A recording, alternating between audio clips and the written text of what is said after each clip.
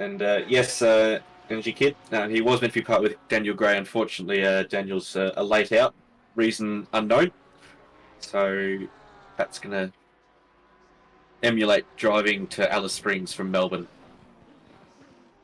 in one go. That is a long drive. What's the longest you've driven in one go? One go, it was Melbourne to Port Macquarie, which was 13 hours. Obviously, including stops and fuel and food. My car's doesn't have a fuel tank that big, but that was not fun. No. Especially when it's just that sort of really plain highway that Australia has. We'll welcome everyone to the part 2 video. We've had to jump across to a different video to make sure that YouTube doesn't just yeet off our wonderful content into the Never land. So welcome to part 2. Almost into the second half of the 12-hour of Suzuka. There's been a lot going on today. Many accidents, many penalties, much great racing. As always with Suzuka. Such a good racetrack.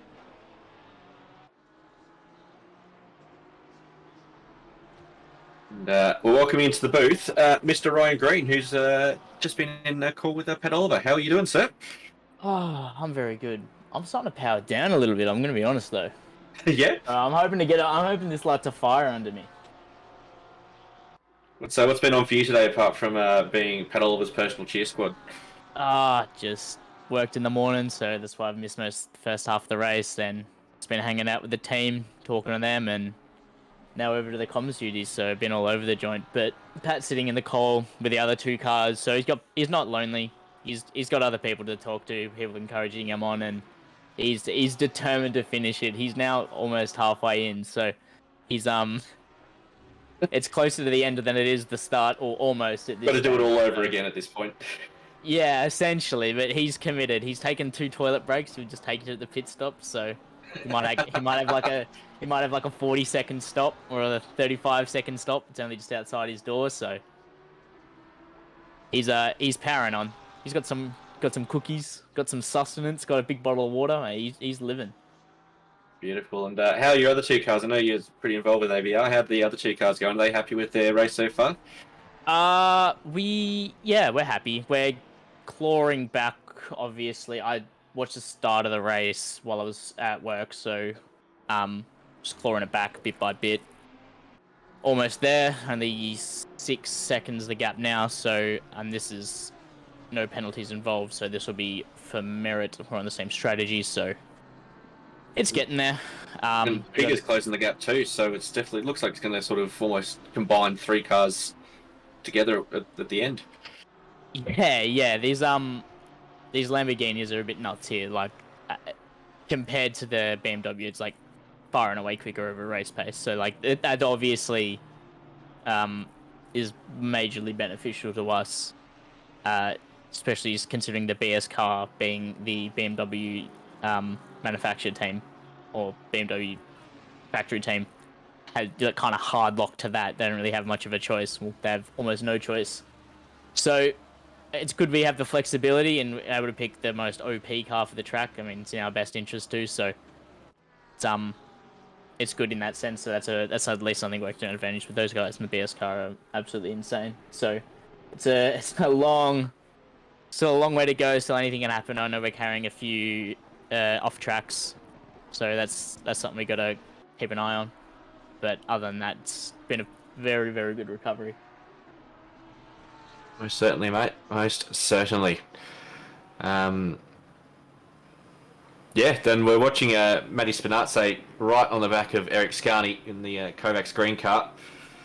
Poking the nose out in turn 1. Nothing doing there. Trying to see if he can spook Scarney into drifting a little bit wide into T2 and set something up through the S's. But Scarney's been doing this a little while.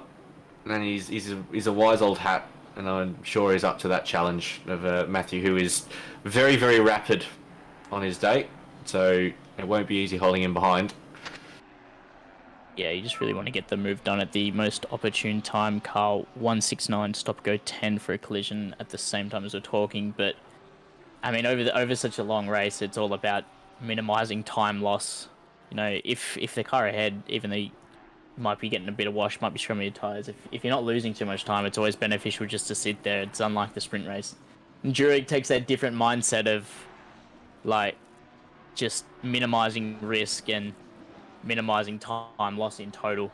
So if Spinaza is happy to just sit behind right now, then we could see this for a while. And a lot of other cars around the circuit are doing the same. We're just sitting in the tow, just can be happy with the pace in front and just manage, maybe fuel save a bit, try to stretch it out if your car's particularly thirsty. Definitely that. They're going to get a freebie because Graham Hill in the 70 car has a DT for an unsafe rejoin.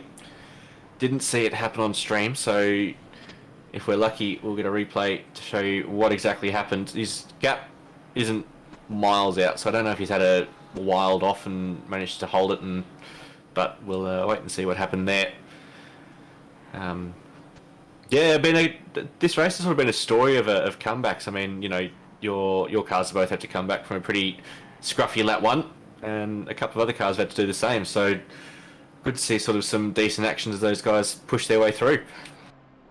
Yeah, I've only really been able to tune in since the, dare I say, like 8-hour mark, or thereabouts, say 8.5. So I missed a lot of the. I mean, I got the rundown, of course, from the other guys of what's been going on. I managed to catch the first lap between orders at work. I'm a chef, so yeah. I just have the phone out, all the front of house stuff, always asking like, "Oh, what's that?" And then you got to have the conversation of, well, it's, you know, it's like racing, and then like it's an endurance race. It's 12-hour one, and then it's always the 12 hours on your own. I'm like, no, not 12 hours on my own. There's a team. Like, oh, how does that work? And then you have the conversation, but as I'm sure we've all had, it's Yes, plenty of times. yeah, always. So that I was just caught that in my kitchen hands.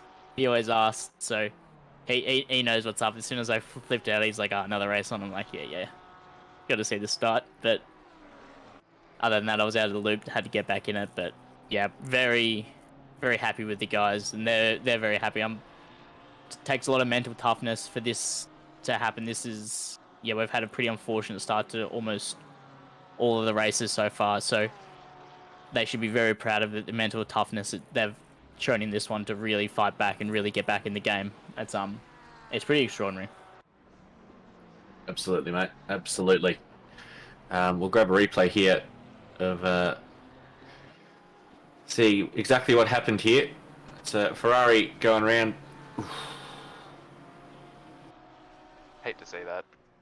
911 just sort of really accidentally hold your brakes, mate. That's Ooh. nah. Yeah. All right. There yeah, will be a paddling. There has been a paddling. That's a DT, and that'll right, yep. cost him a couple of positions.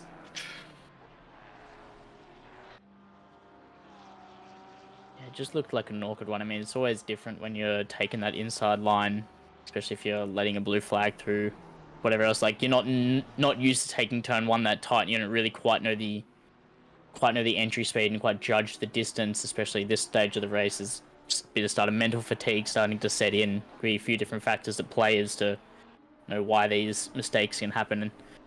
And so a bit of an awkward one on the initial incident, but the same thing with the rejoin. It's just one of those, you know, God, this has happened now. Especially if you're in a battle and there's a car you're chasing up the road, you don't want to lose that time or that hard work that you've just, you know, I guess gained over the last, you know, however many laps. So you're just in a rush to get back in the fight, but unfortunately you do got to have a look at your relative, make sure you're not impeding other drivers and causing further collisions. So I'm sure they're well aware of the mistake, but as we said, this penalties already came through the drive-through, so Stewart team very, very quick to action there, which is good. Definitely, and I think as well, you know, you go back to that sort of that mental toughness. You know, if you're right at the end of a stint, you can be pretty sleepy, and if you haven't got sort of some people sort of letting you know whether it's a good gap to get the car around or not, you know, it's not an excuse, but it's definitely one of those things that can contribute to making a bit of a mess, as unfortunately Graham did there. But Marino Morella leading the race, but only 4 seconds back to Ryan Houlihan. You can see him at the back of the screen there, coming down the straight. That gap was almost 10 seconds at the start of this stint, and Ryan has been hammer and tong going at it to try and bring that down and try and drag Matty Pignata along with him, which is we're going to hopefully see a bit of a battle for the lead, which is always a very, very nice thing to have. So the last couple of laps, I've just been looking at Pit Wall Live. If you guys in chat want to follow the precise times, it's just pinned to the top of the chat. But just following the Pit Wall Live as Ryan Houlihan, the last 2 or 3 laps has just been sitting in the low 2-minute flats versus Morella's high flats to low ones. So there's gaining about a second a lap at this stage. Of course, Ryan doesn't want to like really over push the car and really wear out the tires. He's gonna want to have a bit of rubber when he gets there, so he can actually make the move and get past should he get the chance. But same thing with Matt as well, as another 2-minute flat low. Last lap before that, he was in the 59. So I think the only car out track right now doing 59s he was last lap. So both of those top 3 cars are moving along very, very rapidly. Yep. All right, guys. You I'm go. just going to say I've been called in by my team to do some driving, so it has been an absolute pleasure here with you in the booth. Great work, and I will see you out on track. No stress, Austin. Thank you so much, mate. Much appreciated. Well, good luck on your stint, mate. Thank you very much. I'll see you guys later.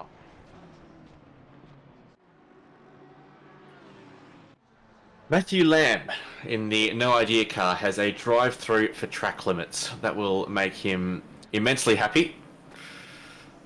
As I said before, sort of, they were joining sort of your cars, Ryan, in terms of having a real fight back, and that'll put him behind the 111 car. I don't think it'll drop him behind Connor Hind, but that'll... Yeah, correct me if I'm wrong. They've had a few penalties pile up through the first 6 hours. Yeah, they I think they were sort of the main. I guess I don't want to sort of.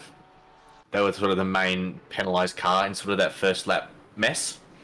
And then they've also got the drive-through for track limits. I think they've had 2 of those. So probably a lot of pushing going on to try and sort of make that back. And they only sort of very late switched into the Lambo, which it's OP, but you still got to have some experience in it to really be able to drive it as fast as they want to. So yeah. This is one of the battles going. Was it a blue flag being let past? I thought it was maybe part of the battle, but no. Is Spinaze back on the Scania again? These guys are still going at it. So Spinaze is still just sitting tight, 4 tenths back, just following the Lambo along. He looks pretty happy with the pace. He doesn't really look too antsy to get past. Isn't really showing the nose or trying to mind punt him off the line, send him deep into corners and whatever else. He's just kind of sitting tidy, just taking it easy as should with 5 hours 50 left. Don't want to, as I said, it's all at this stage of the race, minimizing risk, getting to the critical stages of the race in the last few hours. So Scani's only doing mid 202s, which sort of given the company around there, even Shafiq there in P11's doing about the same times. So it's not like it's miles off the pace, which I think is why he's pretty happy just to sit there and let that Porsche get really dirty in the dirty air behind, as he loses the rear end on the curb midway through Spoon, which is scarily easy to do. So given some clean air to sort of see how quickly he can catch back up to Scania and sort of understand how much he is losing, but mistakes starting to creep in. No, the only car behind posting faster lap times is our boy Pat Oliver, the 12-hour man in P23. So he's still a decent way back. All other cars in the 202s up behind him. So again, he's probably pretty happy. He has just dropped off a bit of the Lamborghini now, but is pretty happy with the pace of the 202s. So I guess, yeah, as we're saying, just keeping it easy. And if the pace is good, then there's no reason to risk. And if the car ahead's looking to defend their position and not let you pass, then you're going to lose even more time. You're going to end up in the 204s like we see of Graham Hill. I'm sure that's not his average pace, but whether he was also following the car of Van Dam, he is 3 seconds behind, so they may have lost a bit of time battling. I'm not quite sure. But That was Clark in that BMW, which has a pretty hefty straight line. So I reckon that might have been where the battle is from. I think Charles yeah, might have got a decent run on him. it would be. Did not look behind.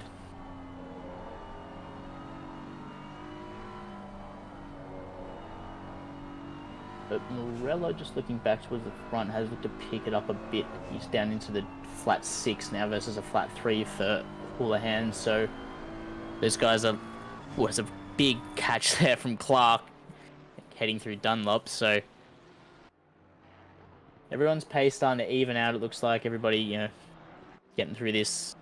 I guess people would say the boring stages of the race, but can't treat them as anything different. Is, you know, getting lazy at this part is going to cost you massively at the end. You know, you don't want to look back at this part of the race, the midway point, and you finish 10 seconds behind the next person. You'd be like, damn, you know, if I didn't make this mistake 6 hours in, we'd be 10 seconds up the road. Didn't drop the ball, or just, you know, just sort of let off a little bit and sort of coast around. Keep your mind fresh. Yeah, definitely. Yeah. Time is always fair, and you will always lose the same amount no matter what time of the race, whether it's lap 1, last lap, or 6 hours in. So you don't want to look back to this part of the race where you can make an avoidable mistake. You just push that little bit too hard, or went for a move you shouldn't have made. You lose this time, and then at the end of the race, you're thinking, damn, you know, I wish I hadn't have done this. You know, the result could have been different. So definitely got to treat the whole 12 hours with a bucket load of respect. Matt Lamb also got 10 seconds of speeding into the pit lane with that drive-through, so pretty expensive little off-track excursion you had somewhere as Ryan laps the OES orange cart.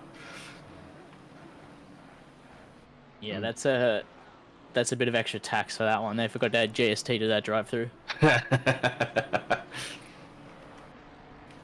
But he's still plenty ahead of Connor Hind in P7, so just a bit of pain. But it's all it's going to do is sort of affect the ability for him to catch back up to Stevie Tight in P5.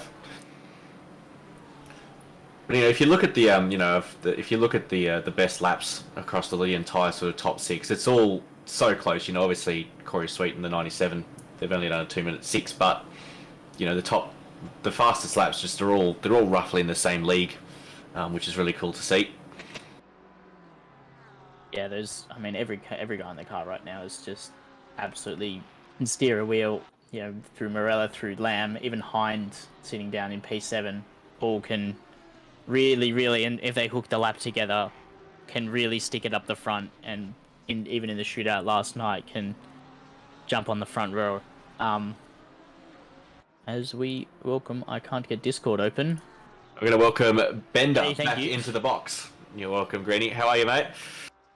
Yes, good afternoon again, ladies and gentlemen. Hope you're all doing well. I'm alright, thanks. How was your stint? It was busy. It just felt like there was lots of traffic for whatever reason. Just came out in the big gaggle and didn't really get much clean air running. Yeah, so a bit of a frustrating stint in that regard. The way it goes sometimes, but I'm also, now that Bender is here, going to jump back in with the team. I'm due to be driving pretty soon, so I'll leave you in some remarkably capable hands of Greenie and Bender. So thanks, guys. I'll catch you on a bit later. No worries. Thanks for being here.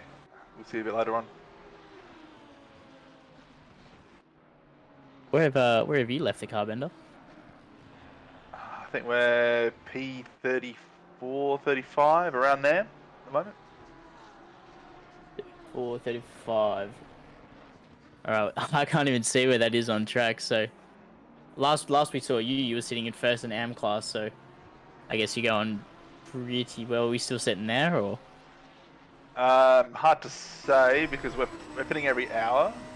Some people seem to be doing other things with penalties and crashes and so on. But yeah, we seem to be around that mark. We're just got to wait for it all to shake out at this stage. As we jump on board with Ryan Houlihan right now, dual cam going, is just got a bit of traffic in between him and his goal of first place. Just 2 seconds up the road, we see good moving out of the way there, but this can be the stage of the race where you're gaining, and then you just catch a black marker at the wrong time, and it can all come undone, all that hard work, and especially through the S's. It's a hard spot to get out of the way. It's akin to going over the top of the mountain at Bathurst. You know, as the blue flag, you get to move out of the way when safe to do so. And if you get caught there, it's not really the place to move off the line for you or the other car passing. So, have you tried to let anybody through there? How is it, or? Well, just on that example, we saw that beautifully done by car 3 there, letting Houlihan through. Not at all my car or my teammate at all. No, I'm not really a fan of the blue flag change. I've seen several different interpretations of it from different people, and I think, yeah, it's almost a couple of crashes. I think, lucky to avoid some, but yeah, I think at least when it was 4 corners, it was pretty cut and dry. I think now where it says, you have to seed when it's safe to do so, I think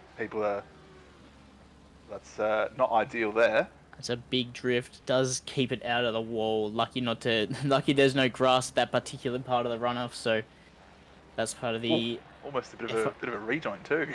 almost. Lucky not to make contact there, but that is, I guess, a beneficial part of this circuit, it being FIA Grade 1. It's a long way to the walls. It's some parts of the track should you go off, so, and a lot of tyre barriers at that. I believe they do model it in this game to reduce damage from hitting a tyre barrier. I could be wrong in saying that. I might be wrong in saying that, but it's a decent track to, be able to take a bit of an excursion and still carry on the way. No damage accumulated. Oh, I'm sure they model tyre barrier physics and all that. Someone was saying on one of these streams a couple of years ago they had firework physics in. So when the winner crosses the finish line and the fireworks go off, right, it's not just a sound that's played for everyone at the same time. They've actually calculated how long it would take that sound to travel to a particular part of the circuit, and that affects when you hear it. So if they've gone to that level of detail, I'm sure they've calculated how hard hitting the tyre barrier affects your car. That's such a weird nitpick. As if someone's noticed that.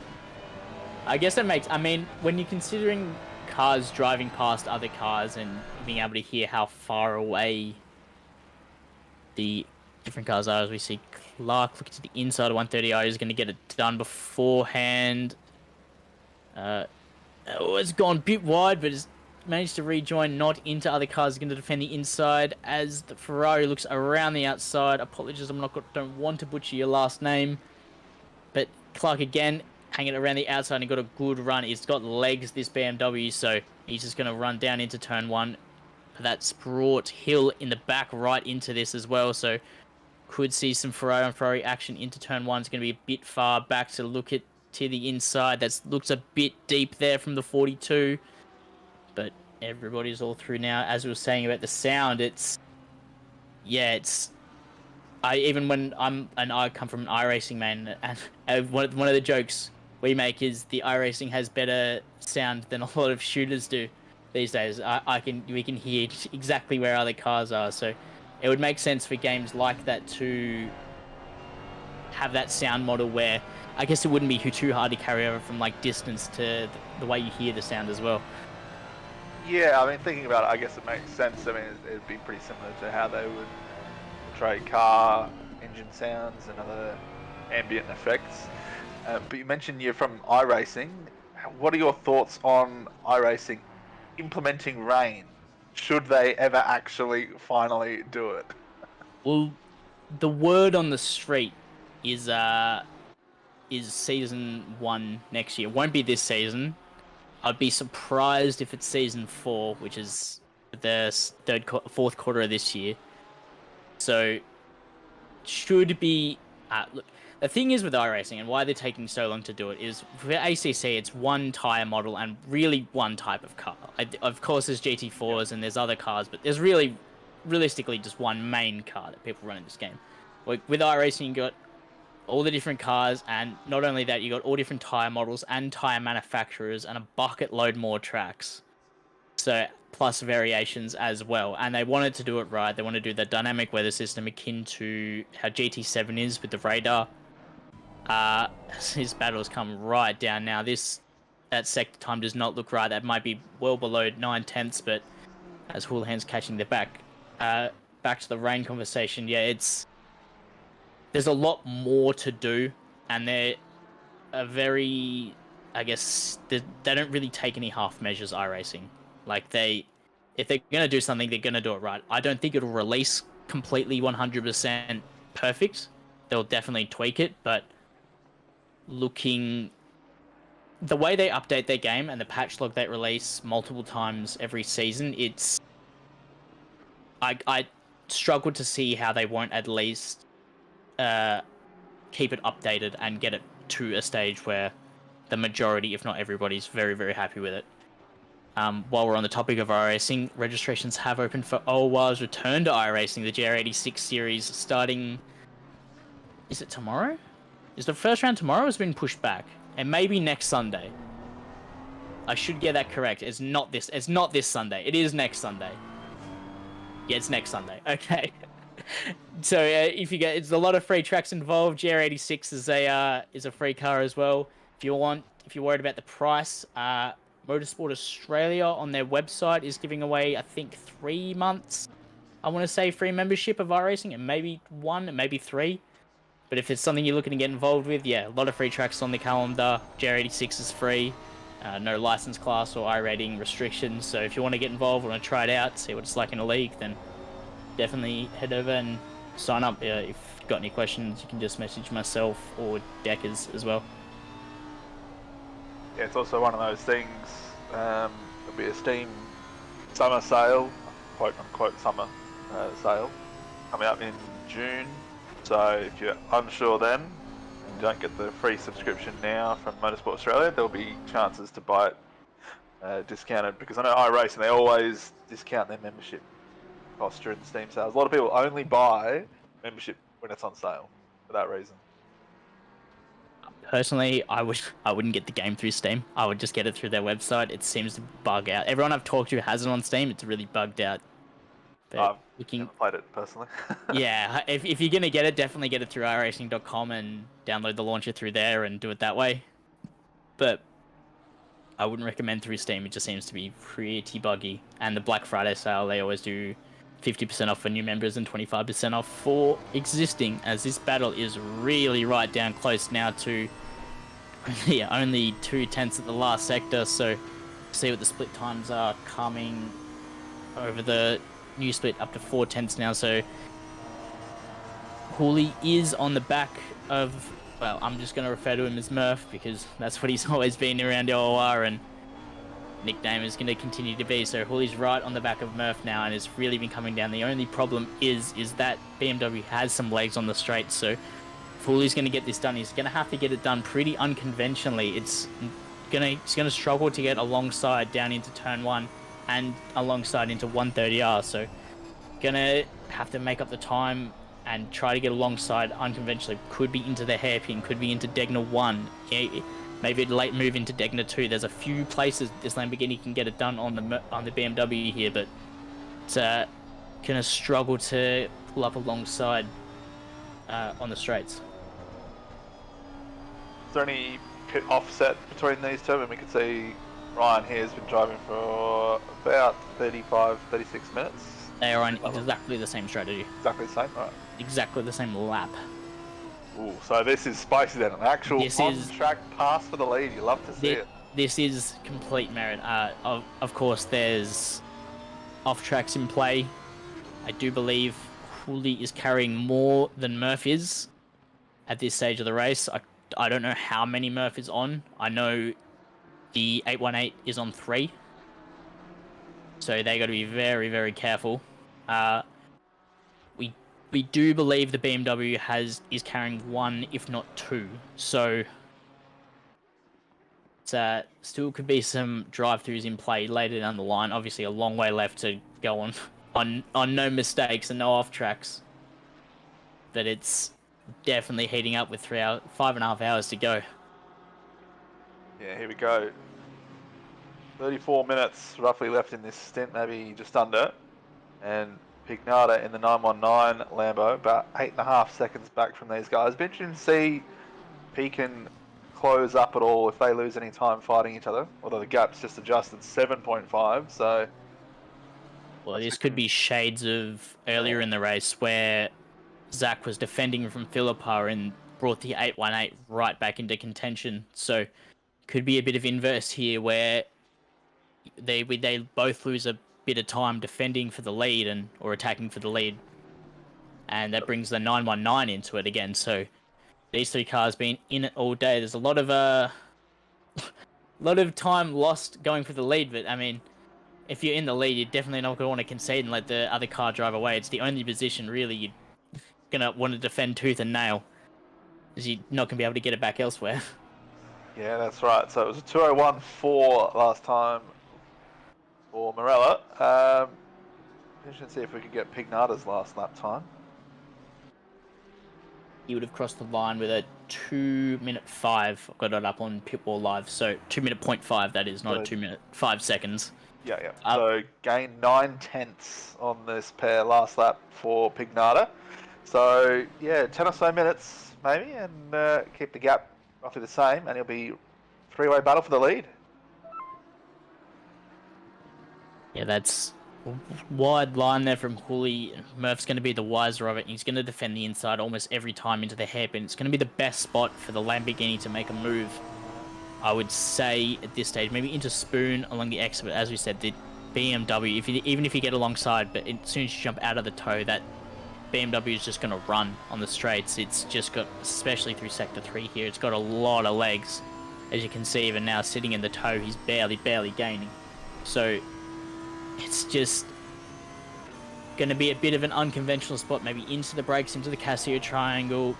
If he can hook it up nicely and get on the inside turn 1, but there's a few. It's going to be a hard pass, a lot harder to get past the BMW. It was a decent gain he's done, making up the time, but where the BMW had the top end making the pass the other way for the lead, the Lamborghini doesn't have the same, so it'll be a struggle to get past. He is gaining very close now. Is going to look to the outside of turn 1. A little bit of contact. Both run off the track. He's going to look back up the inside. Both make contact and straighten him up. I would imagine a redress is going to come from Hooley, but that was a bit of contact, and see what happens. If no redress, I'm sure that'll be a penalty. I dare say we'll leave it up to the stewards, of course, but these guys are these two cars have been going at it all day, and it's just door banging yet again down into turn 1. And of course, the real winner of all of this is Matthew Pignata and the 919 car. Those two would have picked up some slight damage. I mean, only a couple of seconds, but it all adds up, especially if you choose to repair it, or you're down 1 or 2 kph in straight line or something. And at this level, that small difference, tiny little bit of extra traction, or waiting 0.5 of a second to get on the throttle or something somewhere, could lead to an opening. Yeah, these two great friends as well, Murph and Hooley, but absolutely no love lost heading down into turn 1, as these two are not afraid to door bang with each other. Always going to race hard, these two. Very competitive, the pair of them. Both smiling assassins. Always good for a laugh, but when it comes down to crunch time, they really do go for it.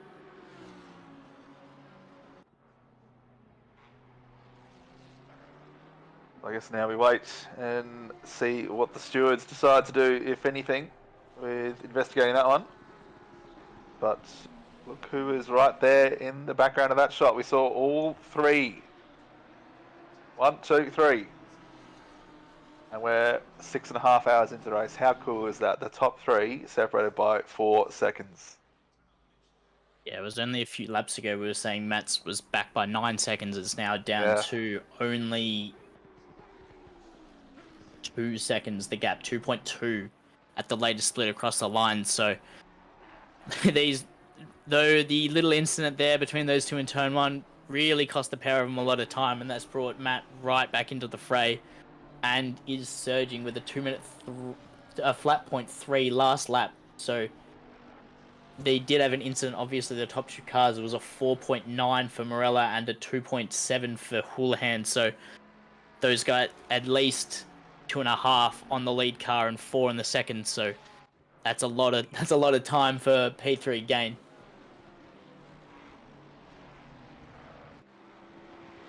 Yeah, you've got to take it though. I mean, that's what helps you get back in the race. If you've had some incidents of your own earlier on, those help you get back in it.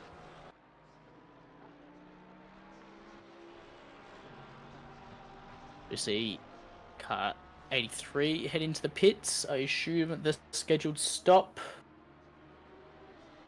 No damage on the car, so car looks all okay. Looking further down the field, and Stefan and Scani going at it. So Finazzi off ended up getting around Scani in the end. So, and that's brought Stefan.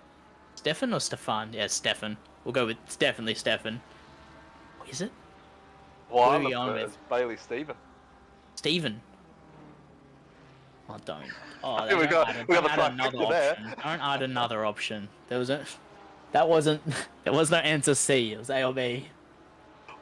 We missed out option D, all of the above. Third guessing myself now.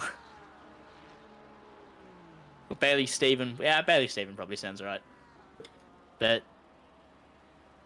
so Scani just driving a little bit backwards, it seems. I don't know if he's just struggling from a lot of tire dig on that Lamborghini, but pretty mundane there from Stephen just getting past, and even now his gap's dropped quite the ways down.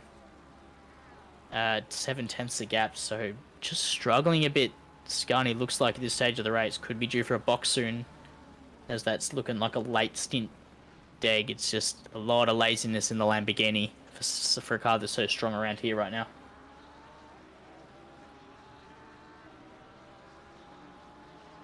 Do we know how much exactly was changed with the latest patch that dropped? I think it was yesterday or the day before. It was just minor tweaks overall, really, wasn't it? Great question. Is there patch notes easily accessible that I can find? Do they post them generally on Steam, the patch notes? Yeah, normally do. I've not even got the game installed, so Wrong I person, don't even have the master. game installed. I have no idea. Here we go. Small patch notes. There we go. Added McLaren, fixed issues at Valencia. Bop tuning for Bathurst, for Ricard, Honda Bentley performance. Audi Evo error map. Tire model consumption tweaks. Tire model slick tires at very cold, wet temperatures. Few Ferrari changes, and a Lamborghini fuel consumption relative to engine braking ECU maps fixed. Interesting. So nothing, by the sounds Nothing. Well, obviously added the McLaren in, that came out of nowhere, but nothing in terms of car changes that really stands out. I suppose that's good. Making the Honda and Bentley a bit more competitive, because they were quite a ways off the pace in the most recent SRO rounds. It was quite unfortunate seeing those. It is a manufacturer series where like all brands have to be represented, so those people, they have to pay the same price to enter the series, where they essentially have no chance of being any sort of success in that card. So Bentley is never going to be able to compete with an M4 or a Lamborghini, especially around a place like here. So it was a shame to see those guys who paid that type of money to get into the series, and that top end of, it was the EU round, so top end of the EU, in those cars representing that brand, just essentially have no chance of success due to a factor that they really can't control, being more than a second off the pace around any other track. So it's good to see that Kunos were pretty quick with that after the SRO rounds, and got on top of that and fixed it. So that was good to see. I wonder if there's like refunds or partial refunds or something in that kind of situation. I mean, that's a bit of a stitch up, if you've got an official licensed esports series, and then you're forced to drive something that's uncompetitive, and Yeah, I can say there's absolutely no refunds. as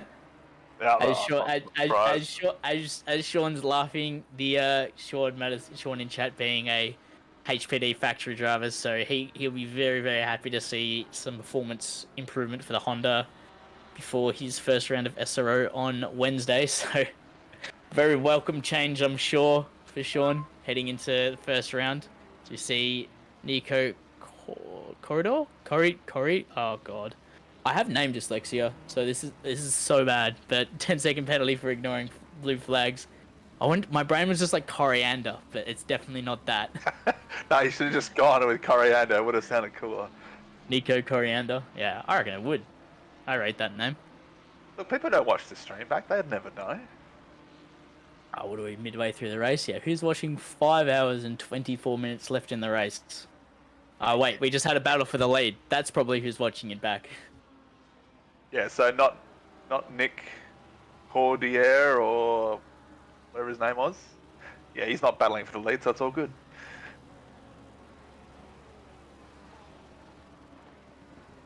Audio. Ah, that makes sense. Yeah, thanks, Paige. They got me on purple split on a Wednesday night, and it's just I'm on struggle street with some of the names. I truly am. I open-handedly admit it. Yeah, well, it's a proud Australian tradition and right to butcher foreign names as much and as often as you like.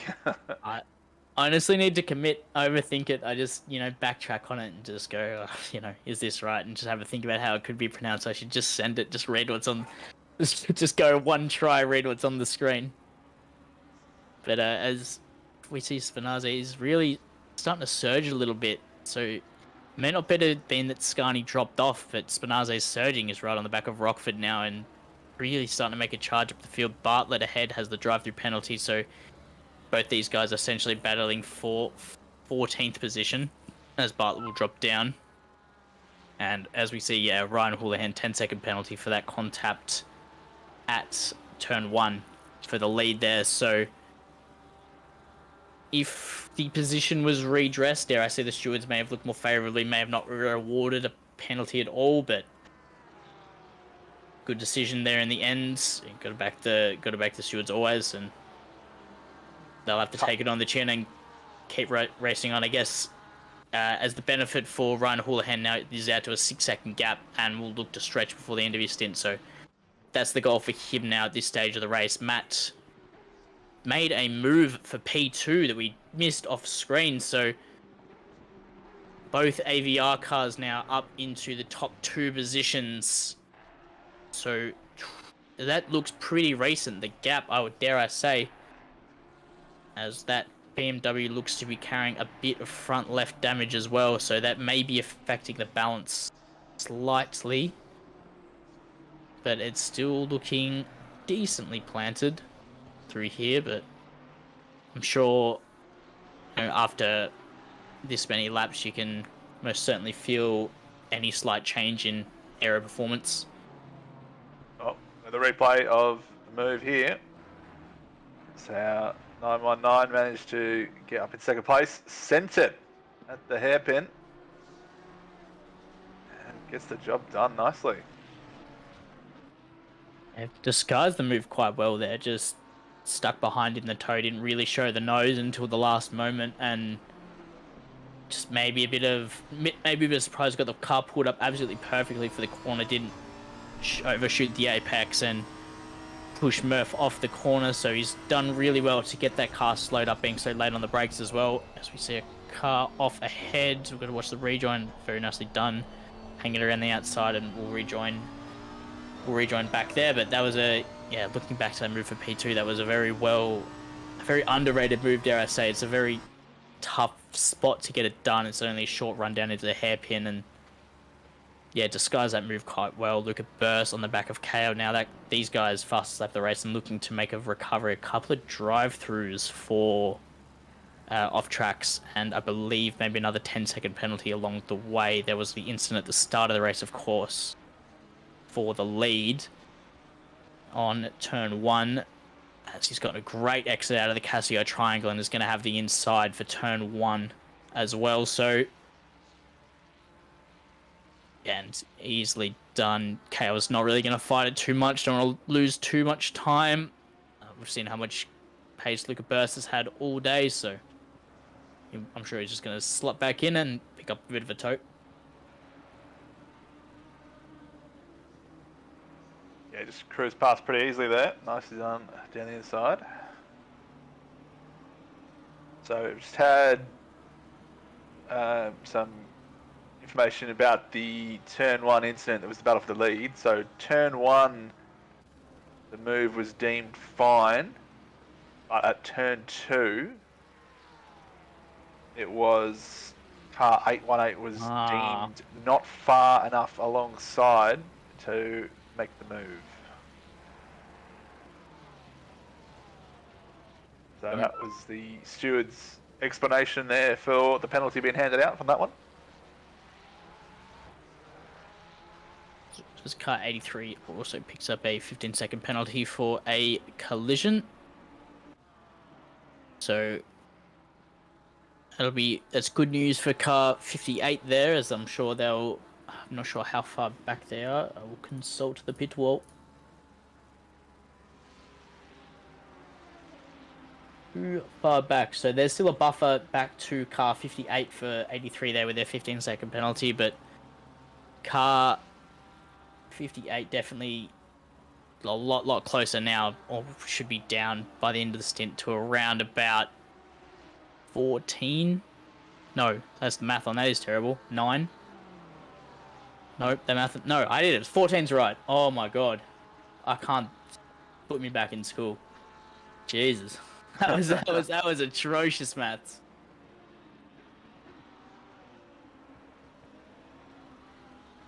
So this might be my favourite livery this weekend, the Lamborghini. You say the Lamborghini? Dude, that's their team name. Oh, it is the Ram. Oh, it's this Lamborghini. I can't read. Oh, JC, right on cue, mate. My name's Zahad. I can't do it. That's a very clean livery. English out of 10. It's been a long day. We got we got ghost killed. It worked. So it was very quiet, and then it wasn't all of a sudden. So looks like everybody met up outside and all walked in at once.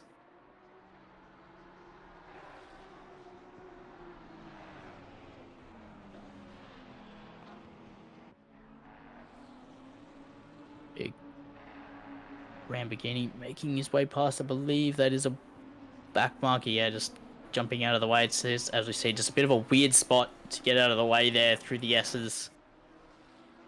You have to run offline. There's a few cars floating around, so done a decent job to get out of the way and not really impede anybody else. It's, as you say, it's a bit of a unfortunate rule where it's 4 corners all when safe, and he's done a good job there, but moving offline, especially with so many cars and cars at that racing for position, it can be a bit of a weird spot. Of course, you don't want to impede the battle and essentially hamper the lead car to checking up and making the attacking car going around for an easy pass, but it's a bit of a, would you say it's a, as the driver being out there for the last few hours, a better track for the blue flags than, say, last round?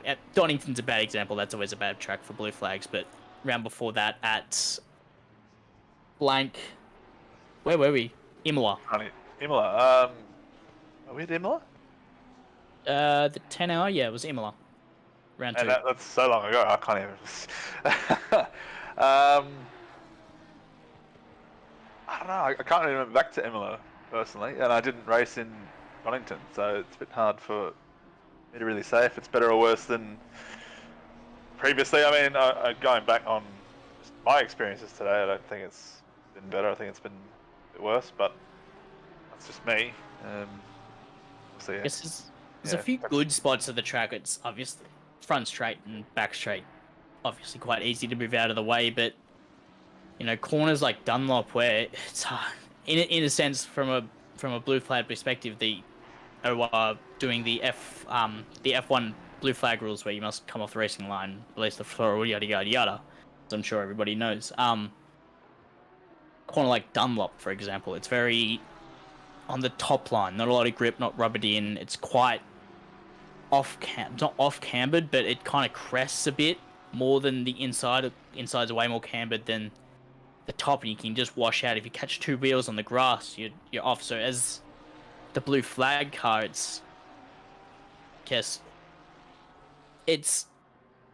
there's a few weird spots to get out of the way, and it's not always the easiest. I mean, generally we haven't seen too many incidents for 6 hours in, so we haven't seen too many ignoring blue flags or blue flag incidents. We've seen a couple. I mean, that's always going to happen. Unfortunately, it's just the fact of it. I'm sure everybody wishes it didn't happen, but such is life. But I guess it's one of those tracks where, especially through the S's, it's train tracks, and you got to be on them. Getting off them, get a lot of wash unders here. It's actually probably more dangerous to get off them because the car can become quite unpredictable. So drivers doing the best they can, I'm sure, and just trying to anticipate as the passing car where cars are going to be is definitely going to be paramount. Yeah, I Where think did the quote "such is life" come from? Sorry, that's a Bender fact right there. Where did that come from? That sounds right down your alley. That's your alley. I cannot disclose the source of that quote to ruin the quiz. But no, I think, just going back to the blue flag topic there, I was going to say something now, I've lost it. It's gone. Talking about You've racing thrown me. offline. You've thrown me. We'll come back to that. Let's see if anyone in chat's got the answer. If anyone in chat knows. Blue flag driving is a skill, George Fowler. Yeah, it is a skill, and especially minimizing time loss, as you said just then. As a blue flag, it is an art. It's something we saw quite a lot. I ran the Nürburgring 24 hours, not last weekend. Was it last weekend? I don't think it was. Not last weekend, the weekend before in art racing. And blue flags there, it's definitely one of the stages where as the passing car, you got to be very, very disciplined to go around somebody. There's such a lot of parts of that track where you're not gonna, you just can't really ask the other car to get off their line and let you pass, especially over the back section of the Nords where it's so twisty, it's so tight, the curbs are huge, there's no grip, and in the pitch black of night at the same time, you just gotta hang out. You're gonna lose time, but it's at the end of the day, it's just kind of what is going to be done, and they will get off the line eventually. But I guess tracks like this, it's letting the cars pass when you get a chance. Obviously, if you stay in front for too long, you're gonna pick up yourself a penalty. So picking the spots to let them pass.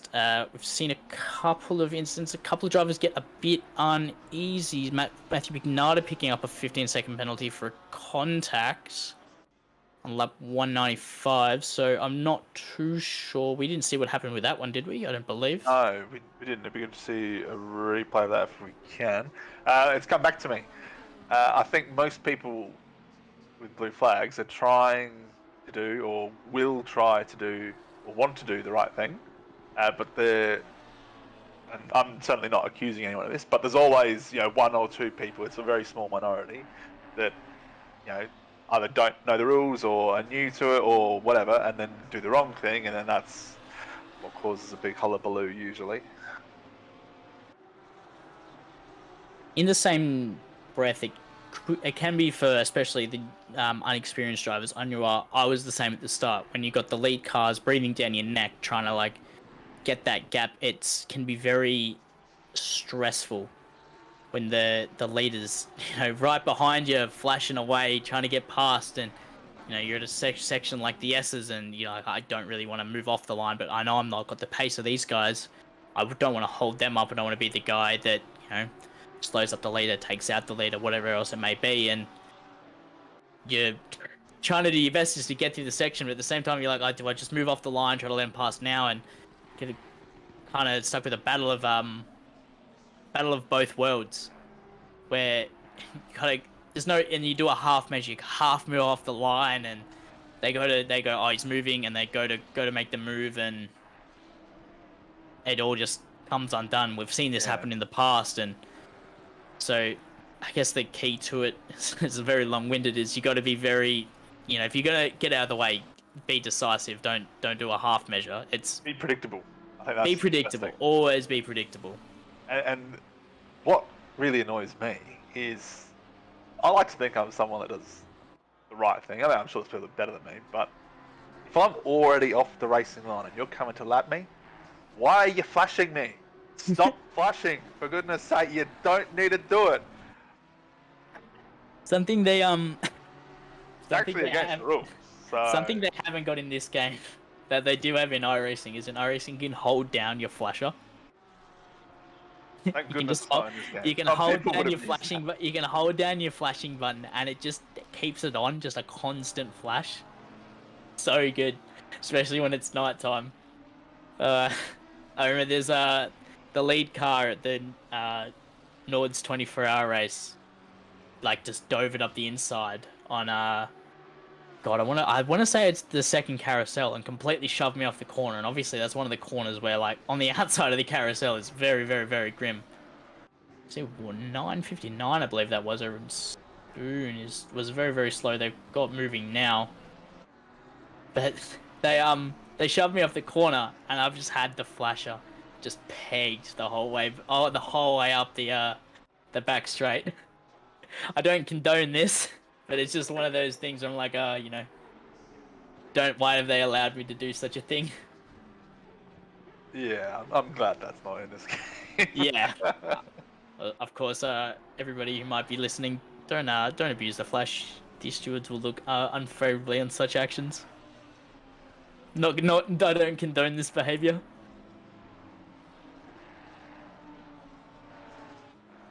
Yeah, there's several people that spring to mind. I'm not going to name that get very trigger happy on the flash button when coming around to lap people.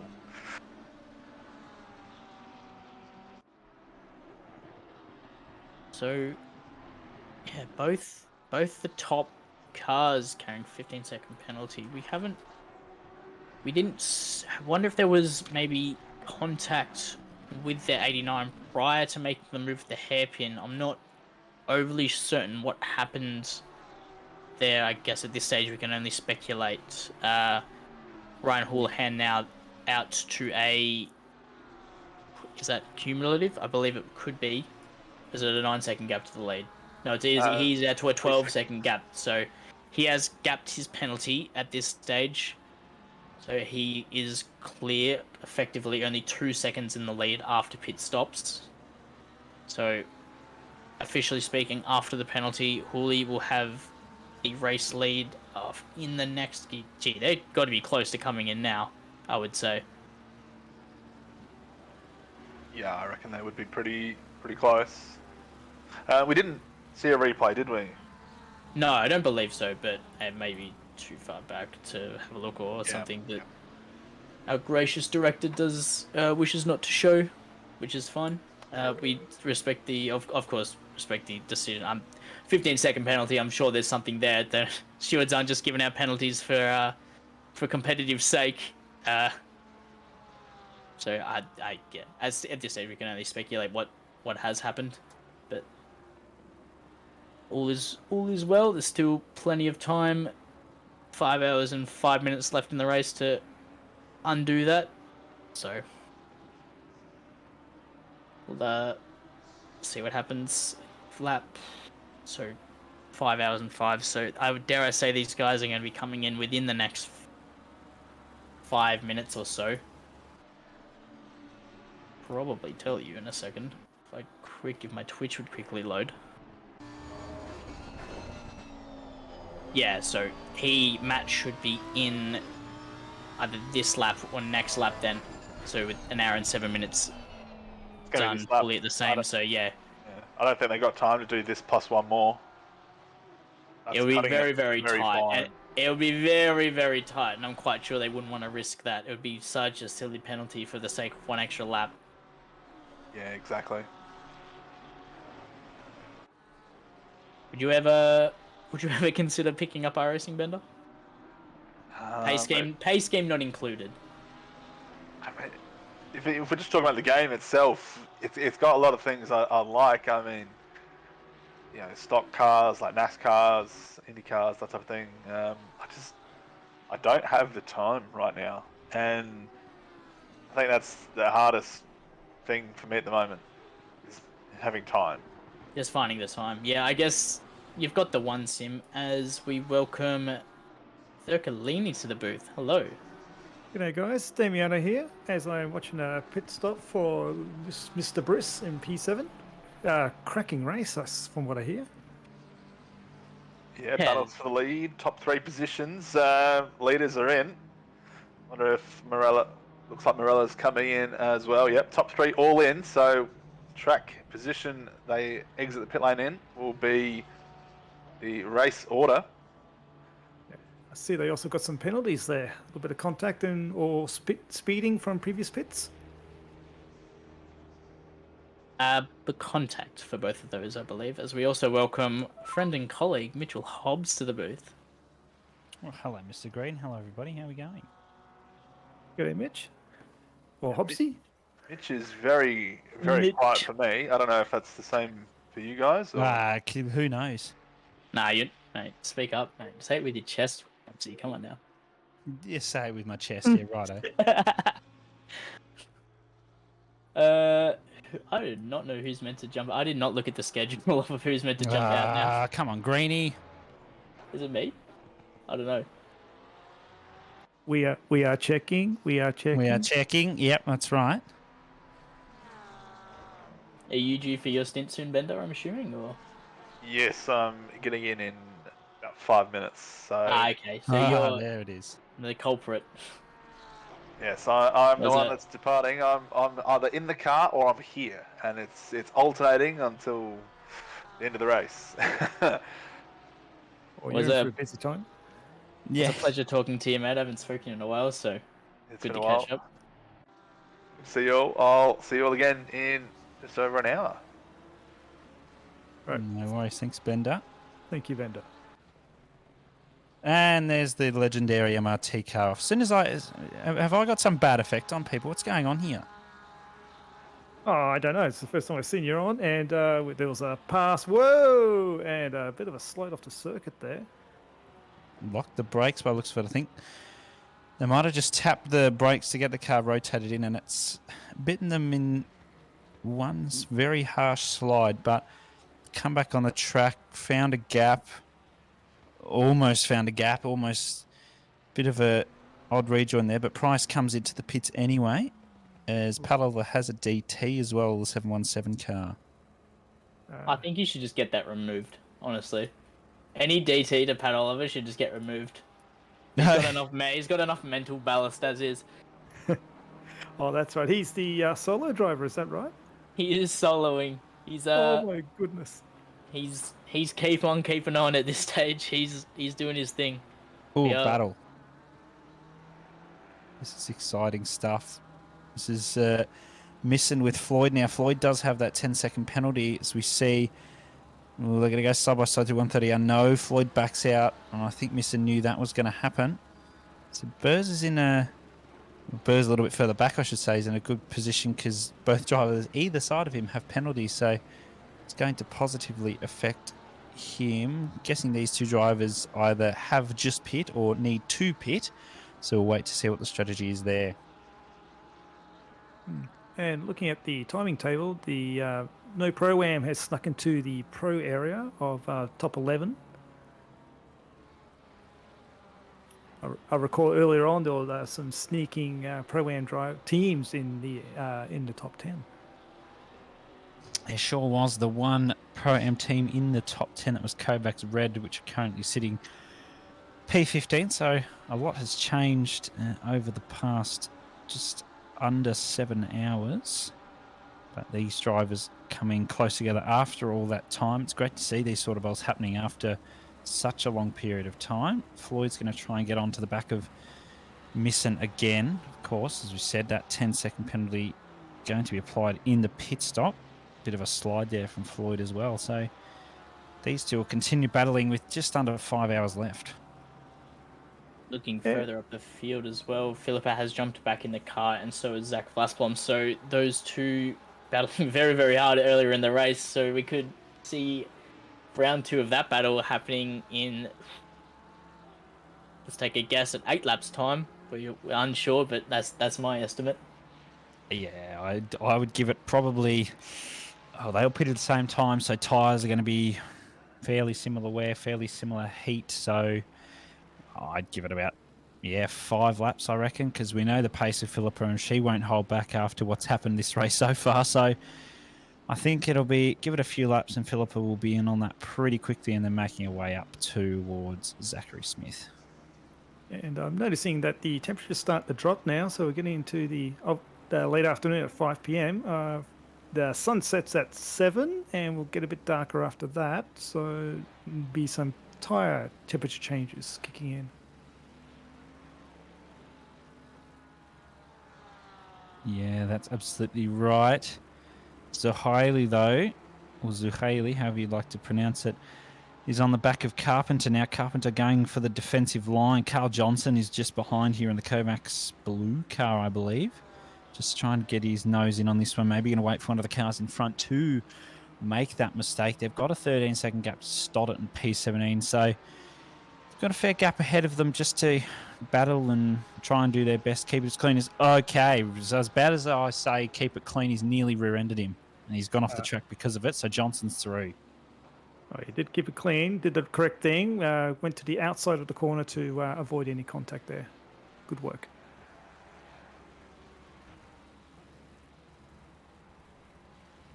So this is probably the closest battle pack we got. There's, 5 cars all within about 6 seconds of each other?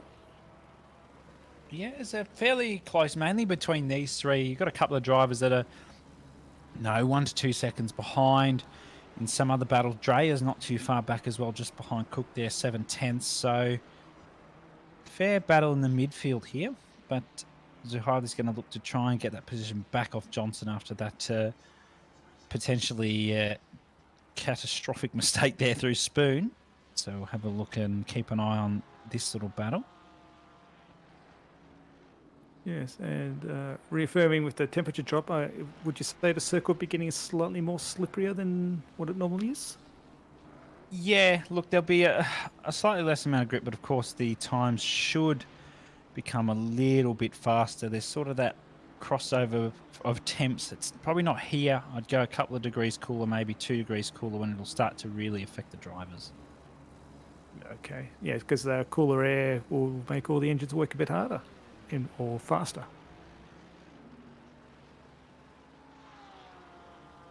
Yeah, it would be at the moment, drivers will be, or those on the fresher rub will have the faster times, but I think the drivers at the moment are just focusing on consistency more than anything, because consistency does win places rather than driving fast and losing tyre wear.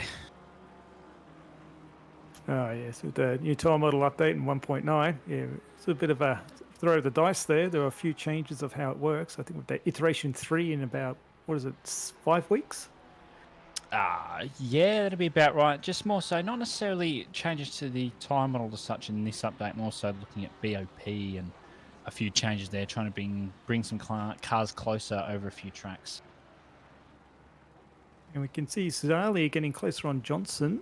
Will he have a go at him into the chicane at the end as the car in front goes wide?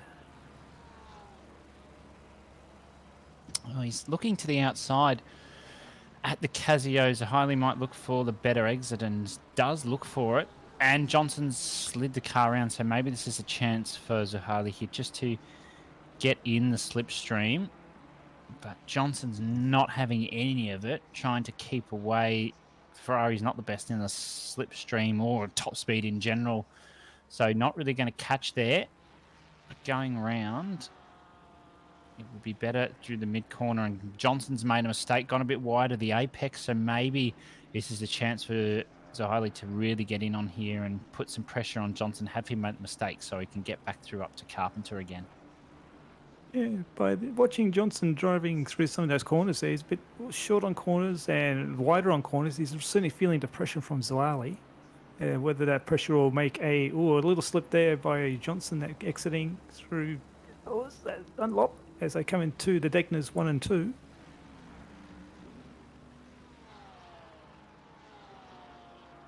The BMW just able to take so much more curb through Degner 1. The Lamborghini of Cook almost alongside. Just maybe going to look to the outside of the hairpin or just tucks back in.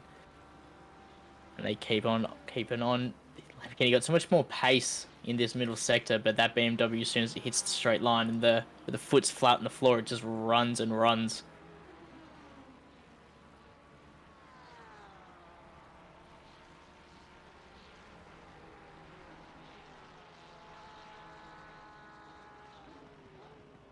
Swiley taking the wider line through Spoon. Can he get an extra faster run down through the back straight?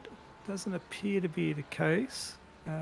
There's a car in front. Would that be a blue flag car? I can't tell on that. I would guess so. Judging by the Carpenter having gotten past, I would take a punt and say that is a blue flag. So Johnson's going to need to take that into consideration. Oh, and does it the last second. So Hiley also does, but it's going to have to keep wide. Oh, that was close. Very Just to close. get almost on the dirt. Wow, that was certainly something special just to get that one through. Even that was a blue flag, that was great.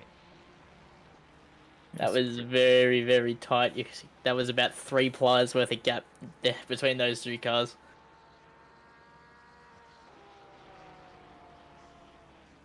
Yeah. So the second car is Wiley going through past that blue flag, cost him about half a second in that offline going through the, was it Casio Triangle?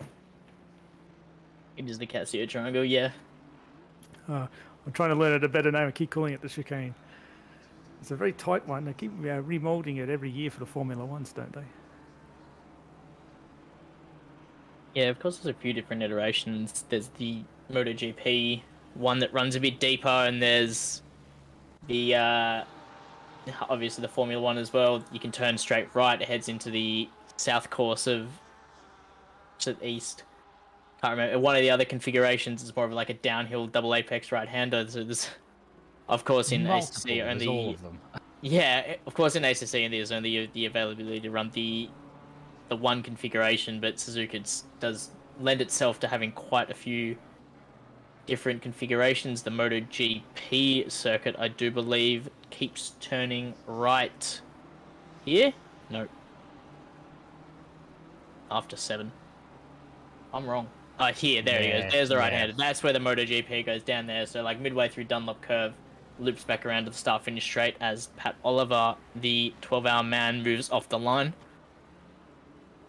Sure does. This is still that battle with Floyd and Misson, the Rockets Evolved car, 111, and the Lamborghini in battle with the 97 Porsche Kaizen Motorsport. Still haven't quite been able to get anywhere. They're just coming up to, I believe that might be Bokita up ahead looking at the livery, but I could be wrong. It did look like the Bokita, yes. Let's have a look and see if it is. But they've been lapped, so it doesn't really mean anything to them. They might try and unlap themselves if Bokita's not planning to push at the moment. 2.6 off Lasblom, so she'll be trying to get back up to position number 2 with the way that this is currently panning out. These two will still be in the battle going through 130R now, both in the apex. Nicely, the cameraman doesn't know where they are on track apparently, but that's okay. Through the chicane they go. Out of the exit of the Casio Triangle. Nice exit from them both. Floyd hasn't really been able to do too much here at the moment, but he'll be looking to get something done and maybe try and extend that gap away from Misson if possible, so that that penalty doesn't have a huge effect on him. Yeah, Luca Burst, obviously quite the talented driver. It's going to be very, very hard to gap that man. He's can definitely turn that wheel left and right. You know, where did he started P2, I believe it was, start of the race, and they've been tangled up all over the joint. So up and down the order. Yeah, looking a lot of battles. Yeah, a lot of battles. Battle that's incoming is the Bokita Vlasson battle. She is surging right now. And never mind, she's not surging anymore. You've just jinxed it. I have. That's I see it now. That's a track limit. So, full incident responsibility for me there. That's You're at fault there, mate. no. I have a knack for this. Do you? I've only been back commentating OR, especially sprints for the last 2-3 weeks. And ever since I've been back in the OR game, I've been telling people where to pit. Been handing out off tracks, incidents, lost time, you name it, I've got it. I'm essentially the director at this point. I wrote the script. Did you write the script for a drive-through through the Degners? I did. That was in the script. Ah, understandable then. Bit of lap earlier. That was the lap earlier. It was 2:11, not 2:10. So it's bit of improv, yeah. bit of improv at play. Yeah, nice. Nice Well, work, drive-through nice work. for Bokita. That's going to throw a spanner in the works for her. That's going to give the two ABR cars at the front a bit of breathing room now. Vlasbom keeping that gap nicely to Smith. Bokita's not going to be, I can imagine, very happy with that one as she jumps into the pits now. So that's going to lose I can't remember what the drive-through here is, 30 seconds? I think it's a bit more than that. But Might be, yeah. that's also the second drive-through for that team, car number 89, isn't it? That is the second one, yeah. So pit transit time is, I think you said, as 30 seconds. Obviously, the cars are still moving down the pit lane, so total delta loss isn't as much as that. It is about 25-ish seconds.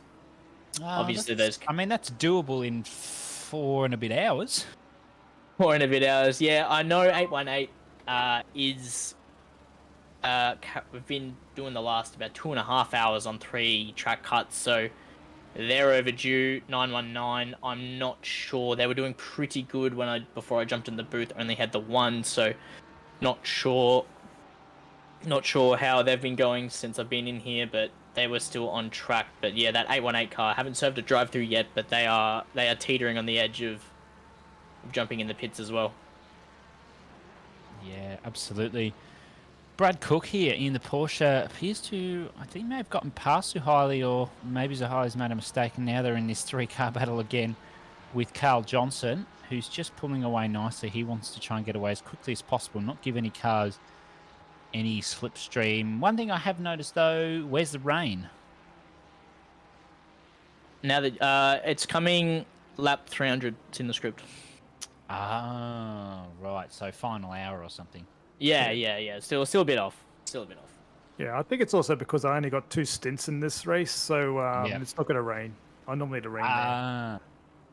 Yep, understandable then. Well, I mean, we're praying for some rain for entertainment's sake, but the drivers will be praying that it stays dry for the next 4 3/4 hours. But temps are sticking around the 19 ambient, 23 track temperature. 5 km/h winds will have a little bit of an effect on the drivers' braking points and entry speed into corners. Nothing huge at the moment. If you bumped it up, say another 5 k's, then you're really going to have a bit of an effect there. So these drivers still going at it here. Some good gaps now forming, still in the midfield there. This is the closest one, 3/10 between these two drivers. Dreyer is just behind there, 1.3, so he might even stick his nose in on this one if he can get that Ferrari further up in the Pro-Am class.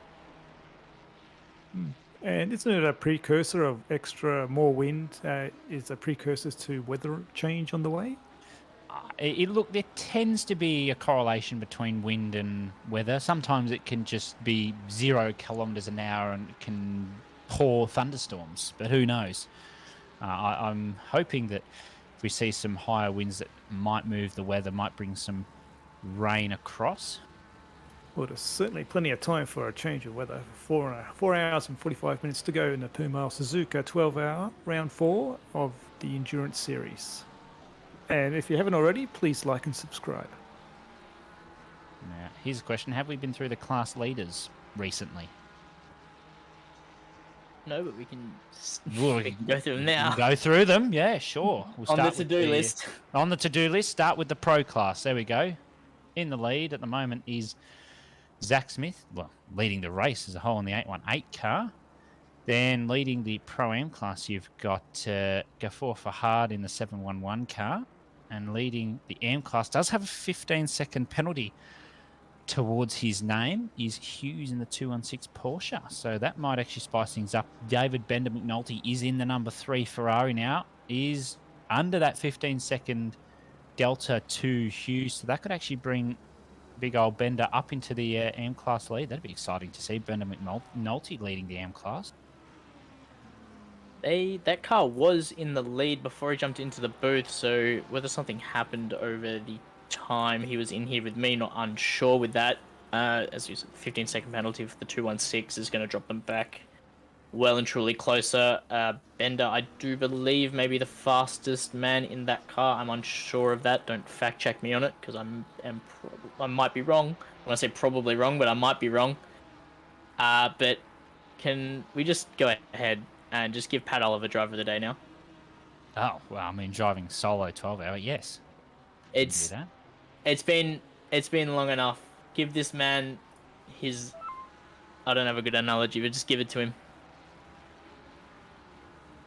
Okay. Oh, so, wow, race control. There you go. 919, 15-second penalty incorrectly given, and I missed the rest of that. So, there we have 15 seconds negative. So, 15 second that we were unsure what happened earlier. Incorrect from the stewards. Maybe got the way we run our numbers, 818, 919, 717. Easy enough to get confused. Who knows? Incorrect penalty. So the gap to Zach Smith from Vlasbom is 10.5.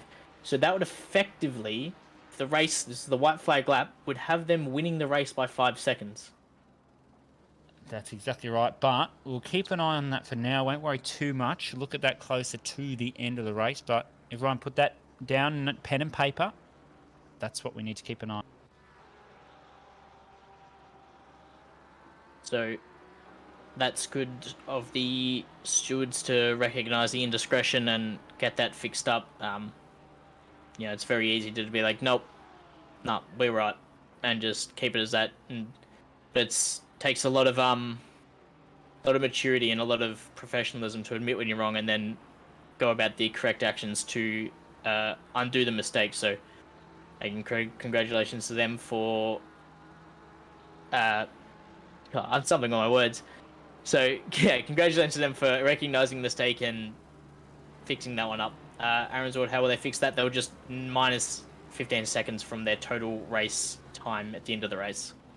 Yes, so, that's right. And that's right, Greeny. Credit steward where credit is due. The stewards have recognised they were at fault and corrected the decision. Yeah, really good stuff. The hats off to the stewards. Now, the 91 Kovacs Red Lambo has gotten a drive-through, I believe, for track limits. I'm sure someone can correct me, and by someone I say I mean JP, as if to say if I'm wrong, but they will need to jump into the pits and serve that one fairly soon. I dare say probably in the next lap or so. They've got a blue flag car in front, so they'll need to jump out of the way fairly promptly. Now Porsche, but they'll look to be coming to the pits. Currently third in the Pro-Am class, so that will probably take them out of the Pro-Am podium for the moment, but still got plenty of time to back this one up. And I mean, still, it feels like the race has been going on for almost an eternity, and there's still 4 hours and 40 minutes remaining. So that's, just the hair into, what it would already be a long enduro anyway. So much can happen over the space of essentially almost 5 hours, especially that far down the field. There's a lot of variance and a lot of battles going on. I'm sure there's going to be other incidents to take place over the next... I'm not going to do the maths on the minutes. I was going to on the spot, but I'm not that smart. But there's a lot definitely still to play for. I'm sure they won't be the only car to get DT. It's very easy to pick them up on the outside of Degner. Oh, so easy. Even in last night's top 10 shootout, the cars were going so close in the Degner 1-2 area for getting track limits, but some were and some won't. It was very, very fine for those drivers.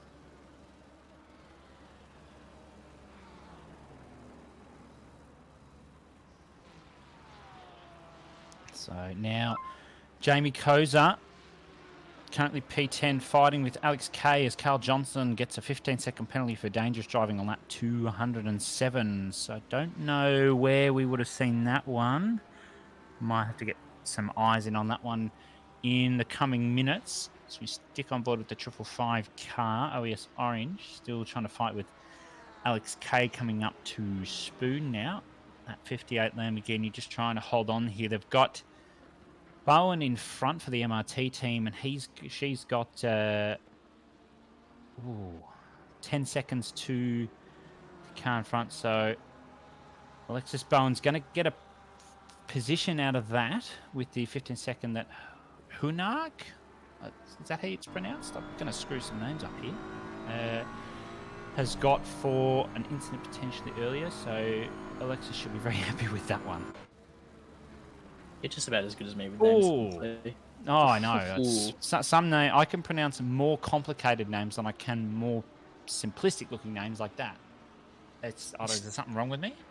We still haven't got Sugli's name right for Midnight Madness. Split purple. Is it Cuggly? Is it Sugli? Is it Kuggly? We don't know. It's a man of many names. Someone needs to ask him. I'm sure Mull's told me. Oh, but he probably has. It's more fun just guessing. And just before Koza in the 555 Ferrari went through on the Casio triangle there, you've got to be careful going through there because if you have too much speed and don't back off, you can get a drive through even though you're going to be 2 or 3 seconds slower. So hopefully you don't get any track limits there or speed tokens. Wow, I don't think you get track limits for going off and then coming back on like Koza did, but if you went straight through, there's definitely a warning or even a drive through you can get for cutting like that, or a 10-second penalty. So that given by the game as well. That's not even the stewards doing that. I can't remember how it works these days because I haven't seen someone do it for quite some time, which is certainly a good thing. I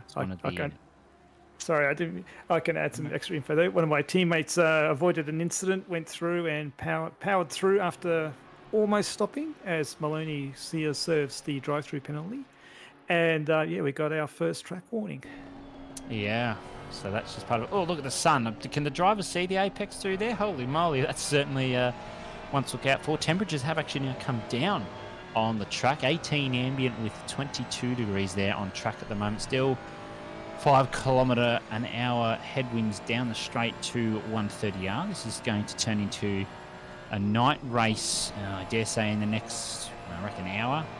Start to get really dark. Drivers will need to chuck on their lights so they can see where they're going. That'll make things certainly very interesting coming towards the end of the race. Yeah, it's definitely an element. I don't know if all the drivers necessarily considered the start time, 10 a.m. So it could have, a lot of these races, especially considering the Bathurst 12-hour, they start generally in the dark for that one and move through to the sunset at evening. So the sun's coming down quite early, generally speaking. With 4 hours and a half remaining, it's already getting very low, very, very low, as you see heading through the S's. It's a lot of glare shining through the trees with God rays going on, and it can get very hard. I don't know if myself, I race in VR in a corner like Sunset at Sebring. When I do iRacing, it's very, very difficult to get its name for a reason. Has gone through Dunlop there, you see it's just a big ball of fire right in your face. So if any of those drivers out there are in VR, I understand the pain you can go through. It's actual squint behavior going through there. Yeah, you need some sunglasses on under your VR just so that you can actually see where you're going in the game. But Tom Maloney has served that drive-through and has jumped onto the back of Stoddart now for P16 for, what's that quick math, P5 in the Pro-Am class at the moment. Oh, nice and late on the brakes, trying to close up that gap. Going to get the slipstream out of here using all of the curb. Good exit from Stoddart there. They've got a little bit of a gap to Pickford, who's got less than a second gap to Norris, so might be a little bit of a battle pack forming here if maybe some mistakes are made. They've got that little bit of a gap there at P15, so maybe not so much. Alex Kay has been overtaken by Koza now up in the P9-10 spots, half a second between them.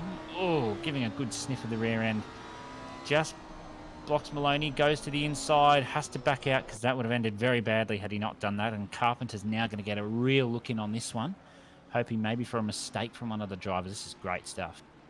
And the sun in the eyes on the apex there could not see where he was going.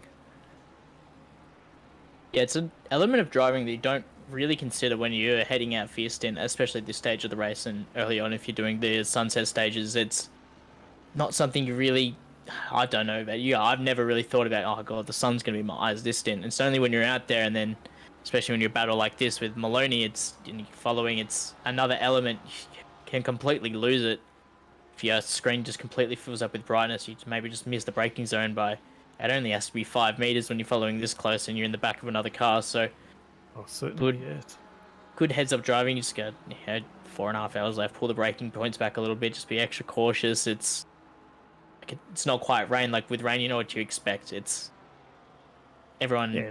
Most people in this game, they've got their experience in the rain. They've got their stripes, so to speak. But I'm sure everybody's driven into the sun. But it's just one of those things, especially the first couple of laps before you've really adjusted to it. It can catch you out quite hard. As Maloney now right on the back of Stoddart. He's left the move very late, but he's well and truly alongside to 130. He's going to get the move done. So it's going to look to the outside of the chicane, but it's not going to have enough along the inside. Maybe dive on the brakes. No, just pulls back in. Wise decision. Don't lose too much time. Re-upping the battle. Been a very, very deep dive for that one. That's brought Carpenter into the fray now. As to the run down into turn 1, and Maloney has stretched his legs. So that was a very good move through 130R. Got well and truly alongside. 4/10 the gap was Carpenter just started crossing the start-finish line. Don't see a move in the background. So those two all good through there. But that Aston Martin right now getting onto the back of this Porsche. And I noticed the shadows in Degner 1 too. The drivers are going to be driving directly into the sun, so hitting the apex for Degner 2 is going to be very challenging. Especially for cars like Carpenter, who's getting closer and closer to Stoddart. Yeah. Carpenter's going to have to, I think, make this one quick because I think he knows he has the pace to catch Maloney. It's just going to get potentially a bit caught up here. Nice run through Degner 1 did Stoddart have. Oh, he still keeps the apex there. I thought he might have used a touch more curb, but that's okay. Maybe trying to save the tyres a little bit as they're coming up to a blue flagged Ferrari by looks of that. Yep, purple Ferrari. There it is. They're going to get past them fairly promptly. Good sportsmanship there from that car. Got bad memories of this corner. If anyone watched Split Red Asia Pacific Suzuka Sprint Series this week, I don't want to see one of those incidents again, and I don't think Malik does either.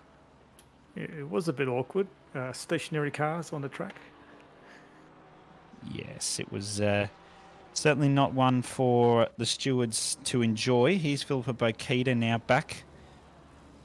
Still in P3. Vlasblom currently has 14.3 to Smith. Bokita's got 24.1 to Vlasblom, so she's got almost a 40-second gap to the lead. Reidor Felgen's just copped a 15-second penalty for causing a collision on lap 206. Might need to get a bit of a check-in on that one, see what the problem there is. Bokita's just bringing the car around nicely. Been nice and consistent this whole race.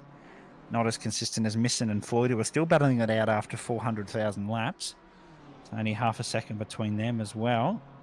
So, sun's still starting to set now. You can see more of the shadows coming in. So, we probably won't see much pitch black until probably 2 hours from now, when the drivers will have to start adjusting to the dark if they haven't done any practice there. So, that'll be one to watch out for a bit later on. But that's a gorgeous spectacle looking down the straight there. Look at all those cars coming on. Lights on. What more can you ask for? If we see the lights of the Ferris wheel, I'm going to go insane. You will absolutely be seeing them at some point tonight. That's when it's one of the. I think this is probably the best looking night track, I would say. As we look at this battle now, Ben Floyd and Sam Misson going at it. Sam Misson's going to have the inside for the S, but they could be side by side all the way through here. Just keeps the nose in. Misson does, and they're side by side again around the outside, but this looks like Ben Floyd's going to get it done. is the Lamborghini going to go again? No, they're not. He's going to slot back in, but it's not over and done with yet. They're still very, very close. And this Lamborghini has some serious pace through Sector 2, but gee, that was some great side-by-side racing there through the S's. Some excellent racecraft shown, and these guys have been racing against each other for ages and ages now, so terrific respect from the both of them. Oh, nice run through there. Missing had those. You said, Greeny, that's correct. Some of these drivers have been driving against each other for, you can say it, years now. You know, Floyd's been in NOAA for longer than I can remember. Rokita's been in here for a very long time. Smith and Vlasbom have been in here for a very long time as well. So all these drivers know who they're driving against. They know how respectful they are, and they will give each other the same respect on track, and that's what Floyd's just done. Yeah, so I was noticing plenty of room given, so good racing there. Just pointing at the leaders, Philippa Vakita's between half a second and 1 second a lap faster than the two cars in front of her. So she's slowly catching. Slowly catching is what you need. Well, I say is what you need. It's all you need. She's still got 4.5 hours to go. Still plenty of time for anything to happen. And I know all the drivers know that, so they just need to try and keep it consistent. Floyd will need to probably try and pull away from missing here if possible, just to try and gain a bit of time back. But look at missing through there. That was a lot of curb, but look at the time that was gained on exit. It's going to have the slipstream here in that Lamborghini. These two cars have very good straight line speed, so no car will really be affected with the winds down the straight. So we look from camera 2, look at the sun. That's just, what a shot that is. I do like the twilight racing. It's very, the sky getting darker, track getting darker, the lights shining really bright, and cars driving very fast under signboards. Fantastic. Yeah, you can't ask for a better spectacle. The drivers will be loving the scenes through there, but also trying to focus on the race, and there's just another one coming around Dunlop. That is just wonderful. Love the graphics in this game. You can't complain about them, can you? No, not at all. Not like this. Oh, sun in your face. I think as the sun gets a bit lower, it's going to, that Degna 2 is going to be a big handful. We don't head to Kailami this endurance season, I don't believe, do we? No, we do not. I was hoping to see the return of Cheetah Cam. Cheetah Cam, yeah. Cheetah Cam, the multiple $1,000 PC dedicated to licking up one sausage. Oh, yes. Up next, actually, the next Endurance Series race, not that the drivers will want to hear me talk about it, is a new track, the 10 Hours of Valencia. I cannot wait to see that one. What got dropped for that? Zandvoort? Zandvoort's still in there. Zandvoort, did Mazzana get dropped? Yes. I think that was one of them. I can't tell you. Mull will know. Just ask Mull. Why did you not drop Zandvoort? No. Was that right the first time? He doesn't want to drop it. No, what? I thought I saw... Hang on. Let's consult Octane Online Racing. Consult the website. This is real time. Oh, I've just switched browsers and it's not popping up. Here we go. So Zandvoort's still in there. Indy. Replaced Indy. So Indy. Massano, 12 hours still in there.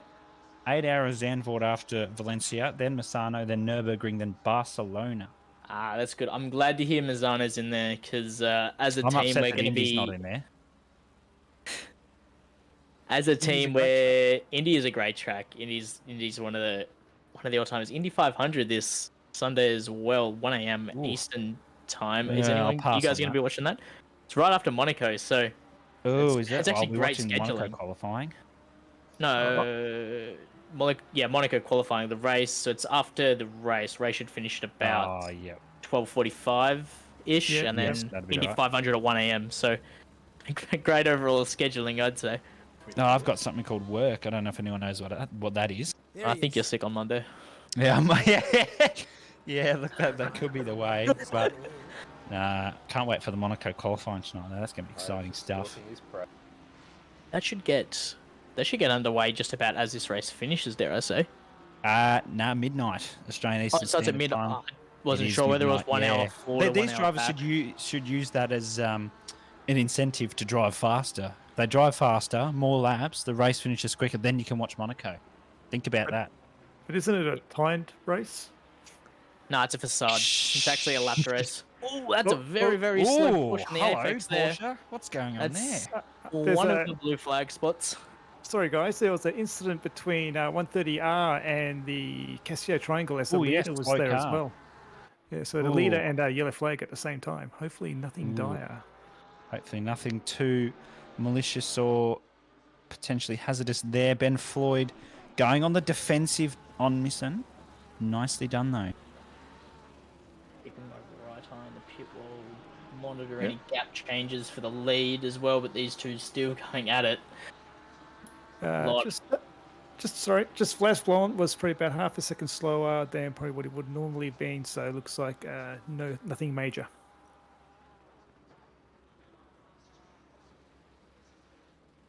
Sure, that's relief for all the front guys, and even the blue flags involved and the yellow flags in that incident. You driving around, you got your own battle down in the mid pack. You never want to be known as the guy who like took out the leaders and ruined their races. It's never intentional, obviously. Well, Oh, I'm no, sure it's that- been intentional. Not that I've known in this league, ever. But No. yeah, generally speaking, not intentional. No.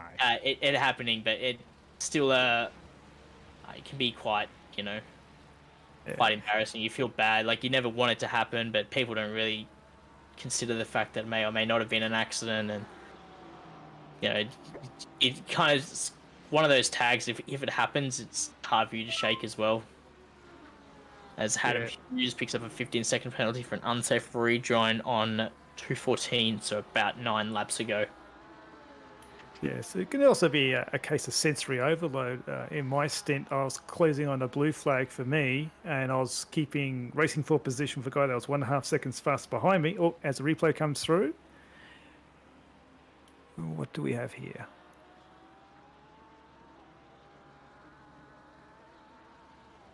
The car went off in a head. Look at whoa, a very slidey out by the Lamborghini there.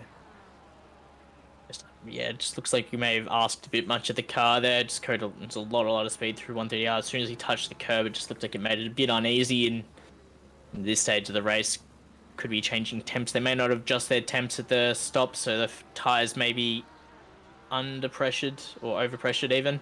Oh, drive through. Rob, sorry, 58.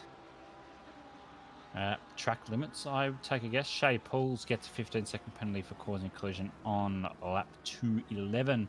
Here is the current question. The Lamborghini car currently sat in the top 10. That'll bring Gafour Fahad up into the top 10 when that drive-through served. I've been confirmed that it's around a 28-second delta loss for a drive-through. It's about that. Yeah, I guess you also got to consider. Yeah, it's about 28 Do you seconds. send it into the pits? That's the first You send one. it into the pit, and the time it takes to speed up out of the pits as well, you obviously lose a bit of pressure down the pit transit. Granted, not as much as obviously a stop, changing tires, Yes. but you still will lose a little bit of pressure and can take a bit to get back at a track like Ooh, this. blue It's flag. not so bad. Decently, blue flag. decent job getting out of the way, I'd say, from the blue Yeah, flag. it was nice job there. That's all you can do. Just off the power. Don't have to brake. Just let the car go past you. It's all you need to do. And Mullock will be happy. You can sleep at night. And so can the race director. For that one. As we were saying, I can't remember. Actually, know what I we were can't saying. remember. I went to go continue to say, but I cannot remember. Well, car 58's got 3 laps to serve this penalty, and I think this is actually considered lap 2. So Yes, they've only got 2 left now because the unfortunate thing is if you get a drive-through right on the end of the Casio Triangle, come across the line, there's 1 lap gone straight away. So you've only got 2 laps to serve it. So he will probably come in this or the next. Well, he has to come in this or the next lap, or there will be a disqualification by the game, not the stewards. So interesting to see what the strategy there is. They already pulled out a second to Fahad in that last lap. And then Fahad's got 20 seconds to Lovering. So the 7-Eleven cars really just in their own bubble at the moment, which they'll be happy with. So just looking again at the at the pit delta, so Zach Smith out to a 16-second gap now, which is effectively a 1-second gap with that incorrect penalty given. So they are back in the race lead, the 8.8 car as well. That's obviously something we'll have to keep in mind in the closing stages of the race, is the 15-second, not addition, but subtraction of time from the 919 car. Yeah, absolutely. Here is Zuhaili, though. Back on the back of Johnson. Zuhaili was up here earlier, made a few mistakes and dropped back, and a couple of cars got past and in the way, but we're back on here with Kovac's blue car in the M4 for this one. Nice under braking there, the Ferrari. Was it Sahali before they had that moment at the 130R? It's a very similar looking car. Could be. Unsure, probably need to get that clarified from someone, but no matter whom it was, it is Zuhaili at the moment on the back of Johnson, sent it into Spoon, pulled it up nicely. The Ferrari's great during the mid-corner, good rotations. You can see not a lot of steering in comparison to what the car is actually doing. All of the limits there for Zuhaili. It's not going to be enough in the slipstream because Ferrari top speed says no, but that's okay.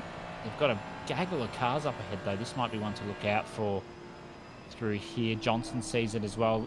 They've gone wide. Ferrari just sticks there. Zuhaili has to go round. Stamps on the brakes so it doesn't go into the back of Johnson. They've got a Porsche just ahead of them here. I don't think they're fighting that Porsche though. A couple of other cars up ahead look like they are certainly fighting though. Yeah, this is a bucket load of traffic going on in this part of the track, and there's another massive pack through the S's. It's two just massive trains. Looks very, very busy out here. That was an interesting move to the racing line after only letting one of the fighting cars go past, but respectfully pulls back across to let Zuhaili come through. The Porsche is going to block Zuhaili through here. Nothing much that he could have done, because the blue flag has to give way in a safe manner, and they're perfectly displaying what I'm just talking about. Look at this. There's about 7, 8 cars in this little 2 seconds of track. Look at the track map though. Big gaps, and then you've just got this massive group of cars. Judging by the damage of Sahali, that looked like he was the one who went into the wall there at 130R. And yes, very sketchy place to let cars through the S's there. Oh, look at the side-by-side action through there as the cars slide and drive through the corners. And Porsche there going a little bit wide at Degner too. And of course, we'll probably start to see, excuse me, some drivers chuck on their headlights now. Both these cars have them on because at some point, a bit deep there, the game will look to penalise you within 3 laps if you don't turn your lights on at a certain point. Here's Stoddart now. This is a battle with Pickford in the 119. It's a Kovac's car, I believe, in fact. So these two will look to battle it out heading into the sunset. Currently sat P16 and 17. They've got a gap to Norris there for potential position in the top 15. Going well so far. Slipstream for the Porsche. Let's see if we can do anything with that, or at least get close into turn 1. Just sticks the nose in there. Nothing malicious, just saying, hello, I'm here. I'm going to put the pressure in. Lindsay Muddle, the 422 car, gets a 10-second penalty for ignoring blue flags on lap 217. So just wanted to keep in mind for the blue flags. If you are listening in, just to let the cars past, or the stewards will give you the naughty stick. Just saying. And if it's a repeat offence, the offences get harder, more time given. Exactly. Oh, JP's just pointed out in chat, 555. Jamie Kozer's got a drive-through penalty for track limits. I'm guessing because it didn't pop up in race control. So that is going to severely impact upon their position. Currently sat P8, just behind Paul Britt in the 315 No Idea car. Fair gap to them. Have to check what the gap is to Ming Su. But keep an eye on that one.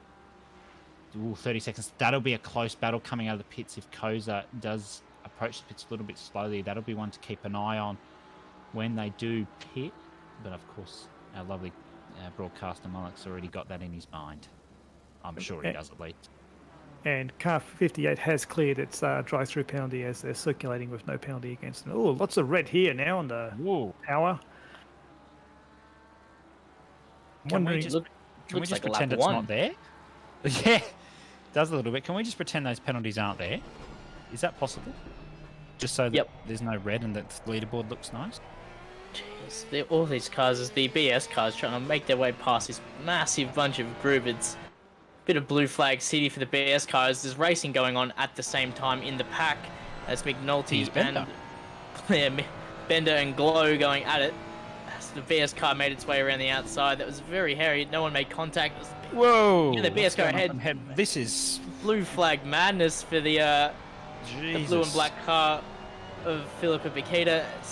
See marshals waving with their flags like crazy. This is another battle trying to get past 557 is gonna let them pass. Are they racing? I don't, but they are racing even. Just conceded the blue flag, but has lost 2 positions in the process. I don't know if we're having a problem. It's dropping all the way down the field, but jeez. Lucky for no one to get spun on. Oh, I've just cursed it. Oh my god. Just lucky for no one to get spun around. You can't write this stuff. In the split screen, took a quick gander at the Ferris wheel. Something's going on. You can see the green lights on the Ferris wheel. Ooh. Very creative for camera work there. Thank you, Mr. Camera Operator. That was very, I'm going to say, awesome. I can't believe I'm still reeling from before.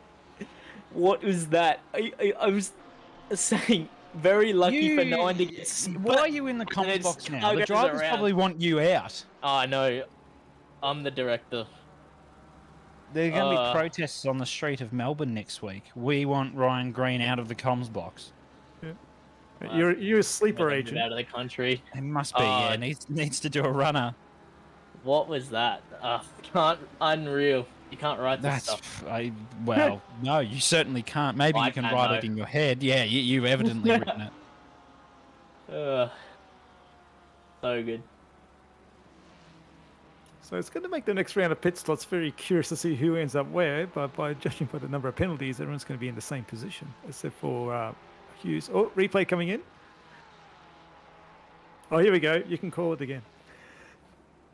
So, I was supposed to say, what's even happened? So the BS car's gone to get past, and just tagged the Porsche and just moved them around. Just nowhere really for the Porsche to move off the line. They maybe, looking back, maybe should have conceded before the Castillo Triangle, but once they're in there, it's a bit hard for them to move out of the way, and I guess Philip had carrying a bit of pace through there, not expecting the Porsche to maybe just misjudge the speed, so to speak, and carried a bit of speed. They just didn't get off the court, and they may have, TC could have grabbed. It could be a variety of things at play that happened at the end there. Muddle's not having a good one at the moment. Drive through for causing a collision on lap 216. So he's copped himself 2 penalties in 5 laps, I dare say, maybe even less. So it's not a great day for Muddle and the team. And Muddle was in position 34.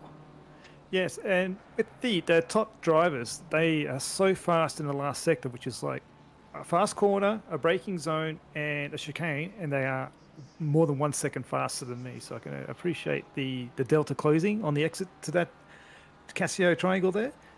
It's like to lose a second, from my perspective, it's like I'm doing the best I can, and they are so fast through there. Yeah, absolutely. So we're on board now. Zachary Smith currently leading the race. 18.2 seconds to Vlasbom in P2. Bokita's 17.8 off Vlasbom at the moment. So the 2 AVR cars leading. And you got Floyd behind Bokita. Does have that 10-second penalty, however. And Misson is still on the back here with this battle, P4. Brit's not too far behind in the 315 No Idea car as well. Does have fastest lap of the race. It's got a couple of cars ahead. Alexis Bowen's sat in P7 at the moment in that MRT 600 car. She's doing a great job. 2.5 off Brit, so she's actually closing the gap as well.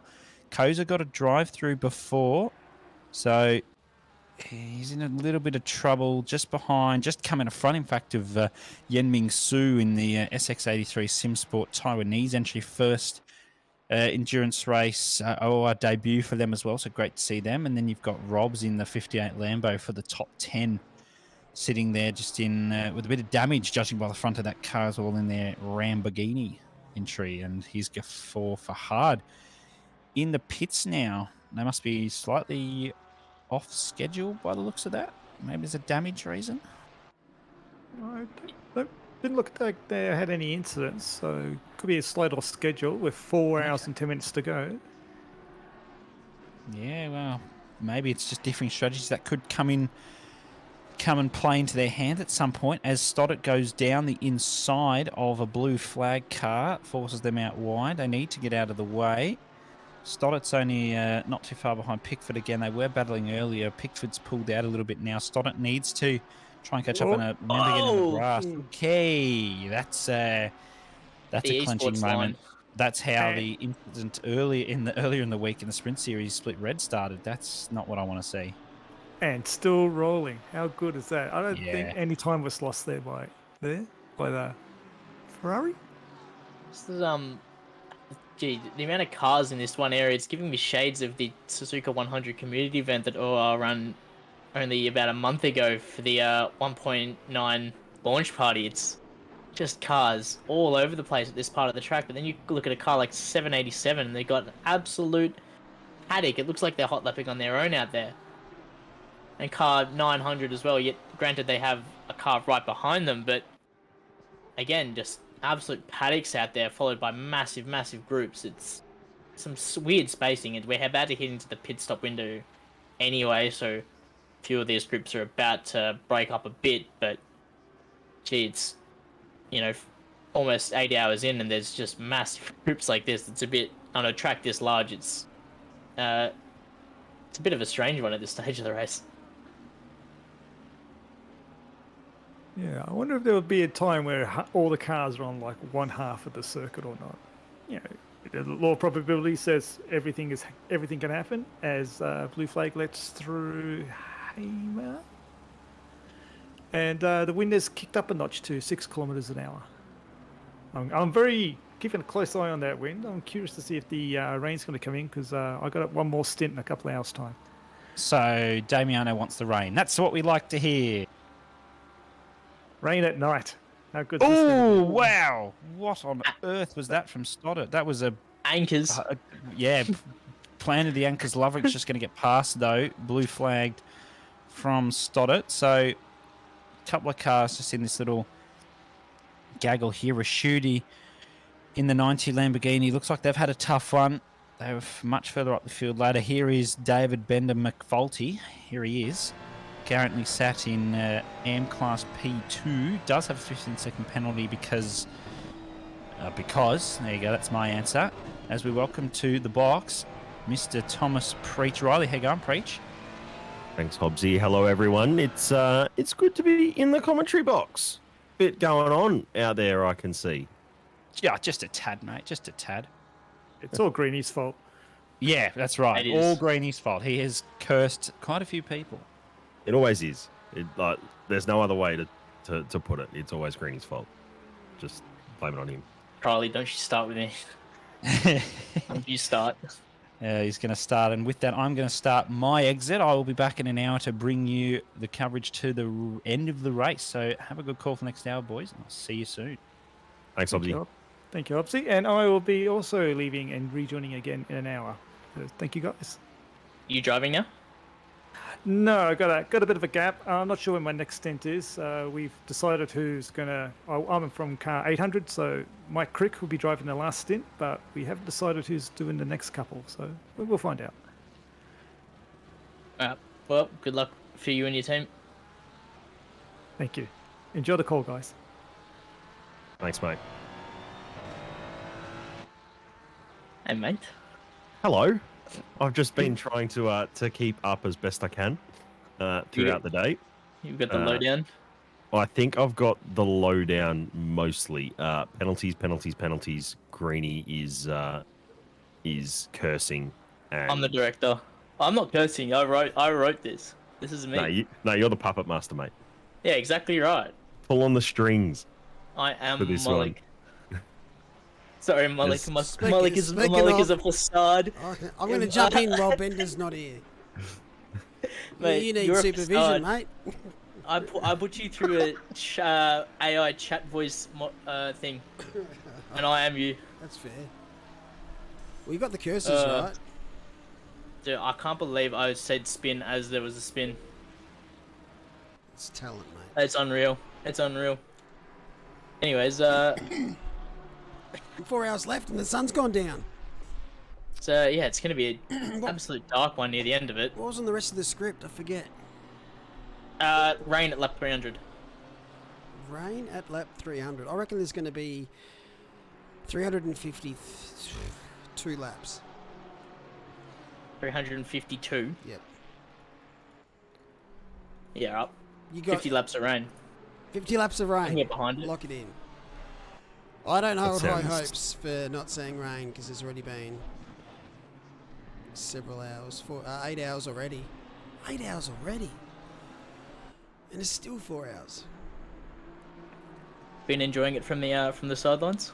Yes, very much so. I Been can't remember how bright it is broadcast-wise for the night racing here. It's pretty good from memory. Yeah, it's. I think is there truck lighting? There's a little bit on the There's front a little straight. bit. I think it's a bit dark over the backside. I mean, it's very beautiful on the front stretch with the Ferris wheel Yeah, I'm and just here for the Ferris the wheel. grandstands are all lit up as well. Yeah, everybody's here for the Ferris wheel. Mate, It's not a Daytona or a Misano, this track. Let's just say that. Misano, please, mate. It's coming. Misano's a dream. Yeah, it's not being deleted off the list. No way. I was gonna say, Oh. I was about to pull our teams. No midnight at Misano. I was done. I was really finished. No, that's a little bit something different. It won't be a full night race, but it'll be one of those races that. Oh, I can't remember actually starting in the morning or not. Surely it's 10 hours. Or is it 12? Yeah, that's a great question. We're gonna check. 10, I think it's. 10. But It's I 16. thought it was starting at like 1 a.m. in sim and then running until 11 a.m. That's it. Yeah. So it starts. It's a 12-hour. It's a 12-hour. Starts at 1. Can Ends I- at 1. Can I ask, right, why is it that you don't start midnight at Mazzano at midnight? It's kind of how the server. It hates it hates the crossover at midnight if you're starting on a certain day. We've seen it. It sort of stuffs up a little bit at the past. So we started at 1 on the third day on the server. If you started at the 0, sometimes it sort of breaks. But it'll work. I'll take that. I guess. There are methods to his madness. Yeah, there's method. There's method there. There's definitely madness. We've got a way around it then. Starting it at 12:01 a.m. I wish Oh, you can't even I do wish that. You can't. Yeah, you can't. You have Yeah, to, you can't even do that. It's not that flexible. Started it. Bit stiff, bit stiff mean- around the edges, if you will. I mean, green flag is at, like, the formation lap is at 12, is it not? Or is that when the server actually starts? I think. Like, when it kicks over to the session. Yeah. So, grid time for 2 minutes. So And we then- can set it to. I reckon the shakedown will be set on day 2 at like 10 o'clock at night, and then in 3 hours it'll post it. It'll skip to day 3 of the session, and we'll start it at 1 a.m. If that makes sense. That makes sense. That You can way actually set nothing's it gonna exactly the same time. So if we say you want to have the shakedown at 10 a.m., you can have the race at 10 a.m. start. break. Now, But you I can't asked- do. You can't do. You can't go like, overnight. crossover over the days. Yeah. It's at time, yeah. So 24-hour races kind of end a little bit funny. that's a perfect segue because I was just I about to knew you ask. could. I said it in I chat. could hear it in your I brain. said it in chat earlier. Will we ever see an OR24? Because you never used to trust the serviceability, which is absolutely valid. But I think recently the servers have been pretty good. I don't know if they've done much upgrading on the back end, but it's been mostly stable, especially since the new It's mainly I've forgotten what the it's DDoS called. issue. Yeah, And we've kind of rectified that with our own server tools and security measures we've put in place. So There's a chance. that's great that you've done it that way. And obviously since then we've not had any issues after the Touch wood. touch wood. You're trying to curse this as well, aren't you? Yeah, that's lap 350. There's a DDoS. Lap 3. That's As all I right. said, I can Greeny survive is that. uppercaster. Greeny is puppet master, as I said. He's already positioning things to go that way. If that happens, I'm dude. going to uppercut myself. If that happens, I'm banned.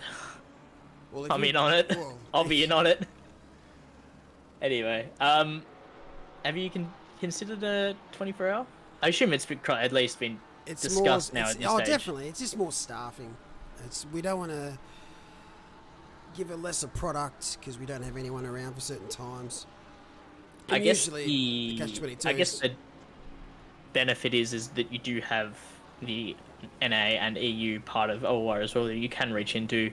So it is more viable for just an Australian-based league or just an EU-based league, Correct. for instance. And so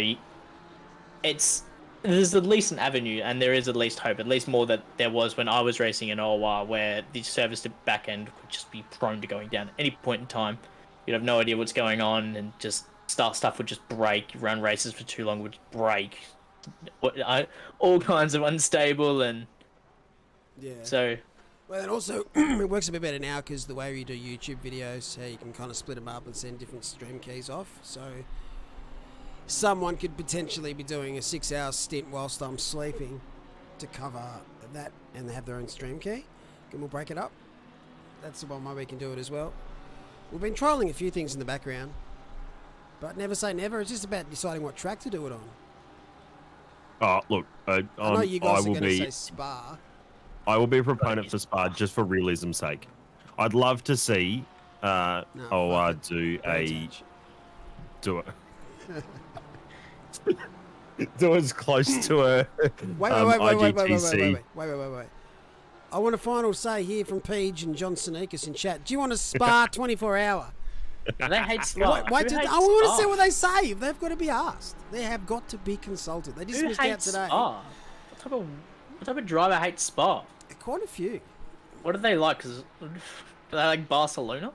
Is it just backwards? Is They it love opposite Kyle day to Lamy, day? and I wouldn't be opposed Kyle to Lamy. Kyle Kyle Lamy. Lamy's good. I wouldn't be opposed Yeah. to that. He said No. Peach said no. Waiting No. for John. Waiting for John for Meg. confirmation. Well, confirmation. Yes, for Spa 24. Yep, your name's Yeah, on Sneakers. We absolutely. need all the Sneakers brothers in chat. If all Sneakers brothers says yes, we'll do a Spa 24-hour. How's that? Yeah, so it's never happening then. I'm fairly confident. Fairly confident it's never Well, where happening else then. will one happen? Kyle Lamy? Nürburgring, maybe? Never. Nerbs. I could see. I've seen that work. Imagine doing it. Oh, Bathurst one. That'd be Oh be God. hectic. No, Oh, you stick could to probably the- pull that off. You can pull it off, but the 12-hour seems to be a perfect little sweet spot, and everyone loves to get involved. Yeah, for realism's sake. I liked when we did Bathurst 12-hour, Kyle Army 9-hour. The Paul Ricard 6 was near enough to the Paul Ricard 1000. You know. 6 hours of the Glen. Ooh, actually, Ooh. Paul Ricard 24-hour in the wet. In the I'll wet. fall There's always asleep just on the rain. back straight. PTSD for a lot of drivers, I think. In the M2. That is enough time to fall asleep. Oh, the old M2. I saw in one of the chats that someone mentioned that it was 45 seconds or something up the back straight in the M2. I Can't be strong. think that was Meg. I don't know if it was exaggeration or if that's true, because if that's true, that's quite a long time. That can't be correct. That's like driving on a highway down here. Boring as hell. Benjamin says 24 hours of Zolder. Jimmy You mean Broadbent did 24 23 hours Yeah, as a that's what charity he's- event. Yeah. Can we do 2 times the top? You want a 48 hours? I don't. On time progression. I've never done a more than 1 times on this new 1.9 update, and really, you don't really want to fluff around with tyre degradation and stuff like that. So, I think 1 times is fine. Yeah, it's. You either I go mean, 1 times or you go like 24 times. I've done a race with a 24x It's time progression so and like a bad. 1 hour race. It's just a mind. Oh, and there was rain as well, but the Yeah. rain would just come for like 1 minute and then stop Yeah, I've been in a race like that too. because the weather system just Disaster. freaks out when that happens. You really got to set it so there's no weather because it just bugs out. And the track dryness actually stays like, it feels like it's 1 times while everything else is going 24 times. It's pretty funny. Oh, well, it's a good battle pack there. Yeah, that was Probably incredible. what it Yeah, is. the 12-hour man, Pat Oliver. Look at that. Look at the actual leaderboard. pros and pro-ams are split. We don't normally see that this far into a race. No. Mate, whoever's made the Sensational. classes has nailed that one. Yeah, some smart ass. I don't know. Some sadness. We're missing a couple of pro cars, I believe. Yeah, 23 and 191. But 52 dropped a fair way down at one stage. So they fought the way back. I think there's another pro car a little bit lower. Yeah, car 90. Yeah. Unlucky day. Even in the Lambo. Watch this. They'll probably make contact here, or lightning strike, or someone will jump out in front of him. Type of lucky. Here on the track. Please just don't make contact with the car in front. With the 666 car. You do you, Michael Young. Whatever tickles your fancy. But I'm not going to watch it. Oh, it's actually... we'll stay here because Patrick Oliver's doing 12 hours apparently. He is. You clearly weren't aware then that the stint time is bugged out. I kind of knew it was cooked, but I wouldn't be opposed to removing the max time. I just want everyone to do at least one stint. Yeah, is there any way of enforcing it otherwise? Not really. Is there minimum driver time? Is there a minimum? No, there's no setting like that. So or like fair share? They've never added anything under the tools when it comes to the event rules since the get-go. They've had this super pole thing on there for a while, but it's still experimental. Yeah, that sucks. Because fair share is a great rule. What about doing it that way? I want to see how many drivers you can actually get in a team. Because it's more than 4. I swear. You can do more than 4. 6. I swear you can have 8. Let's try it for a test race. I know in iRacing you can have 14. An 80-minute race. You've got to use all 8 drivers. At Spa. It's just That's a gimmick. That's a great gimmick. Oh no, Alex Bowen. Alexis, what have you done? Very fast. Hasn't been your day for milk cars, has it? She's going to be fuming. Oh, Stephen Ty, another one. Bang. What And straight in. Oh, MRT 600 have been doing pretty well. The rest have had a bit of bad luck and just endurance racing things, but that's the way it rolls sometimes. Like Kovacs have had a team pull out in the first 20 minutes. Like it's just how it goes. Yeah, their BDA car disconnect as well that was running up in P2 at the time, so another one of the pro cars would be definitely in the mix Hey, up the another front. DT! Bang! That's 3. Late look, but I'm gonna gets stay it here. done. Oh, no. I think he backed off too to try and avoid the penalty, Yeah, he's still copped it. and hence why Young went Muddle, past. another one? But, There's a lot out there. This is the time of the race. oh, and you've done both the shakedown cars in one. I was just going to say, for anyone who hasn't seen the Octane Academy livery chat in the lead up to this event, a shameless plug. I did the shakedown cars. I knew But, the shameless plug was coming. Yeah, I was can coming. smell it. He took his I pants can off. He was ready. smell it coming. Unreal. The inspiration was based on the old Brumos Porsches, Yeah. so hence why it's split down along the upper good. surface and then little stripes down the side in their colours. Looks very good. Chat. How many laps do you reckon this race is going to contain? I've made my prediction. I think I said 352. I think you're right. I mean, there'd be maths involved in this that I'm too silly to figure out. Pure guess. I definitely haven't tried to do maths here. Right, so we're like 2/3 through the No race. 2/3 through the race. What, basically 340 240. So 120, an extra 100, and yeah, okay. Was our last So event 3. here It'll be 12 about hours? 3. Yeah, I reckon you're pretty much bang on. That Oh, is fair Upsetty contact. spaghetti in the fence. Corey's At, sweet. Poor position too. No. Oh, those nipple tassels will be flinging about. Those guys are racing so well as well. That's something I like to see. They were following around each other for ages. I know. Wait. But that was just 600's got another one. Damage. Don't tell me Alexis, it's speeding to serve the drive-through. Oh, no, Alexis. So they've No, They've just no, said they've they've hit stopped change swapped. drivers. Yeah. Yeah. sucked in. Just handball the drive through to your teammate. That's rude. Maybe they're at the end of the stint time and didn't have That's any. a good point. Yeah, they haven't served it, but that's still brave not to serve it, then do the swap. Oh, Yeah, I don't think I've ever seen someone do that. it's pretty funny. It's just like, yeah, handing your teammate a hot potato.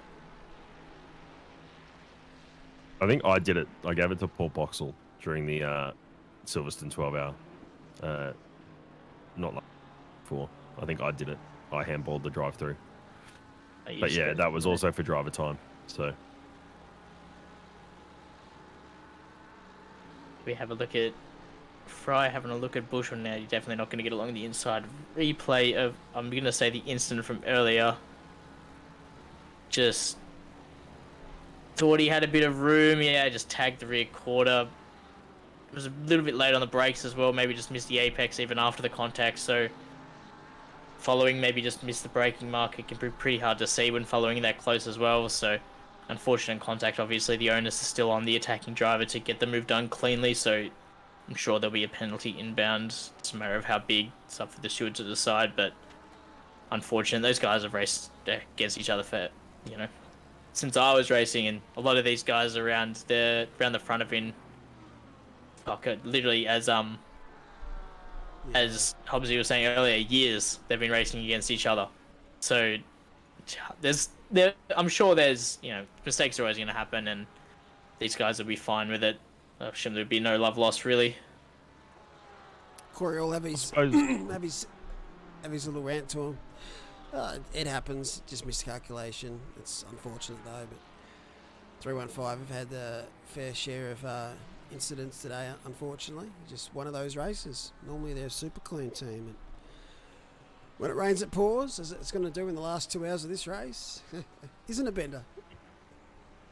Yeah, that was our cars at the Bender's in here? Yeah. What? Where did Bender come from? Well, I that's didn't the even million join. question. That actually scared me.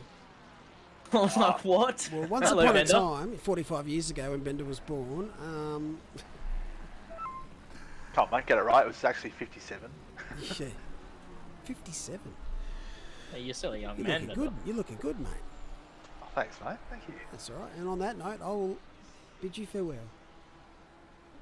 Catch you later, mate. Well, welcome back to the booth. How was your stint? Thank you. Yeah, it was good. Eventful, I think is a good word to describe it. There was just carnage, chaos, and destruction everywhere. As you say, Carnage, there's a car off in the gravel then. It's a OES 556, OES red, yes, and taken too much speed in. Yeah, and the rears, you could see it start to go mid-apex of halfway through the S's there, and it just started to go. No, didn't really like any reaction steering there, and once it really started to go, it was far too late. You were destined for the barrier, so like you hit the tie barrier where it did. You're carrying a bit of front end damage, but it may not be too bad that they have to box. Car looks relatively all fine. Doesn't look like it's really wobbling all over the place. Front aero will be a bit, bit how you going, but all is well. Raj in the car, Bender in P2 in class. How's your race going as a whole? Yeah, pretty good. Hard to say if we're first or second, although I'll say we're probably second at the moment after a little boo-boo with Chuck Lemons on the other drive-through. But still just under 4 hours to go. And of course, as Moloch said, in the last 2 hours when the rain comes, we have drivers for the rain, so we'll be set. I predicted lap 300. That's my prediction for rain. If it's coming, it'll be then. Yeah, I think it's going to come within the last hour or so, and it'll be who jumps to the wets first if it does rain enough. A lot of cars are on sort of that last stint being flat out. And a late stop, just a splash and dash, basically. If it's anything like previous endurance events, it'll rain immediately after my last stint finishes. So for anyone wondering, that is with 2 hours of the race remaining. So the last 2 hours of the race, you can mark it down on your calendars, your phones, however you want to do it. That's when it will rain. As we have a little bit of lull point in the race, got an idea, you guys. What do you guys think about competition safety cars? If you know what I mean by that. I think that a comp caution, which is basically what you're saying, And Chad, feel free to chime in as well. would be a good idea at any point in the middle third of the race. Just a random, it's done using a random number generator or something before the race by the stewards and maintained internally, and then it gets thrown. Yeah, I feel if the drivers know it's coming, even for the lead drivers, if they know it's coming, it's not too much of an irate. They're going to be generally fine with it, I would say. It's like you're leading the race, you go, okay, the comp caution's coming, we know it's coming. Comes, you be like, damn, that's pretty annoying, but we knew it was coming regardless. Like, yeah, the only car that's really not going to be happy is the leader, essentially. All the other cars are going to be generally pretty happy. It's obviously livens up the middle of the race, something to look forward to. That sky looks really good, and it just, yeah, livens up the middle portion of the race, especially a long race like this in a 12-hour race. It's throws off strategy as well. I think the important thing to do would be to have it long enough that you can wave by anyone who is a lap down on the leader, like any laps down, X laps, but they only get one lap back, but they can race all the way around, so they're at the back of the grid. So it just brings everyone a bit closer, like brings everyone back into contention by a lap. So the fight is to not go more than 2 laps down before that safety car or comp caution, however you want to call it. Bender, thoughts on that one?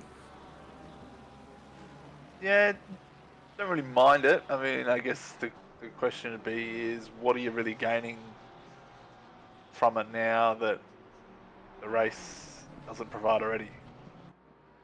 More, I guess, for those who have maybe had an unfortunate incident earlier on. I mean, the only other option, if for like a safety car, for instance, would be if you employed like a no-tow rule, akin to what most iRacing leagues do. Granted, it's much, much harder to break your car in this game than it is in that one. But it just brings out, it also, in my opinion, would improve the product, at least. Like the broadcast, it gives, I don't know, I guess it's more, it keeps Exciting. it fresh. You get the, the leaders are looking at pit wall. How many cars are on the lead lap? 3 A lap cars and are on the lead 54 lap seconds. right now. Yeah, a lap and So, the yeah. top 3. Yeah. Wow, Jeez, that's yeah.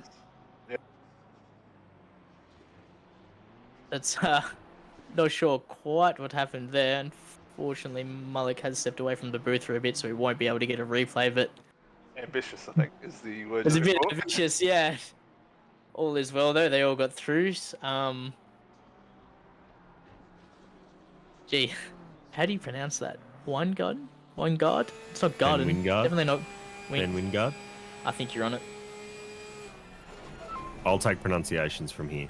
Greeny. I can't, dude. I'm so bad. That's As why- I said earlier, I just need to send it and just Yeah. commit. Well, here's a layup for you. How'd you go about this one? We got Sorry? crickets from Greeny. How'd you pronounce this person's name? Glow. Yes, there you go, Matt Glow. Oh, well, Easy. I can do glow. I can do glow. Yeah, no, Give him Price, Oliver, hyping you up, mate. Fry. Giving you a layup, you know.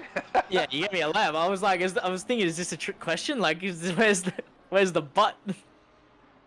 I was like, I thought I was getting set up then. I was like, I started overthinking it. Thought you were gonna have me looking silly. Yeah, it's actually Matt Lowe. The G is silent. Just go, Mac, go.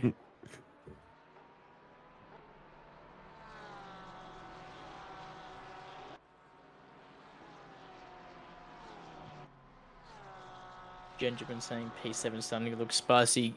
Hopefully, I'm sure Mike may have just stepped out to grab a bite to eat or sit on the ceramic throne, so to speak. So hopefully we'll should see that one if they get close enough. The autocam may switch to it at some stage, but right now we're just kind of vibing out. Matt Glue's getting and the Shakedown Racing cars getting good screen time from the Kunos gods. It's very very dirty. Needs a bit of a scrub. Needs a bit of a. So did you say it's the shakedown car? I'm not sure we can read the writing on it. What do you mean? It's in the pattern all over the top of it. That's the joke. Oh, Oh, great right. joke. Okay. Come on, man. It's on there enough. You can see it Insert from a mile. meme the joke. Yeah. The joke at you. Yeah, exactly. So as the cameras decided, we are jumping ahead now to Ori Street again. The Cars and Motorsport car, don't believe the car behind they're racing. That's the Lamborghini. I believe they're few laps down. Is it the Murphy car? I can't quite see the number, but I don't believe they're that high up. It might be the Rob's car even. Guess we'll see as they cross the next timing line. Oh yes, rear wing cam.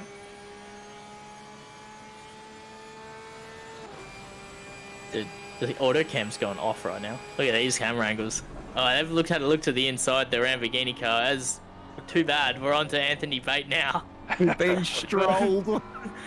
we have Anthony Bate following Pat Oliver around the track. So the 12-hour man himself. We've got to give a round of applause though to Pat Oliver.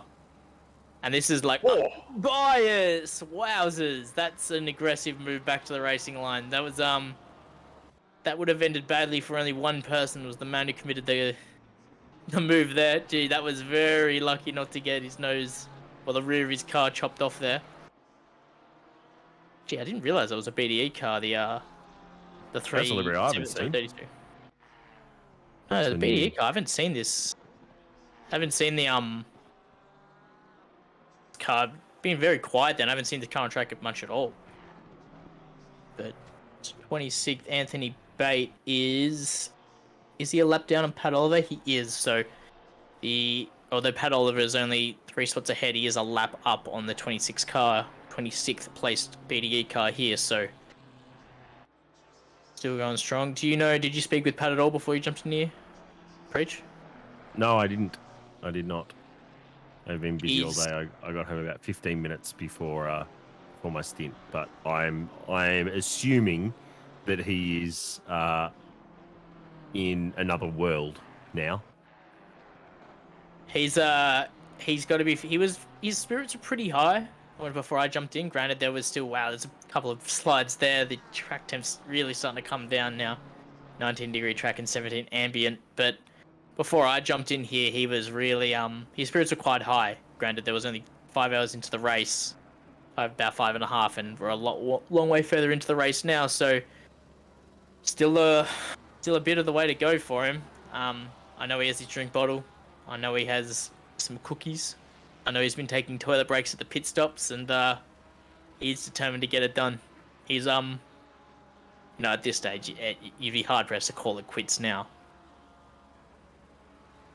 Does he have enough driver time to get through the race without being DQ'd?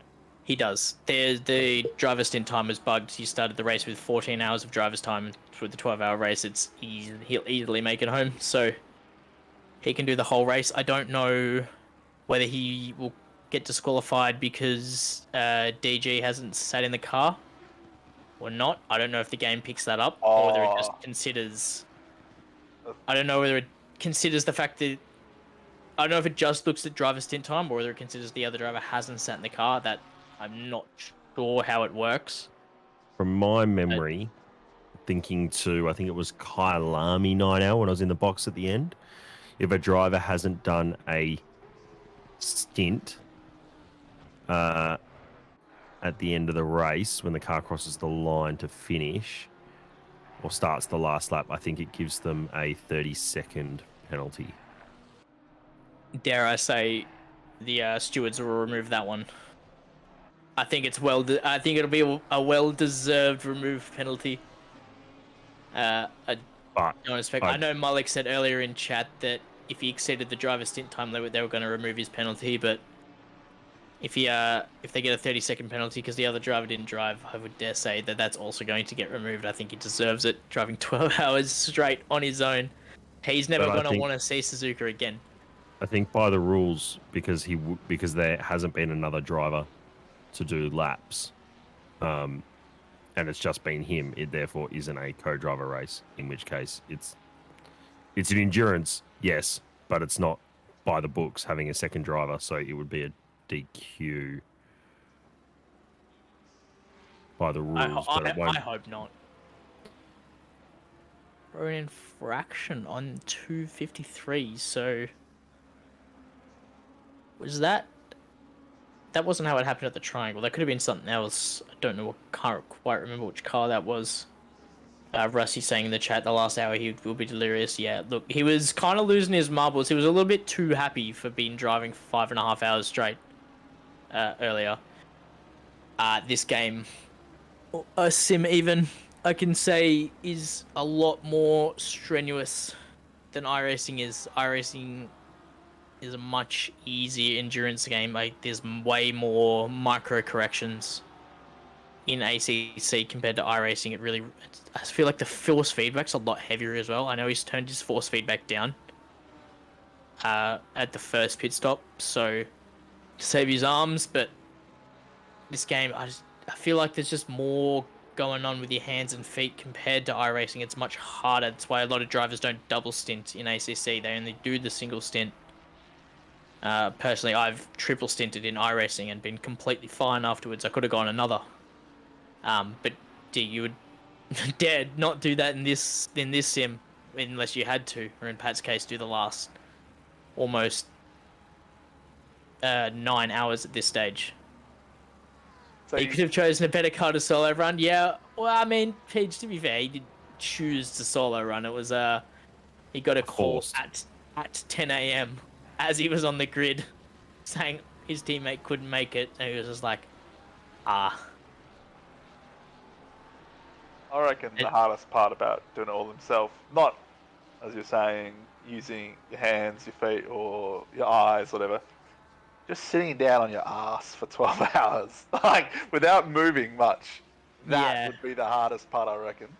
Yeah, he has gotten up to go to the toilet a couple of times, and he has, I believe, a family member or a significant other, I'm not sure who it is, ferrying him food and filling up his water and whatnot, so sometimes he takes a longer pit stop to, take care of himself, but he's certainly, when he woke up this morning, he didn't expect to be sitting in the car for this long, and he maybe is the Suzuka expert after this. About every bump. I guess the only saving grace that Pat has is he is in call with the other two AVR cars, so he's not by himself, and if he gets into an incident, he has someone to report it for him, so those don't go unpunished as well. So that'll at least be helping his sanity a little bit. A little bit. Just saw the 900 McLaren pick up a drive-through, which must be for track limits, because that wasn't announced through a race control message. So down in 25th at the moment. Race control are going to be in for a stiff drink today, after this one's done, if not already. Yes. It's been when we scrolled down the list earlier, there's the bottom half of the order was just so many red squares. So I just opened up the penalties channel in the Discord. 50 plus new messages since 12:10 p.m. So. Well, at least they're not bored. No, you're right. Think about it that way. At least they're not bored. I do believe our gracious director is back now. The camera seems to be changing much more than it did on autocam, so welcome back. Give us a head nod if you're here. Hey, we're back.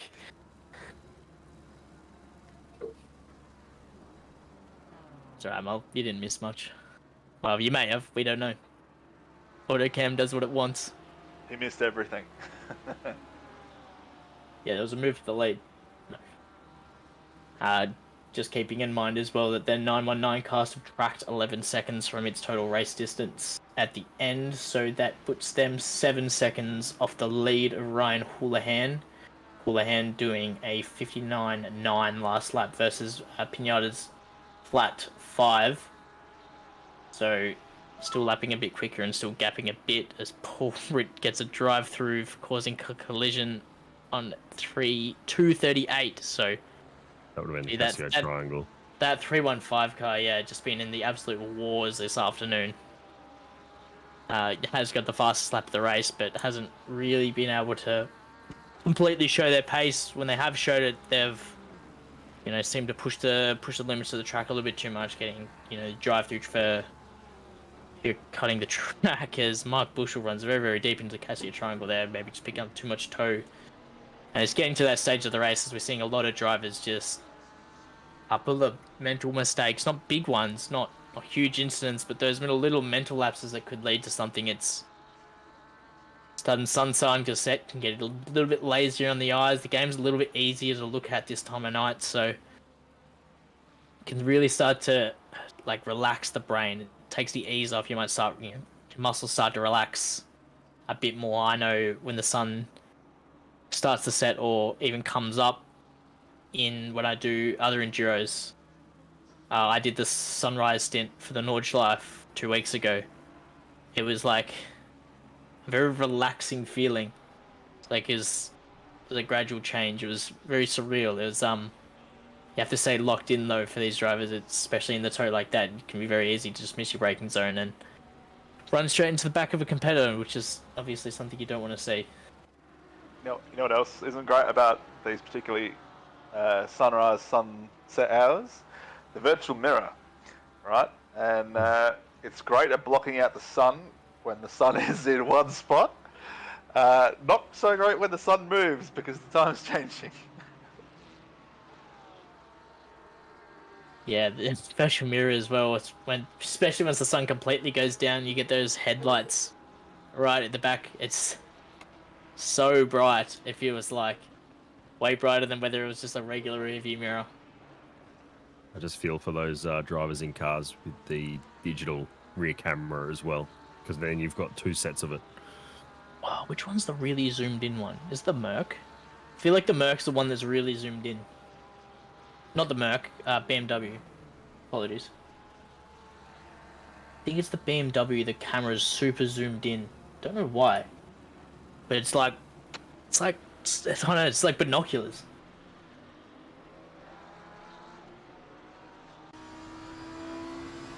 So with the 315 getting that drive-through penalty, that'll drop them down to 6th.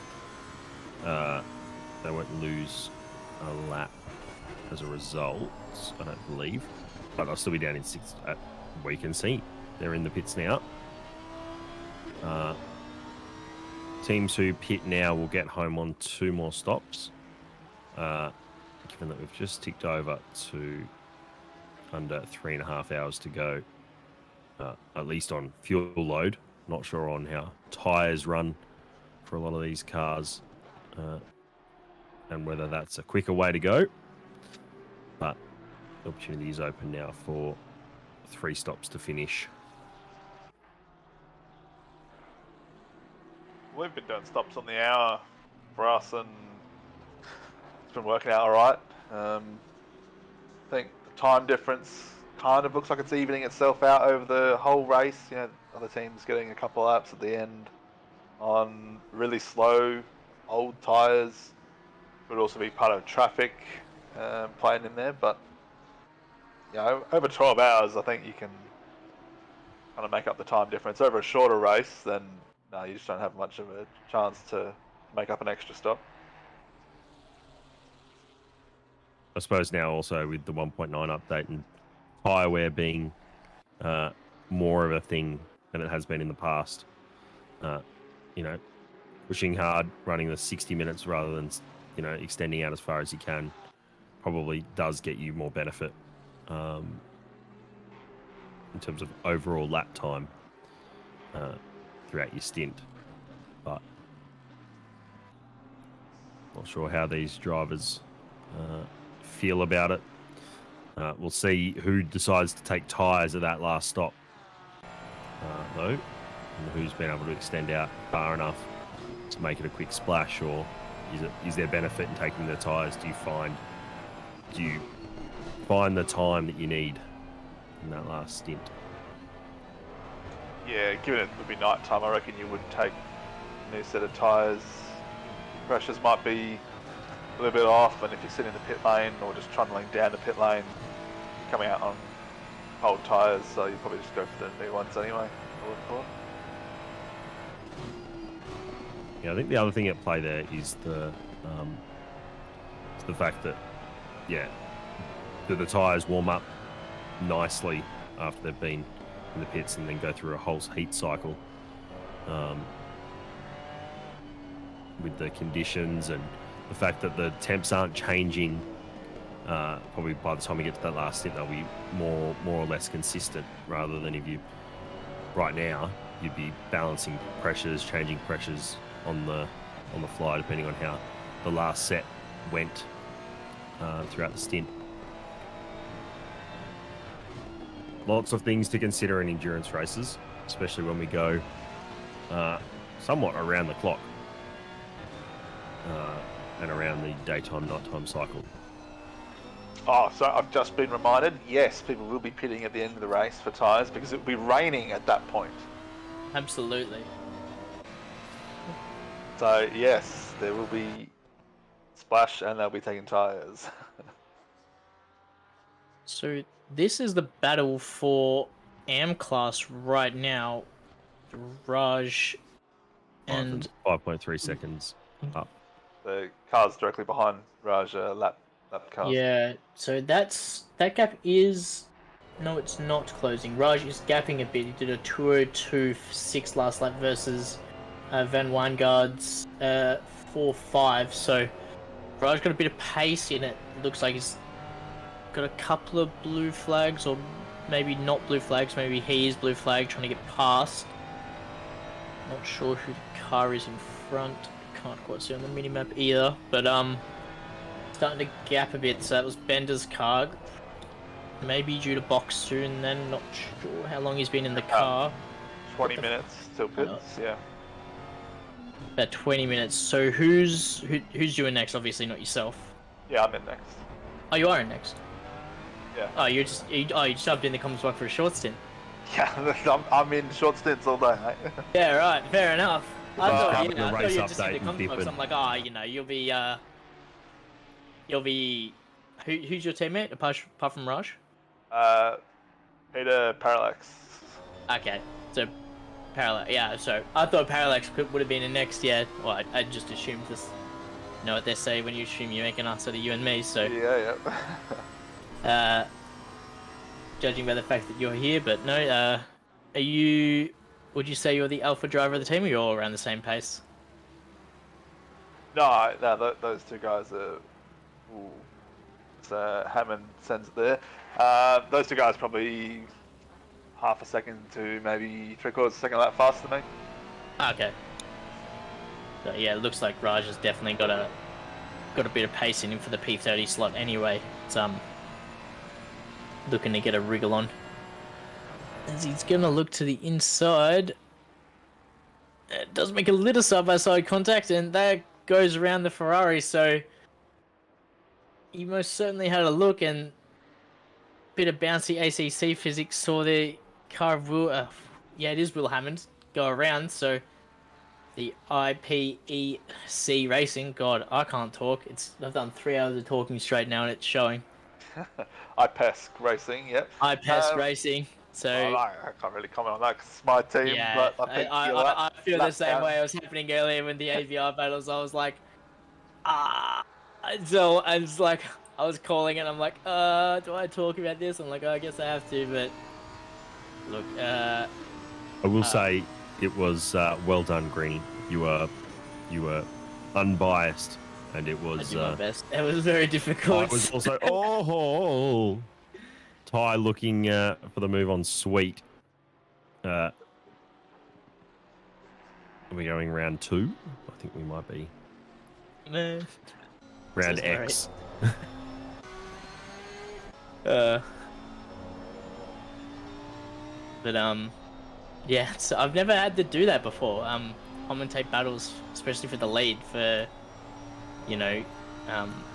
ours that I'm the team manager of. It's very strange having to. Because obviously, if I'm in a voice call, with you, the other guys, and the lips will flow freely, so to speak. And full bias will be in play. But no, it was. You do speak your mind in those calls. I've been known to speak my mind in those calls. There's certainly one way of putting it.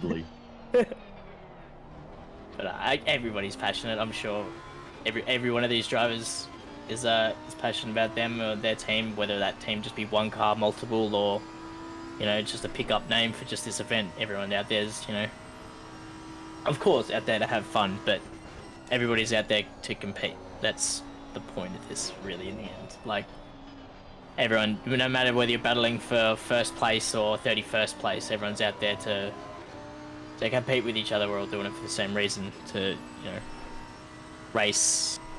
It's an avenue for those of us who maybe got into motorsport a bit too late, and obviously I dare I say, the most expensive sport in the world to get into. Has that Porsche of Ty runs a bit deep there. He's going to be a very compromised exit now for Casio Triangle. The Lamborghini's going to look to tuck back into the toe, but Porsche had a bit of legs getting out of the. Sorry, am I reading that wrong? Yeah, I am reading it wrong. Stevie Ty, that is, that we're aboard with, not Brit. My mistake. Rockets Evolved one. So just had a look to the inside of turn 2, got very, very close there. Almost made rear contact, it looked like, from that camera angle. Maybe wasn't as so close as we thought, but yeah, very lucky for Sweet there not to get. Looks like the TC just grabbed a little bit from the Stevie Ty's Lamborghini, and compromised exit. Just obviously saw the Porsche go a little bit deep into the Casio Triangle and wanted to get out as quick as he can to get a good run, but get out too quick and the TC will grab. So unfortunate there.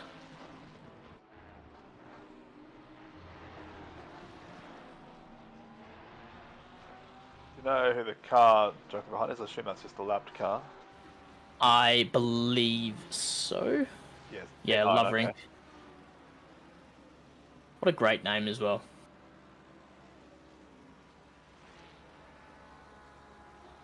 And you can pronounce. I can. Is that why it's such a great name? I can. I can. Here we go, Grady. What's your favourite driver's last name? He's not in this race, I don't believe, but Sugly in purple gets me every time. You knew I was gonna say it. I thought we resolved what the pronunciation of that was on Wednesday night. Never. I said about all 4 different pronunciations. And then you stuck with Sugly when it's Kugali. Is it Kigali? I think that's what we decided, wasn't it? As we see Stevie Ty have a bit of a look, and he's gonna go back around the outside. Corey Sweet, he's let him do his thing there, and Lovering in the background wants to have a look. He's there. Scarlett's getting held up a lot here, so gonna be looking to make their way past. Both of these cars very defensive on the inside. Sweet now down as there's contact between the two of them, and that sends Ty careening off in turn 1. Very hard to tell what happened from that angle, but just rear quarter contact, and around goes the rear. Brit very, very defensive into turn 1, and had Ty across the front. Again, I'm on board with Lovering from that angle. It's very, very hard to tell what precisely happened. I'm sure we'll be working on a replay in the background, but just last there for Ty. He had a great run. It was ahead into turn 1, but rear contact sent him around.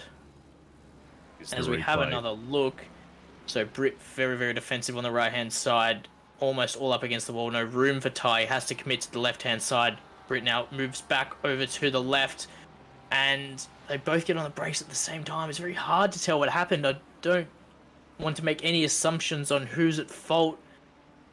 Dare I say Stevie may have turned in a bit early. It's hard to say. I'll leave that one up to the stewards. Even if I put my steward's cap on for that one, even I would be stumped. So I'll have to rely on their decision for that one.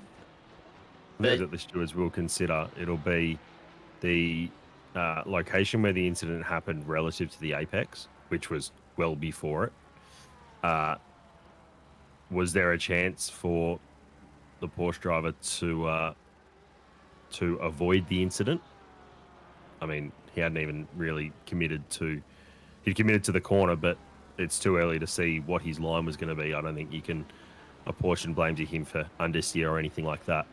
No, they both hit the anchors at the same time, and the contact happened only moments after the anchors were pressed. So it's, yeah, again, I'm sure it'll be quite a few minutes before we get a result back on that one after the report is put in.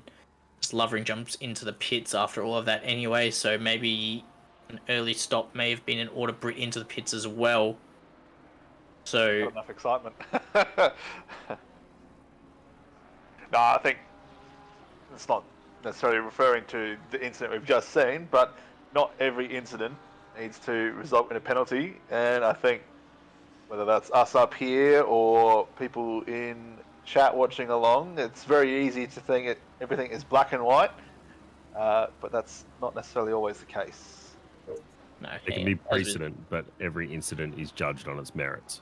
So, as you see here, yeah, very hard to tell from that angle. It does look like it may end up just being a racing incident. It's very... I think it's more self-penalising watching this line with the way that Ty was looking. I know we're speculating on this will be a great angle. The stewards, but the contacts happened fairly early in the process, and it looks like Ty's just driven around the nose. So I think rub it off as a racing incident and let's leave it there. Yeah, I think he thought he might have cleared him before the corner, but again, this is all just speculation at this point. I can speculate as much as I want. Doesn't make me right.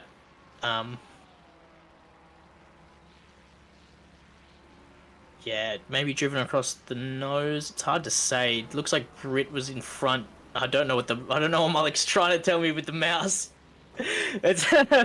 I'm doing my best to interpret that, but I have no idea. I'm going to be honest, what you're trying to show me.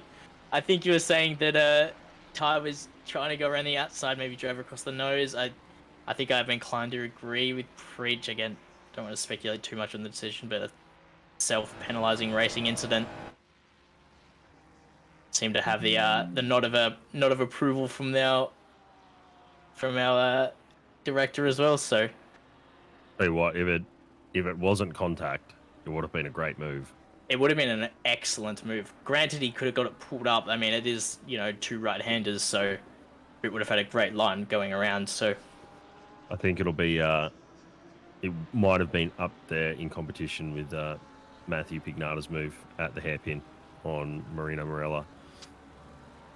What about just call him Murph. 2 hours ago? Just call him Murph.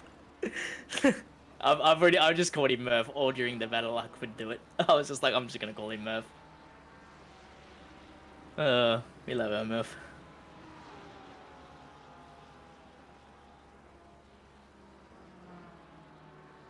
This blue flag sorting out? Or was that wasn't for position, that was the... That's the Kovacs. I was a Kovacs car. It's hard to... I thought it might have been the No Idea car for a second. They look very similar from this... Everyone's gone with the black and green on the Lambo. Yeah, I know. In most cases. They get FL vibe. I'm disappointed about my pun. I made this pun a couple of hours ago now. It's long been forgotten, but I'm still cut deep about it. It was when the No Idea car went skidding off on the outside of 130R, and I said, that's not ideal. And just crickets for everyone. Chat, the commentary box, everyone left it. That's why I'm bringing it up now. I thought it was brilliant, but that was too subtle. It's like too good of a pun that you don't even notice it. It's like one of those ones. Like I The, I think the the joke's issue too is free flowing. the issue is that I didn't even pick it up as a pun when you said it after saying it was a pun. Yeah. Not okay. ideal, no idea. Like the only similarity there is the I and the D. Like This is Ethan Kale now for OES Orange and Hamilton of the 600 MRT car going at it. So Kale has been... Last lap was a 2:01.1 versus a 2:01.2, so a pretty much identical lap pace over the last lap there. Right up on the back of this Mercedes. And Mercedes be punching a massive hole in the air for the Ferrari. Ferrari decent around here. Merc was the former king of the 1.8 before the update here. It was absolutely unstoppable at Suzuka, but front engine cars do front engine things, as you see through Degner 1 and 2. Just an absolute monster over the curbs and insanely stable through there. So the perks of the front engine showing off what it can do. I'm sure it's a blast to drive at Imola along with the Aston as well. But I was just hanging around, only 3/10 off the back. It was a lot closer through the S's. Just lost a bit through Degner 1 and 2. As you said, with the Merc, just can take a lot more curb and thus a much better line through there. But these mid-engine to rear-engine cars really excel through this medium-speed sweepers through the S's and through Spoon Curve. See right up on the back now of the Mercedes. Don't know if it's going to have the legs to get anywhere near alongside for 130R, but run down is looking good. Not going to show the nose or anything. We'll see about how they go under brakes heading into the Casio Triangle. Still just on the racing line, so no late moves or late dives. It closes up a lot under the brakes. It's a big run over the curbs there. Maybe an off track. That was a lot of it. It was hard to see from that angle where his tyres were on the track, but good clean following. Doesn't look too erratic and very comfortable following behind Hamilton here. that gap at the front is now at 22.1 seconds. So Woolley is flying up the front. Eni O'Hara, that gap has sort of stabilised at about the 12, 13 second mark towards the mid stage of this stint. And then, yeah, Sweet, Ty and Lamb have been battling somewhat. So it's all going on up the front. And then we've got this battle here for 7th. Good battle there for 10th. And then 14th and 15th isn't too far away. So a couple of good little 2 or 3 car squabs going on out there. Yeah, it's great to see after almost 9 hours of running that there's still, battles this high up the grid for position. You got to remember as well for the P2 that there's 15 seconds of traction, just not for you, but for Chad as well. 15-second time, anti-penalty for Matthew Bignata for an incorrect penalty given. So that 21-second gap is really a 5-second gap to P1 of Ryan Houlihan. So it's a bit of an interesting one. I can't remember seeing that in OR before. A penalty given or a penalty redacted and... After serving. After serving, yeah. A penalty redacted after serving, and something that gap's been closing. So Matt does look like he might be gaining on Houlihan. I do believe watching them practice for the last 2 weeks. There was a car off there. 959, I think the Rutama spin car, I think that was. Off at 130R. Still stationary. That penalty is going to be interesting. Yeah. Not to get really too bogged down into it, but has Pignata been ahead of Houlihan at all? The 919 car was ahead, yes, after the lap 1 incident with the A18 and the other cars. So they were leading in the early stages of the race and then worked their way back, obviously with the 15-second penalty for Pinata, then dropped it back, but it's not as far back as what it may seem. Oh, so this penalty was at the start of the race? The 15-second was... About 2 hours ago. Yeah, 2.5 hours ago. Oh, okay. No, I was just thinking it'd be interesting because then, from what I remember a couple of hours ago, Pignata hasn't been ahead of Houlihan, and then you revoke a penalty after it's been served, but then you can be a net position ahead of them without having to pass them on the track. That just seems.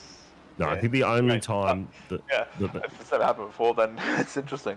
yeah, I As think we, the sorry, only just quickly, Preach, just welcome Thurks back into the commentary box. Thank you, Hello. Granny. Everybody, Damiano here again. Welcome back. Sorry, Preach, as you were saying. yeah, I think the 919 was only ahead because of lap one incident, and the 818 managed to get past the 919 on track and then has set away from there, from my understanding. So, And on that note, I'm going to go huff some soothers, probably a Corona, and enjoy the rest of the race. So it was a pleasure commentating with you guys. Did an extra hour than I was expecting to do, but that's alright. I was in the flow of things. I was feeling myself. But, Him. glad to I am him. I went to him University, master's degree.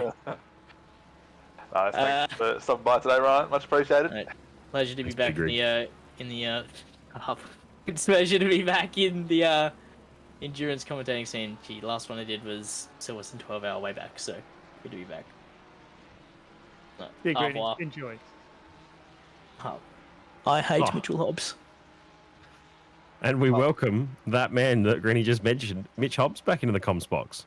Hello. What did I hear Greeny say? What was that? I don't I'm not recall. sure. He broke up a bit. Yeah, he went through a tunnel. Ah, right. I think he was under the bridge. Oh, it's night time. This is exciting. It is. Unfortunately, I need to go because I'm about to get back into the car. But Oh, Bender. so Hobbsy, I'll be back for the last couple hours with you. Mate. Yeah. Hold on. Holding on. See you later, guys. See you, Catch Bender. up, go on, mate. Well, this is an exciting race so far. 3 hours left. Joined by myself, Thomas Preach, Riley, and Damiano Thurcolini. How's the race been last hour, boys? I'll get my English there. The racing has been good. There's been a couple of hits of sadness. There was one at the Casio Triangle, and then one into turn one, involving, I think it was one of the two cars that we had on screen just there. So it's been going on for a bit. Everyone, Pat Oliver watch. He's in 21st right now. Oh, nice Good work. stuff. Man, his forearms and hands and wrists must be Non-existent. stuck. This is stuck. Yeah. Well, Greeny was saying that he had turned down his force feedback after the first stint when he realised he'd have to do 12 hours by himself. So I think he Yeah. might have saved himself a little bit of mileage. Look, that's a by fair doing shout, that, turning that but- down. Yeah. But it'll also put him off as well because the inputs will be different. So it takes some adjustment. So he said time to adjust. So should be doing purple sectors every lap now. Wow, that's probably not how he's quite seeing it in his mind. I think he's looking to actually just finish the race at this point. At the moment, on board with Ethan Cale, who I believe this is at the back of Hamilton. It is 4/10 gap now. I reckon it's a bit closer than that looking at the current state of it. But this is battle for P7. They've got a fair gap to Lamb, who's in P6 at the moment. Ty's also in a bit of a battle with Corey Sweet, 2/10 behind him. So two close battles here in the top 10, which is great to see so far into the race. And our Pro-Am leader, car 711, just made its pit stop. Fantastic. So we'll wait to see if that shakes the order up a bit, whether other drivers need to make their pit stops. Ethan Carr got a great exit out of there. Just a Lamborghini on the right, needing to get out of the way under blue flags. Ethan Carr looked to the inside, might try and nail the exit, but the Mercedes will still have him here with its naturally aspirated V8, and does so. Turbocharged V6 of this Ferrari. Not great with its turbo lag on exit, so it's just going to have to hold back a bit coming up to speed. Now, this is where the Merc probably won't have the courage of the Ferrari, although there's someone up ahead who's got no courage and's almost off in the dirt at Spoon. But challenging corner it is. Going to get the slipstream, but no avail with the top speed of this Ferrari. We'll see how it goes, though. Blue flag up ahead. And I will say, if the sun going down and getting out the driver's eyes and track cooling, it's going to be a nice slide Wow. through there. Kept it. Tokyo Drift. I was going to say, it's twilight driving looks very beautiful. sure doesn't that Ferris wheel looks amazing. That drift, though, from Hamilton was something I haven't actually seen before. Oh, sorry, I'll rephrase it. No, I haven't seen it before. I haven't seen it in this race. It was actually the front that did the bit of oversteering, not the rear, which is a bit unusual, a bit of a hit there. Double yellow, someone's off at turn 1-2. Eyes on, there it is, Jake Faber for Jake's mowing, currently sitting P42. Let's see what happened. Quick replay button there. So down the straight, no real concern as of yet. No cars around him, so must be from his own mistake. Let's keep an eye on this. Maybe just locked up under... Yeah, he's locked it. Oh, good slide, though. And, oh, my goodness me. That was close, so he's done the right thing, gone off the track to then rejoin in a safe position. A couple of drivers going past. Back on the track, no. Now he is currently sat P42 and 8th in the AM class, if my maths is correct there. On board now, leader Ryan Houlihan for the Alpha Venturi 818 car, currently fair chunk ahead of the sister car 919 of Matthew. A shy of 22 seconds. Wow, that's a big gap, and of course there'll be 15 seconds off at the end of the race for the 919 car after a penalty error, but that's okay. They'll look to that once the end of the race comes up, just going past a blue flag there, which is good to see. Track temp at the moment down to 16 ambient and 16 track, so temperature starting to plummet now, so drivers have to keep that in mind when coming to pit stops, making sure their tyres are going to be up to temp in the range that they want, and making sure that their current tyres don't get a puncture or that they're not too low so they lose grip. And the other thing as well, when we were doing our setup work, it was like, what ducks do you use? Do you use the ducks for the evening, for the morning, for the hot lunchtime? So we went for a compromise. So a bit warm during the middle of the day, but they should be a bit more nicer for the brakes this time of the evening.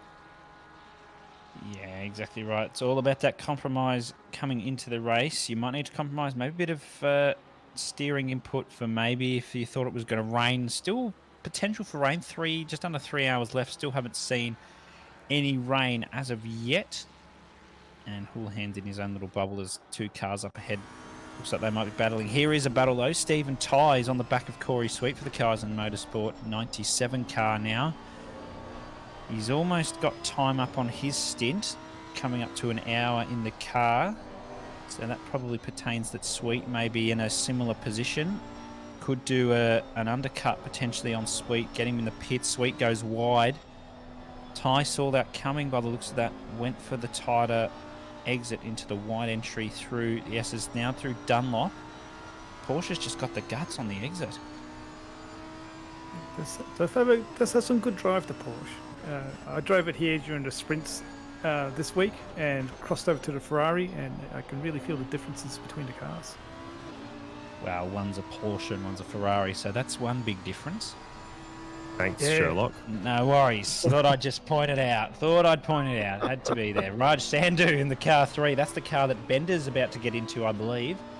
It's copped a 10-second penalty for causing collision on lap 245. So almost 20 laps ago. So stewards definitely putting the time into their reviews of some incidents. I mean, you probably missed a major one that's probably absorbed most of their time, which was Ty on Sweet at turn 1. That would have had them racking their brains over exactly how to define or apportion blame, and I think us in the comms box came up to the decision that it was a racing incident. Oh, hang on. This won't be though. Outside. This won't be. Ty around the outside. It'll come to the inside of the second part of the corner. Oh, and Sweet saw it coming. Wow, that was well executed. But I'm not going to speak too soon because Sweet's got the run. Needs to go around the outside. He's got an hour and 4 left on his stint, so he's going to have to come in this coming lap or push it one more if he wants to. He's given him a bit of a nudge. Goes to the outside. Ty can move across 2 here. Let's see how Sweet handles this. He's going to look for the inside of turn 2, but Ty's held that off perfectly. What a move that was. Yeah, there's a lot of experience in that driving there. Offline, defending well, and keeping the pace going. Very respectful. Even a twitch there by the Porsche of Sweet here.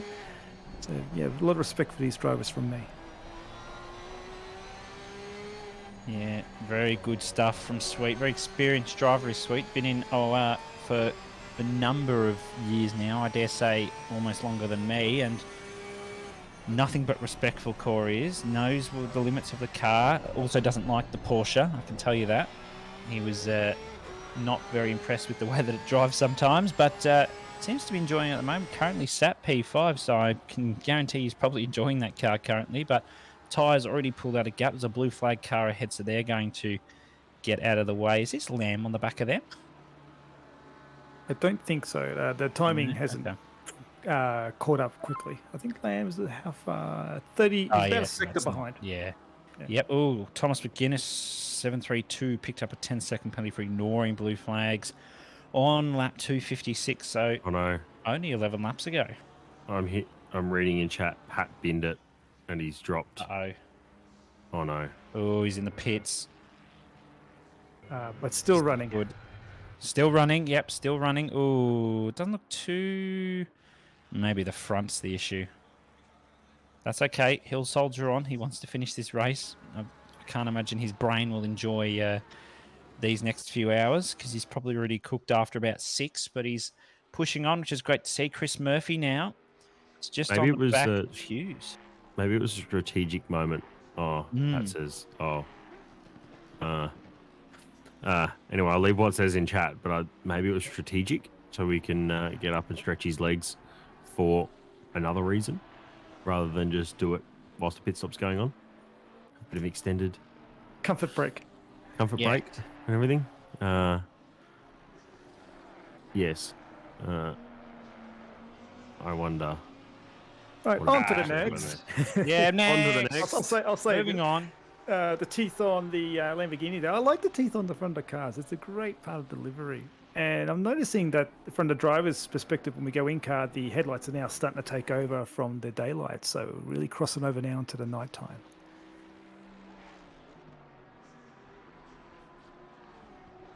Yeah, really heavily taking over. You can see it on track. Just how much they are lighting up, especially through some of the darker points of the track. You know, as we get a replay here. Oh no! Here we go. Oh no! He's just got distracted. Old pits. Oh no! Wrong pits. Yeah. Yeah, it's tired.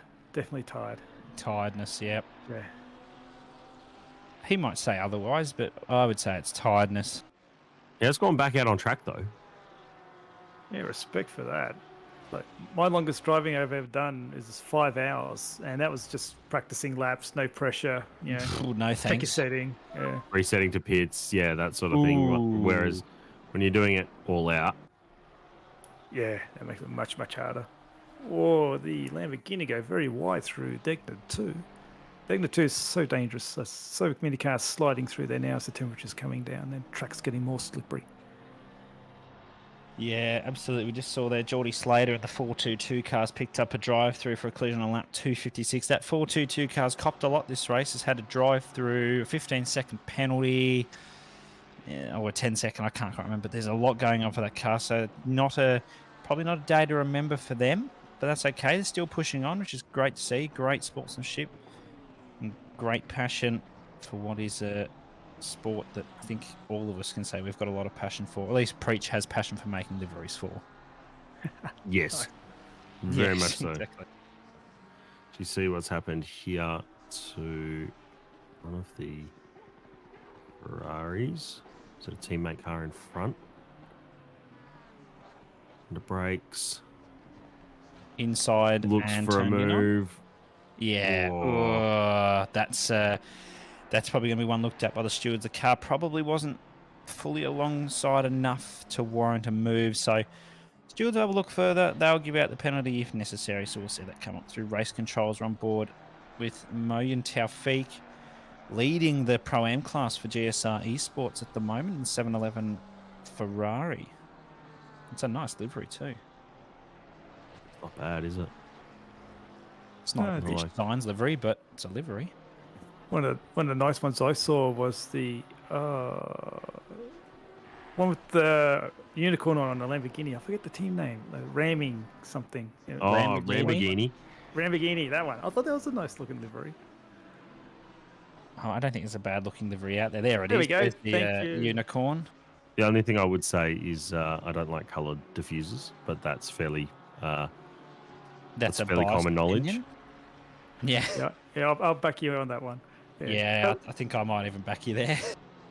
And I'm a man of symmetry, so the splash on the front left, as we see it, it's like That's just twitching. called being OCD. Yep. I don't mind asymmetry, But there's a Cool. limit to it. but it's got to be done nicely. Like it's got to be either the whole car or it kind of looks like he has just hit a ram. It does, doesn't it? looks good though. I Or a like bull or whatever. it. Yeah, Why it not? looks like dead animal on the right front of the car. The asymmetry on the Ferrari behind is tasteful Ah, on the milk car. credit. Yeah, That's that's. my team. That white and green Ferrari there. Way! Why There do you go. Got a shout out. You've got a shout out from Preach Designs himself. Yep. So Mike Crick had done that one. Nice. Yeah. I quite like it. It's good. There's a nice little touch on the back of the car, which I quite like. We need to make a livery and we're going to put Preach's face on it. That's what we're going to do. I've done that on an MX-5. If you know, you know. But the ACC, oh, God, I don't even think I want to know, knowing you Preach, to be honest. I was going to say a real car. No, on an MX-5 in iRacing. I just got a photo that someone had made in a meme no. moment. Oh, I And- know what photo that is. Oh, no. We're not speaking of that. It was a poor moment in my livery designing career. But anyway, we move on. Live and learn. We do. Oh, here's a nice livery. Oh, he's Bender. Everyone clap for Bender. He's in the car now for the team last name, currently leading the AM class. He served his penalty and moving on. And leading the class, like you said. I'm slow on the uptake. So, yeah, he's got 17 seconds. Well, is there a delay in the room? No, just in my head. Oh, nice. Yeah. Well, I So, think- there- cool. I think he's got it. So over second place AM, it's what was that? 17 seconds plus another 10, and then the next place, beach toll, back tolled, Yep. was another further back. So he's got quite a healthy lead. Yes, but there's still 2 hours, 50 minutes left. Anything can change. Oh, very true. Wind is 8, which was the same at the beginning of our commentary stint. One thing that I thought would have been a little bit different was the car number 89. I thought it would have been a little bit closer as we have a yellow flag at the spoon, car 42. They caught up 10 seconds in 2 hours. I was actually anticipating it would be a little bit more. Was there an extra issue there? Wow. I mean, you say 10 seconds in 2 hours, but then you look at that and go, the pace of the guys at the front is very unreal. much so. Oh, yeah. It's like qualifying laps, and I can't even do those qualifying laps. So No. the car's best for 818 was a 59.8, and Hooley's last lap was a 2-minute 0.5. And that's Yeah. been fairly consistent. I mean, Pigger's just done a 2-minute 0.030. They do like the 2-minute zeros, don't they? Yeah. Even O'Hara is 4 tenths quicker Catching. than Hooley on that last lap. Yeah. So the gap is coming down, but by our numbers, like Pigger is actually closing the gap to Hooley by a chunk, and that will be the race to the end. It's frustrating from a viewer point that we have to calculate exactly what the gap will be at the end, given there's a 15-second penalty that was applied incorrectly, and now we can't unapply it because it was served. But that real gap when they cross the line will be 4.6 seconds currently. Yeah. Wow, we just got to keep that noted down for the end of the race, and not something that really needs to be paid attention too much to now. But that also means that O'Hara is technically 27 seconds off. Yep, and So- here's that Floyd and Aaron Lee's in the car now. So this was the tie sweep battle. It's now resuming now they've come out of the pit. Floyd is right on the tail of Lee. I know these guys in the 111 car pretty close as friends, and they'll be loving life right now. Lee's probably not loving life so much, knowing that there's a bloody great big orange Porsche behind him, but Just interrupting. that's okay. Leader pits. Leader is Yep. pitting. Yep, so that'll be one to look out for. See if the gap does come down once 919 comes into the pits. But these two have just come out of the pits.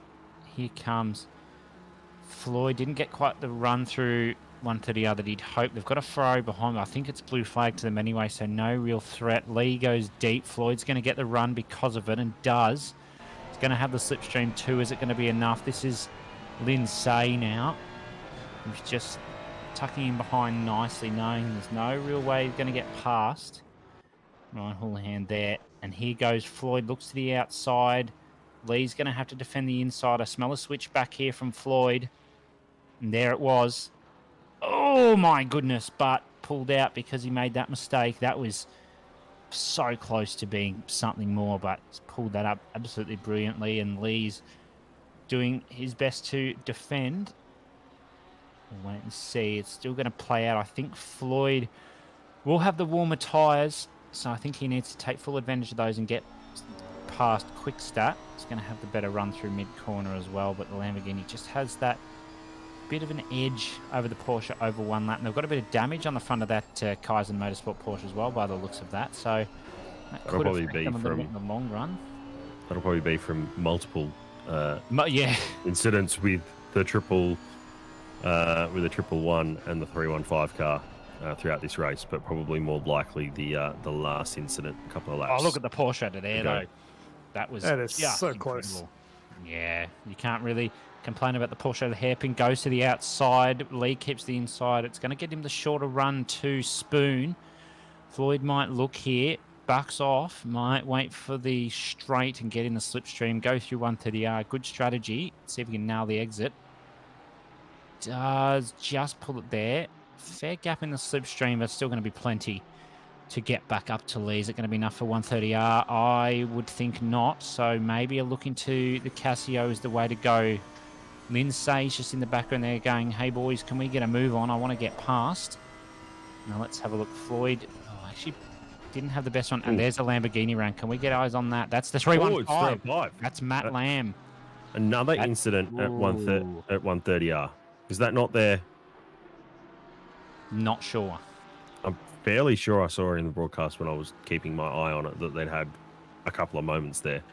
So, And that was Matt Lamb from position 4 having the issue. And at 2 hours and 44 to go. Some significant damage too. Did he? He may even teleport it. But at 2 hours and 44 minutes to go, all 3 leaders had pitted on the same time. Wow. yeah, they've been on the same lap strategy the entire race so far. There's been any deviance from that. So, No. but that does mean that they still need 2 stops to get home on driver time. Exactly, yeah. I was talking about fuel load, but I'm not entirely sure how fuel load works as we get a replay of what happened to... I don't think Matt Lamb's going to like this, seeing that him on the replay or his team consistent on the replay. Let's have a look. So that's not them. I think this is him here. Goes wide. No, that's not them. Where are they? We'll find them. There they are. Oh, very wide, very wide, very wide. Bang! Yep. Oh, that's That's a considerable hard damage. hit. Yeah, that's going to be a lot. That's probably 20 seconds there. That's really going to hold them up in the long grand scheme of things. Hamilton also pits, but it may have been time for Lamb and that to pit anyway, so might be a little bit early on the strategy. But overall, I think that's potentially played into their hands if Lamb hadn't just gotten in the car. If he has, well, then we're in trouble.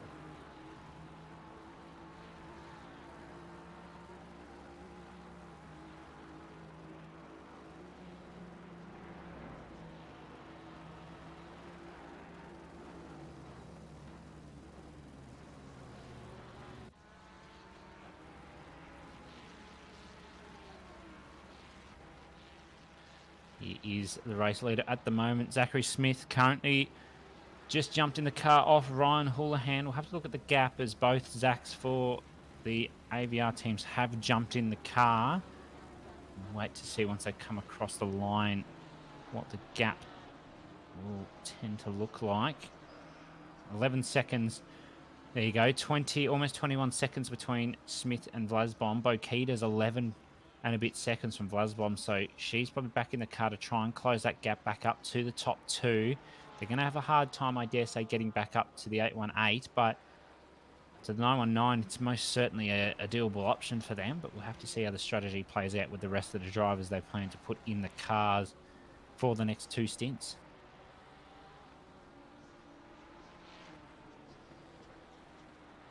And there was no real driver time requirements in this race, was there? I think the minimum drive time was 10 hours, apart from the unfortunate Mr. Oliver in car 717 having to do it himself.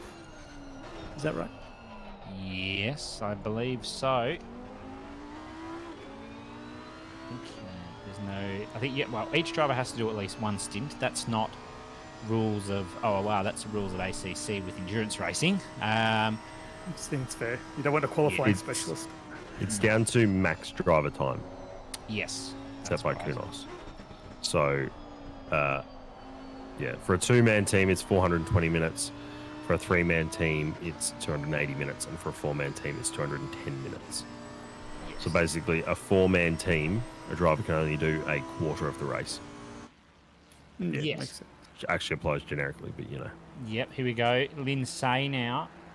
Just fighting with Vic Chan now. Jumps in behind. This is Floyd just up ahead as well. So I think that It's a lap. Aaron Lee has pulled away very nicely there. But I think this isn't for a position because they've been lapped. So that position from Lindsay and Chan still stands. But for Lindsay, oh, look to the inside on Floyd there. Not too sure how he'll feel about that one. But that is more than valid if Floyd wanted to block that one off, because it is a car that is lapped to him. But we'll see how it plays out. Aaron Lee's pulled out a good gap to Floyd now. Car 42 just got a drive-through. I'm anticipating for track Yep. limits. Yeah, I dare say you're probably right. So that's definitely going to hinder their quest for a high finish in the Pro-Am. There's that 10 second as well for McGuinness for the blue flags. Brad Cook now just on the back of Eric Scarney in that 119 Lamborghini. Seen a few rough incidents for... Okay, that's come out of nowhere. Game on. Bokita's head down, and he's absolutely going for it. 59.300 is taking that fastest lap off the 315 car. So That she was probably got 1.5 seconds faster than the 919. Wow. So she is absolutely going for it. We're going to see that close up if that's the case. Yeah, 8.8. So we're going to see that in, what's that, 369, 8 laps or something. That's going to be one to certainly look out for. Bokita on Vlasblom in a few laps. And Sure, Smith was half Yeah. a second slower than Bakita on that lap. Yeah, As so- McLaw says the penalty. Yes, Smith's trying to get away, knowing the pace of Bokita. Bokita's pulled that 1.5 on Vlasbom. It was 10.8 seconds before. Now it's actually 8.9, so almost 3 seconds in 2 laps is just an incredible feat. But as we say, if anyone's going to do it, it's Philippa Bokita. Do you think there'll be some teammate working together where Vlasblom might hold back Bakita and team for extra 15 seconds to ensure that they can guarantee the 15 seconds? Does it work that way? There's a limit to that, and I don't think that Vlasblom will try to hold Bokita up per se. They'll battle, and that will pull the time back, but I don't think there will be any purposeful blocking, because the stewards will see that anyway and they'll go, penalty for you. But right. Look, Yeah. I think there'll just be a lot of battling there. Vlasblom will do his best to try and hold Bokita off for as long as possible for the purpose of, being teammates with sister car of 818, but there will I don't think there'll be any purposeful blocking, and Vlasblom doesn't really want to hold himself up too much. They've got a good gap to the 111 car, but you can never know what will happen the next 2.5 hours, so I don't think they'll want to risk doing something like that. No, definitely not. I think probably there will be some gamesmanship, yes, Yeah. but there won't be any anything that will be deemed illegal. There may be something that would be Yeah. raise the eyes of the stewards, maybe a black and white flag type situation. Yep. Right. But the other thing that the 919's got to consider, and I can tell you that Zach's co-driver Matt will be on his ass about not losing. If he's going to do anything, make sure he doesn't lose 15 seconds to Bokita as best he can. So that's probably the big thing for them that can work in their favour, is that they've just got to stay within 15 seconds of the 89 car. Yeah, that's right. And I think, that they know the pace of Bokita and they can see that she's absolutely flying. Hasn't done it on the fastest lap yet, but I'm expecting something to come. But at the moment, Lindsay is currently on the back of Hamilton, the MRT team, 600 Mercedes. Let's see if they can make any of this for P8 at the moment. We've got a 1.3 gap to Vic Chan as well, so there could be a 3-car battle come in here. I think they're actually getting held up by, I dare say that's a blue flag that needs to get out of the way. It's the 600 car with Floyd in front, is it not? Yeah, I think that's Floyd in front. So Floyd doesn't actually have to let these guys past. No, because they're on different laps. So, although, stay where he is. He can, but does he risk that and, hold them up and potentially lose more time, or just let them go past and run his own race, be consistent and try and benefit later in the race? That's the question that some drivers need to ask themselves. There might be a bit of flashing going on soon as the track really starts to darken now, just heading past 7:30 in the evening in game time.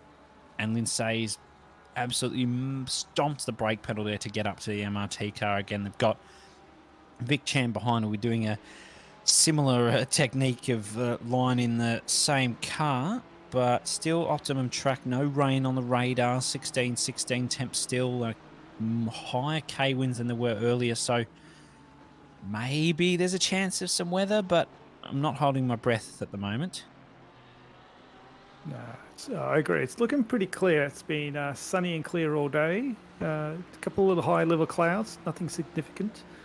I'm thinking it's going to be clear to the end. So now that I'm not I'm most likely not going to drive for the rest of the race now. So I'm done for today.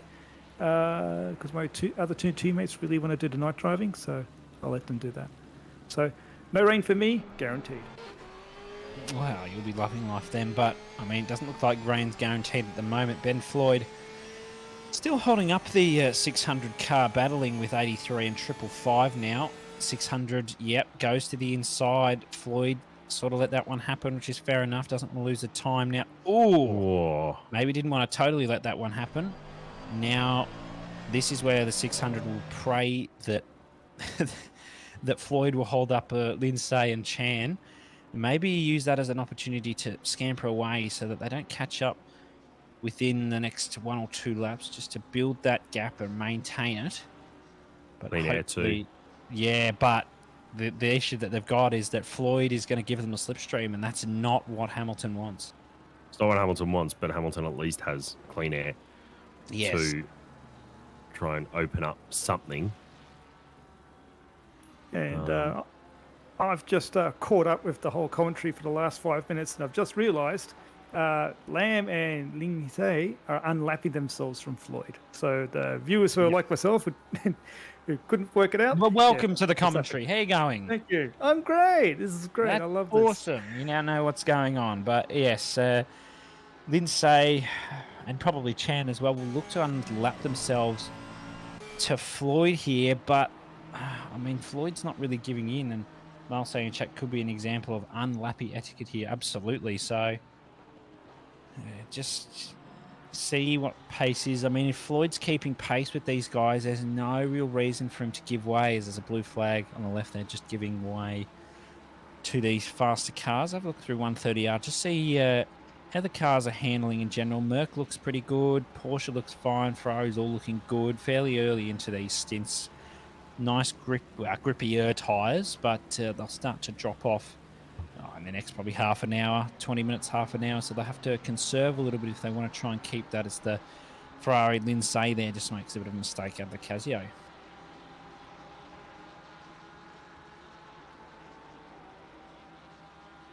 And there we go. It's very clear there with Floyd showing all the blue cars around him that he is in front of.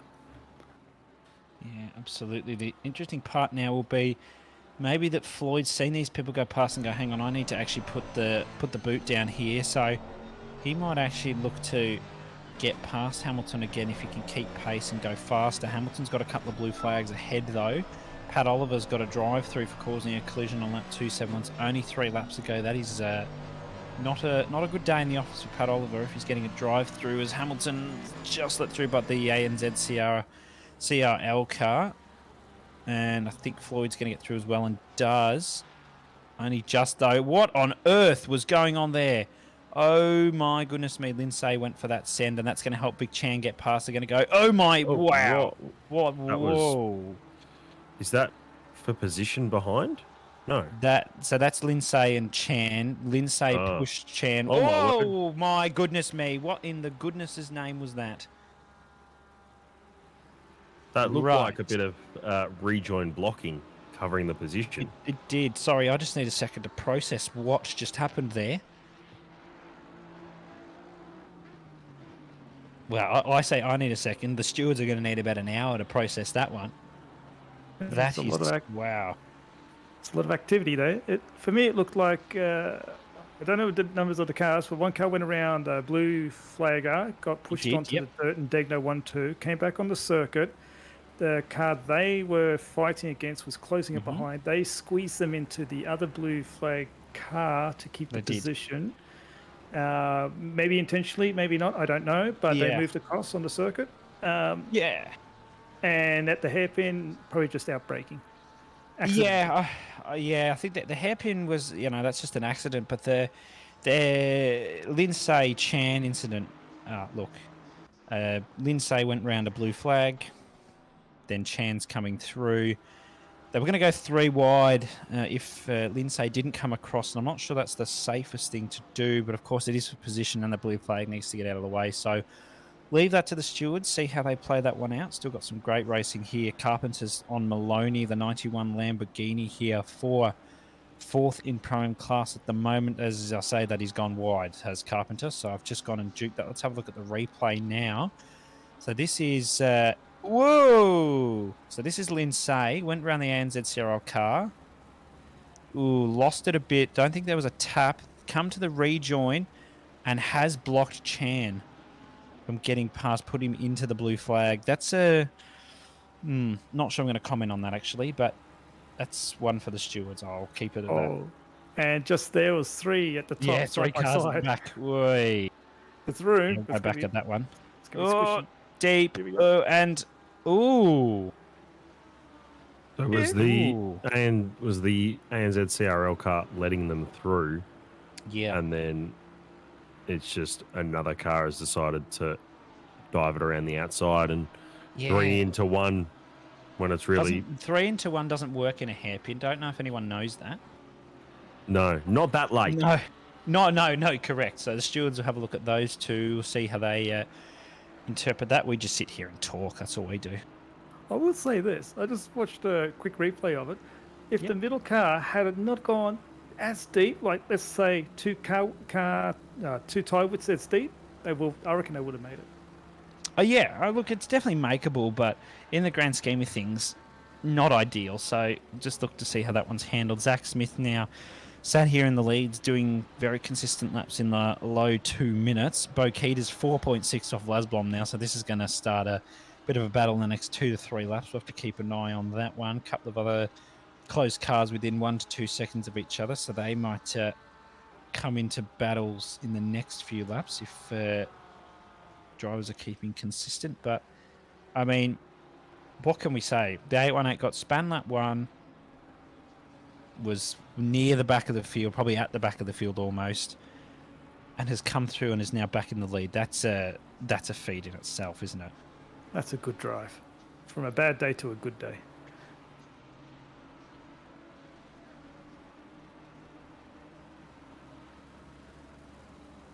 Yeah, because I haven't been able to watch the start yet, and I heard there was a little bit of shenanigans, a little bit of mess going on, a lot of activity, so... I'll be looking forward to watching that one probably tomorrow, I think. No, plenty of time tonight. Watch it in between this ending and the Monaco qualifying starting. Well, that's true. Between was it group Yellow flags. Row round. Let's get our eyes on that one. That was Is that the Alliance car? 4-2-1? 4-2-1. Whoa, what's no going on idea. here? What on earth is this Aston doing? Whoa. That's giving me bad flashbacks to Split Red on Thursday night. That's can't get that one out of my head. Yeah, looks like 4-2-1 still stuck at the hairpin, waiting for a gap to rejoin. One coming just after this last car coming through now. Should be able to get moving. Yeah, and he's moving now. So Good.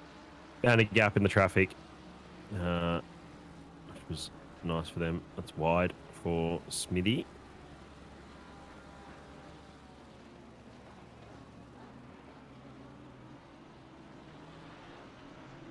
And the darkness is really starting to settle in now. The track lighting's starting to light up a lot more now. And you know what is lighting up a lot? The What's that? Ferris wheel. Yes. Ooh. Very, very nice right now. It looks very nice, but I don't think people's frames will be liking it particularly. I was going to say, if rain came, anyone who's in VR, enjoy. Enjoy, yeah. No. My experience of rain and night, not good. I also know that your recent experience with your sim rigs has also been not good. No, I fixed that. You Fixed it. Oh, that's A okay. yoga mat has saved me from being a ball of mess on the floor. Yes. For anyone wondering, Preacher's rig decided to collapse. I have... No, it's not 80/20. It's a next level racing FGT light. Yeah, but it still So- collapsed. It did still collapse, yes. My camping chair collapsed. I'm on the floor. Well, you're not now. No, I wasn't, but that's what I said. Well, you may as well have been, let's be honest. And of course, when you're sharing your screen in VR and you fall, it looks like you are about 10 inches shorter.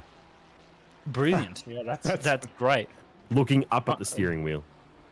Something that is 10 inches shorter is this gap between Scani and Carpenter now, only just under half a second. So this one could look to expand itself just within the slipstream. Scani's making full use of that coming through to 130. Yeah, Mitchell Weston's giving you some advice. Preach, get yourself an 80/20. Space is an issue.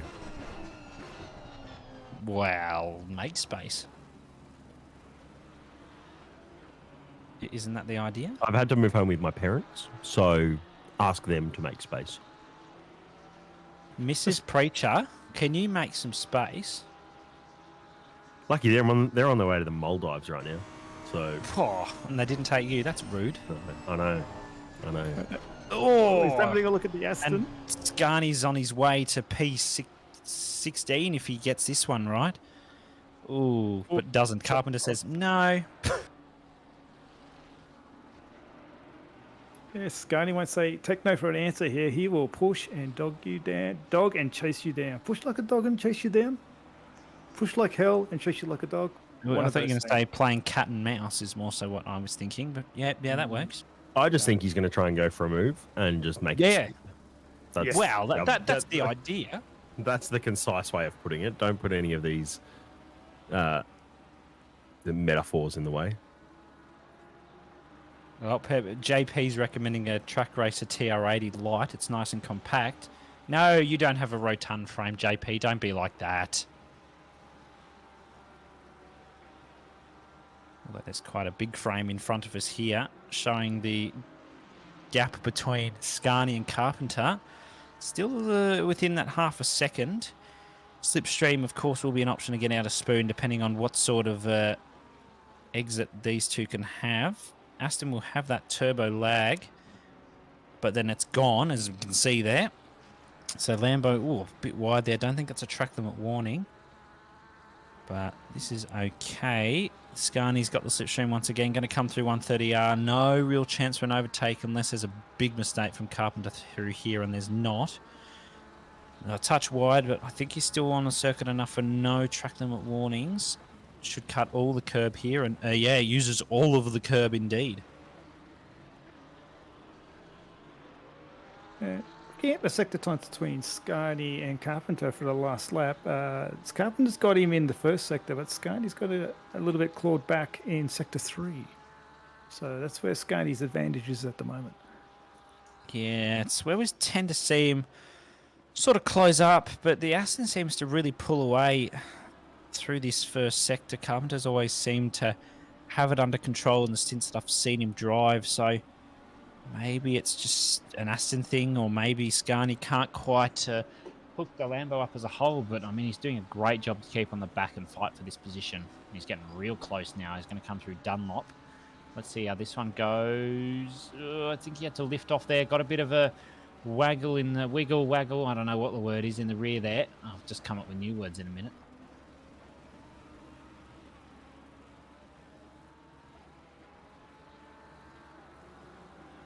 You know, it's so by the car attitude of Carpenter going through Digna 1 and 2, he is pushing like hell. Carney is really giving him a hurry up there.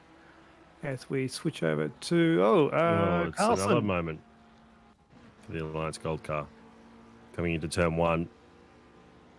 Got the rain light flashing. And the brakes well, I mean, just it's not raining, but sure, unless that's off the curb.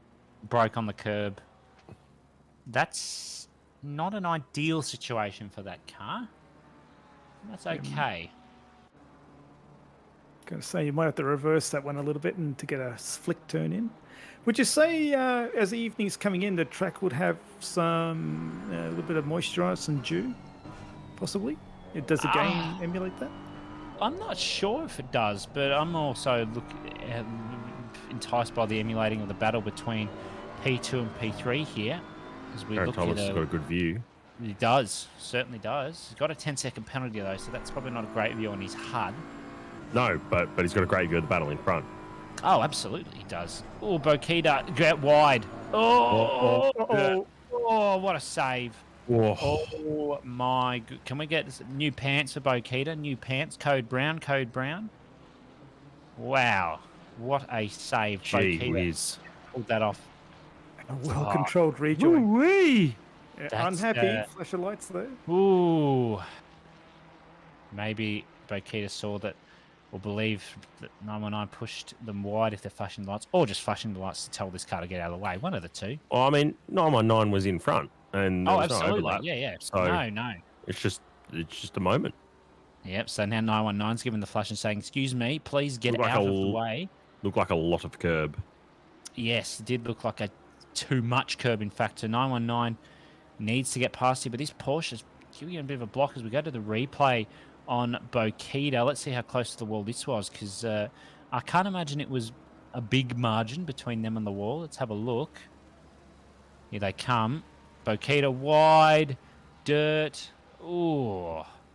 If there was a bit more dirt there, I reckon that could have been the wall. Was the foot kept in? I think the foot might have been kept in. Yeah, a foot would have been kept in so that the car didn't rotate.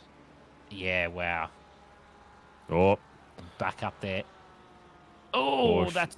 Getting a block on the 919 through the S's has really allowed Philippa to catch right back up. So we resume this battle. Yeah, this is going to be a cracker to watch coming up to Spoon now.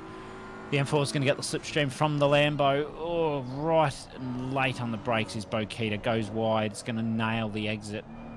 She does that perfectly. Look at the steering input that she's doing. Everyone will be in awe watching this. This is what esports drivers do, people. Keep an eye on this one. Vlasbom's going to have to do everything possible. Bokita's going to have to look to the inside here, or doesn't. That's a fair... I think maybe she didn't look there after what happened last lap, but keeps it nicely. She's going to eat the curb here, and yeah, all of it is... All of the curb use is going to get that exit. Oh, what a great exit that was. Now has the run on Vlasbom's going to have the slipstream. This is all in Bokita's favour now. Going to have to go to the outside. Vlasbom keeps it there. Maloney, 10-second penalty. Collision, lap 275. Keep an eye on this one, though. Bokita, Vlasbom backs out of it. But... No, he comes back. No. Oh, but... Oh. That's... Wow. Bokita just lost the rear slightly there. I reckon if she'd have hooked that up, that would have been bye-bye to the 919 car. But Laszlo has timed that absolutely to perfection to pull that back across. It's now pulling out that gap again, but Bokita's not going to give up through the middle sector. This M4 should be great on the curves. Let's keep an eye on it.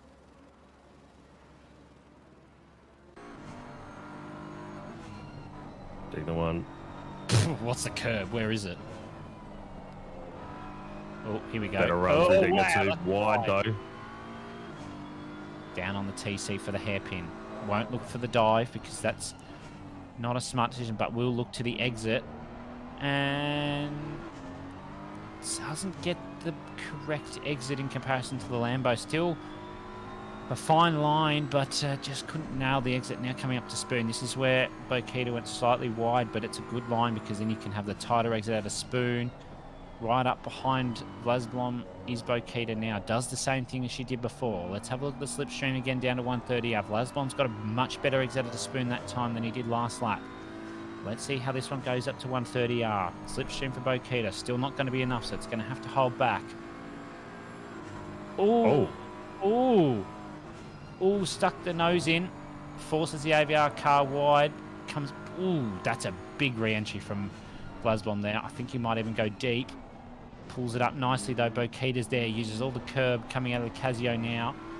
Oh, and it's right there. It's going to have the slipstream again. It's probably going to be forced to the outside again.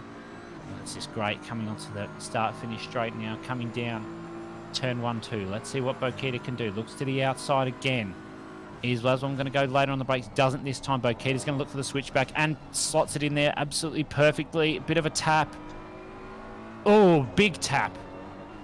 But that's pulled it off just. I don't think there was anything too malicious there about that tap from Bokita out of turn 2. Robbins Racing. Yeah, Robbins Racing. Play on umpire.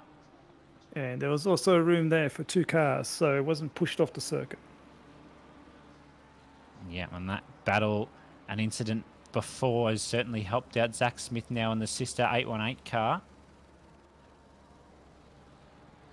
Bokita was having none of it after the last lap. I think she wanted that done and dusted, and now she can focus on the task ahead, getting back up to P1. Of course, they started P3 from the top 10 shootout, only 3 100ths off the man. Currently, he's sat in P1, Zach Smith. 27.6 seconds is the gap. Can Bokita do it in the next 2 hours?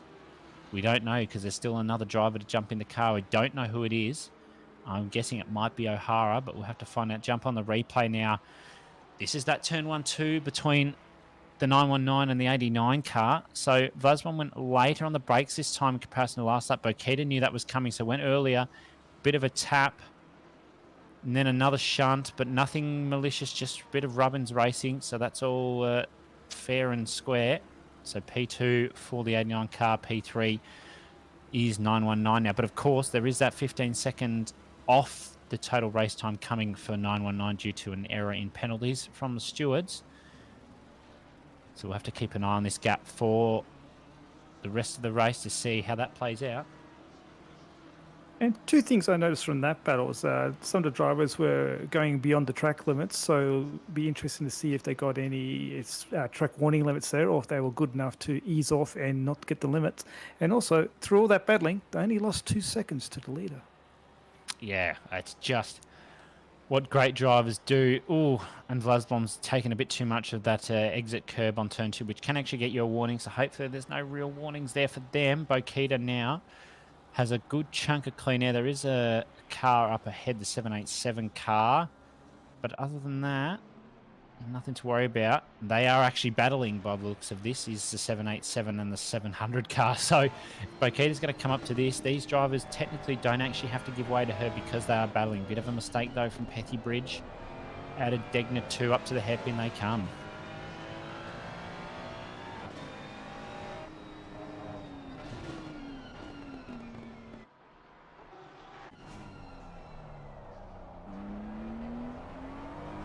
Bokita's still got, she's almost halfway through her stint, so Yeah. she's got a fair bit of time to make up. But the question is how long, and a gold has literally the same. So how long does Philippa go? Does she do a double, or will she exceed her driver time? I'm not sure what the numbers are like over that side, how long she's done in the car, but the other thing that will happen is put will a gold switch with Pignata, and they'll put Pignata in to try and close that gap again, depending on who goes in the 89 car. We'll have to wait and see. Yeah, it'll really, I think, depend on who the 89 put in. They've got 3 great drivers as options. They've got Marina Morella, they've got Farrah Stanley, they've also got Andy O'Hara. Who do you put in? Or does Bogita double, like you said, Preach? What do they do? The other question I'm asking is, well, I will ask before Dirks jumps in, is how much of a performance benefit does the BMW get being a turbocharged engine rather than, I believe the Lamborghini has naturally aspirated. Is there much benefit in the cooler temperatures for the BMW over the Lamborghini as we get cooler into the night? I don't believe so. I think it'll come down to grip on tyre benefits more so, because they'll still have 2 stops to go. Yep, there you go. There's the reminder from Race Control. Car 919 have a 15-second deduction in overall time due to incorrect penalty given. So have to keep an eye on that. Note that down on your little notepads at home for the end of the race. Will that bring them up to P2, or will that sit them comfortably in P3? We'll have to wait and see. Bokita's already pulled out almost 3 seconds here, so that's going to be an interesting strategy to see who goes in that 89 car. We'll be eyes wide open for that one.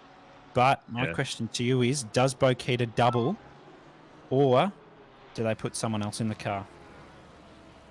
Do you want Bokita in to do the last stint? Well, this is the question. Or do you want to maximise her time if she's got some, and leave her in, and then you put O'Hara or someone else in for that last 30-minute sprint that we're expecting to see? Yeah, well, this is what we're going to find out. They've got O'Hara, they've got Morella, they've got Stanley. They're all very fast drivers, so they've got yes. This is right. Pat Oliver has done every minute of this race in car 717 due to MIA Racing teammate. And what an effort he has done. He's back to P23 after having a moment, after getting a drive through. He's had a couple of penalties this race, so he's done absolutely brilliantly to get back to where he is after, where are we at? Almost 10 hours. And the other thing as well, Oliver is still quite competitive. Okay, he's hit the wall. As I say that, I've mozzed it. So he's done 2 unforced errors in the space of about an hour and a bit. Since I've been in the comments box, he's had 2 unforced errors. And that damage on the front now is visible by the headlights flashing. Not at a flash. He hasn't pressed the button. No, that's right. But we're now back on this. This is Floyd just back battling with Aaron Lee, I believe. This has been brewing for most of this stint. Lee did pull out that gap, but now Floyd's pulled it back in. It was at a couple of seconds before, I dare say 2-3 seconds, and now Floyd has massively pulled this back in. He's going to have the slipstream. Is he going to look into 130R? I reckon he won't. Sticks a nose in for pressure. Doesn't look for the move, though. Good decision. But we'll see what comes of this. See what the run is like through the Casio. Floyd's got a much better run, but just couldn't nail the exit. But it's going to have the slipstream, and I think Lee's made the mistakes around the outside. Floyd's going to go. Coming down the start-finish straight. What can Lee do here? I don't think he can do a lot if he got the bad exit. That's a wing mirror. I don't know what that is. That's okay. Lee's going to stick to the inside. Is he going to go early? He does. And Floyd has just broken late enough to pull that one up. So that is just perfection from Floyd. You can't ask for better. Lee could have done more, in my opinion. Yeah, he had to brake agree. really early. He could have moved across a lot further to the left that car's width on the left-hand side like he's entitled to do when Floyd has chosen to go hard left to go the racing line. Yeah. Lee could have done a little bit more marginal. Would it have helped? Yeah. Maybe at turn 2. Definitely not at turn 1, given the cars seem to be very strong through the outside. But yeah, Yeah. John's right. So hard to see the braking marker for turn 1 in the dark, though. Yeah, that's right. Yeah. I think that Floyd may have also anticipated that Lee was actually going to brake later and and he was going to go for the switchback. That's why I reckon he broke where he did. But I mean, you can't complain about that. Now he's already pulling out that gap. It's almost at a second, probably going to bring Lee out of the slipstream. Now that's Lindsay behind, I believe. I don't know who that Lambo is behind, but that's Lindsay, who's got a bit of a gap to Vic Chan now. So he'll look to get in the slipstream for SX83 SimSport. That's Tom Maloney, the 91 Kovacs red Lamborghini, currently sat P4 in prime, but does have the 10-second penalty, so that's going to have a massive effect in the next pit stop in terms of the... Oh, wow, look at that view. Can't complain there, can you? And when you look at that from the in-car, well, it's very spectacular. It's good. It's a bit of a distraction, though, at that particular corner. Unlock. I find it hard at the Casio triangle. You're just looking at it, just going, that's really bright. I'm easily distracted. Yeah, so am I when it's a pretty wheel like that.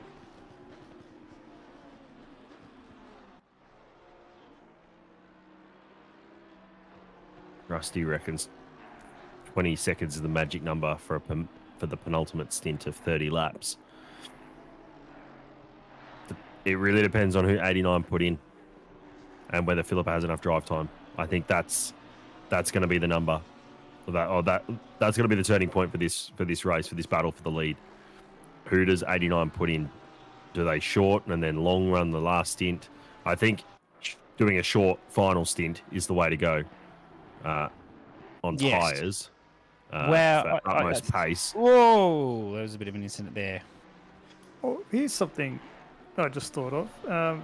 She can finish the race. You don't have to swap drivers unless there's time. Well, this is right, and I guess the question here is that do they swap, and then maybe if they need to go for tyres for the half an hour, put Bokita in?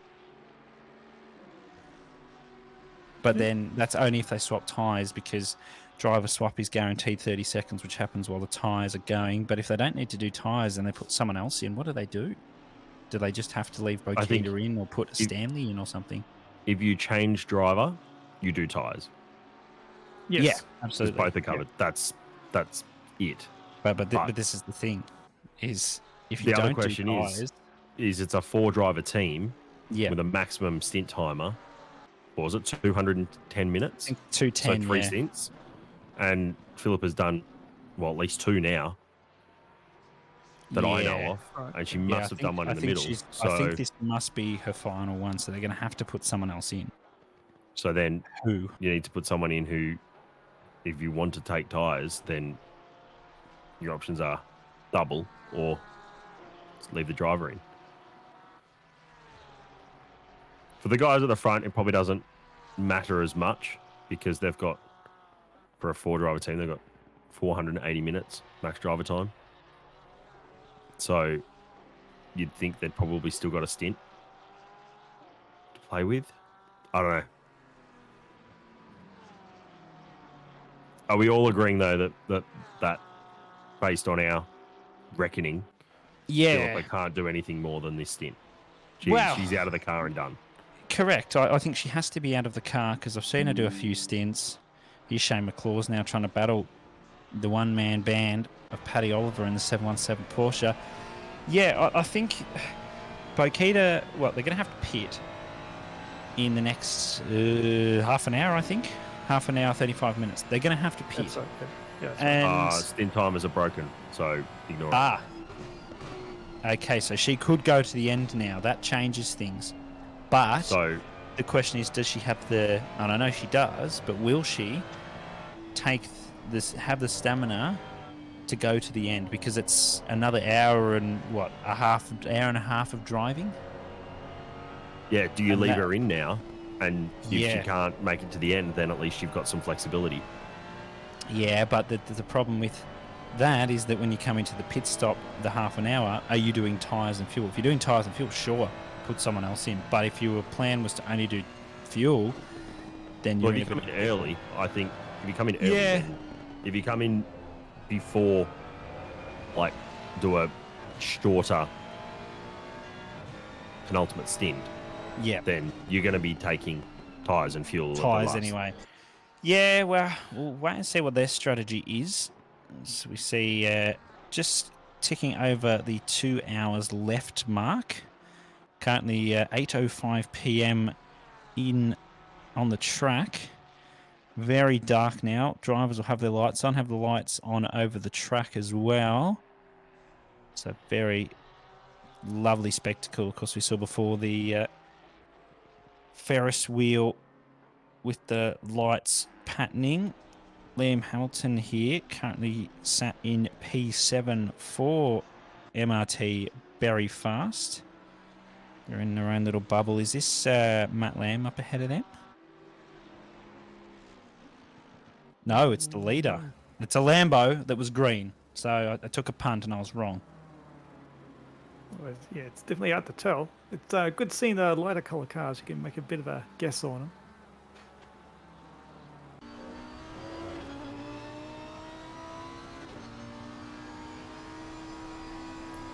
Yeah, it's really interesting for car 89 what to do for the end of the race. It's she's got 1 hour, and the 40 minutes potentially.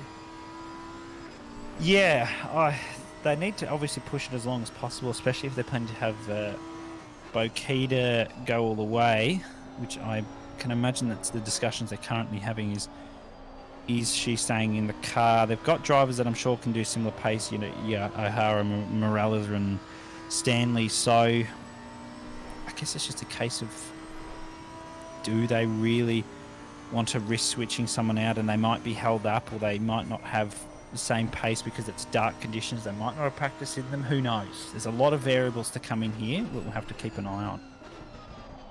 And the next questions we haven't been talking about is car 818, what are they going to do? Well, if stint times are bugged, I'd be putting, no offense to a gold, but Pigo has been the faster driver. He said 818, not 919. Oh, sorry. Well, either or, you're right, yes. Yes. 818, my apologies. 818, Hawley has been not too far off Smitty today. So yeah, you have flexibility, I think, in the 818 car. Absolutely. The 919 is probably going to be reactionary to whatever the 89 does. And sorry, just for a side point here, it's car 919 is 10 seconds behind car 89. That's exactly I reckon they'll go for an undercut. That's the play. I reckon they'll have to differ from the 89 strategy to have the hope of staying in 15 seconds. They have to. They don't. Reactions isn't going to be enough. They need to have a plan, and they need to execute it well to keep within that 15 seconds. Because they know, I guarantee you, end of this stint, Bokita 15 seconds ahead, almost guaranteed. Depending on who they put in the car, Pinata's going to go in the car anyway. Do they put him in early? Last lap, 818 did a 2:10.13, 89 did a 59.9, and 919 did a flat 0.7. So Bokita is absolutely on this. So 919 is holding on, but it's just not going to be enough for the next 25 minutes. It's just not. And, nothing to the drivers in the cars, but yeah, it's a hard one because they're probably sitting there scratching their heads like we are trying to work out what they're doing. And if we're trying to predict what they're doing, God knows. I think the undercut, I think the undercut's the strategy. 2 stops from here gets you home. Or within that 2 hours and 20-minute mark quite comfortably. So I think, maybe if you're in the 919, you jump. Get bigger in the car, fresh tyres, try and hold that gap and try and capitalise as best you can. And then leave it in the 89's court. And just to be clear for everybody, just in summary, cars in position 1, 2, and 3 are 2 laps clear of position 4. So it really is between those 3 cars. So no one else can interfere with the racing. Apart the podium from lockout. Yes. Yeah, Yes. exactly. It's basically, podium is I'm not going to say it. I won't say it. No, don't. I know Oh, what you it's too don't hard. go there, preacher. Don't do it. I will personally come around to your house. I will do it. Mate, I'll be dropped from anything and Yeah. everything. Mullock will be on you. He'll be at your front door. He'll be having absolutely none of it. Aaron Lee at the moment. Sat P5, just in his own little bubble for the 111 Rockets Evolved car. They've had a fairly solid race. I don't think I've seen many mistakes from them at all. And now I've mozzed them. It's game over. But anyway, Stephen can come at me for that one.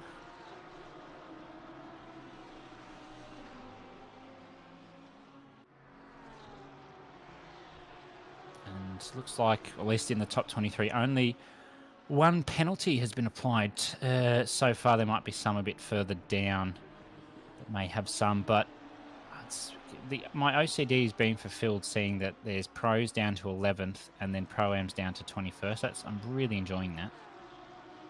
It's very neat.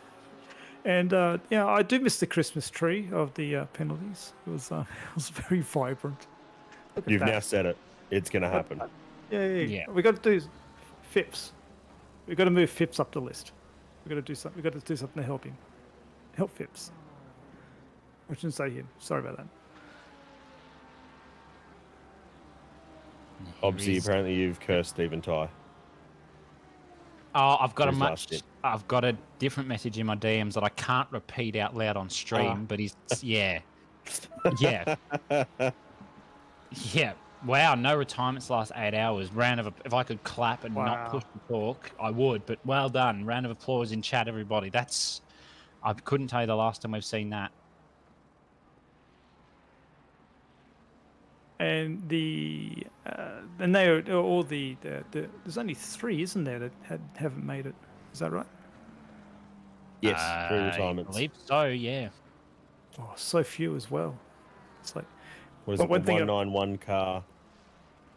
The 23. And there's one other that I'm forgetting. I want to say it has a 4 in it. It'll come to you eventually. Here is the leader of the Pro-Am class is Gaffar Fahad. Aaron Lee at the moment still battling in his own little bubble. No real cars around. Floyd's not too far up the road. That's okay. He's got one of the Lambos behind him now. Just putting along slowly, just trying to keep it consistent. Coming towards, we're mid 2/3 the way through this second to last stint. Of course, some cars may only have one stint left if they're a bit off time. So we'll have to keep an eye out for those off time strategies that may differ results in the end. There's that 10-second for Maloney in the 91 car that might make a change in the overall standings towards the end. There's a lot to really take into consideration as Lambo really wants to get up close and personal with Aaron Lee. And look who's joined us. It's the man himself, David Bender McFulty. Here he is. Yes, hello everyone, good evening or good morning, depending on where you are. I am back again. I'm like a pest, you can't get rid of me, no matter how hard you try. you did make a promise. Oh, yes. Yeah, Bender always fulfills his promises. Wow, this is a gaggle of cars. This is... and Lee's lost her around a little bit there. How was your stint, Bender? How'd you feel with that one? Yeah, it felt pretty good. I think probably the 3rd stint. Been driving 4 stints, alternating hours now. So not this one, but the one before was probably a bit faster. I reckon that was the peak track conditions for me, at least. I reckon, in terms of like lap time and car performance. I think the tyres are getting a little bit cool now. Well, it's good to hear, Bender. I'm glad you're enjoying your racing. Yeah, it's been good. Thanks. I've definitely missed it. Bender always loves his racing. Do. But have you done your rain dance? I have. Normally it it's hasn't about worked, now. has it? Yeah, I've just gotten out the car for the last time, so it's about now that it'll be start moving in. Rain in 15 with a little icon. I can just envisage you up in your chair doing your little rain dance there in your office. Yes. Sorry, Paige has just put something in chat and I'm extremely upset by it. I don't All three together? No. But No. pineapple? Yes. Pineapple, yeah, I'll have that. Peanut butter, no, that's disgusting. And Not on a spicy Subway. pickles, sure. Spicy pickles, depending on what else is with it. What are we talking about? Subway Uh, toppings. Subway. Oh, toppings. Subway toppings. Because the race isn't already exciting enough. But the question is, what is your preferred sub? Surely there's at least one meatball person here.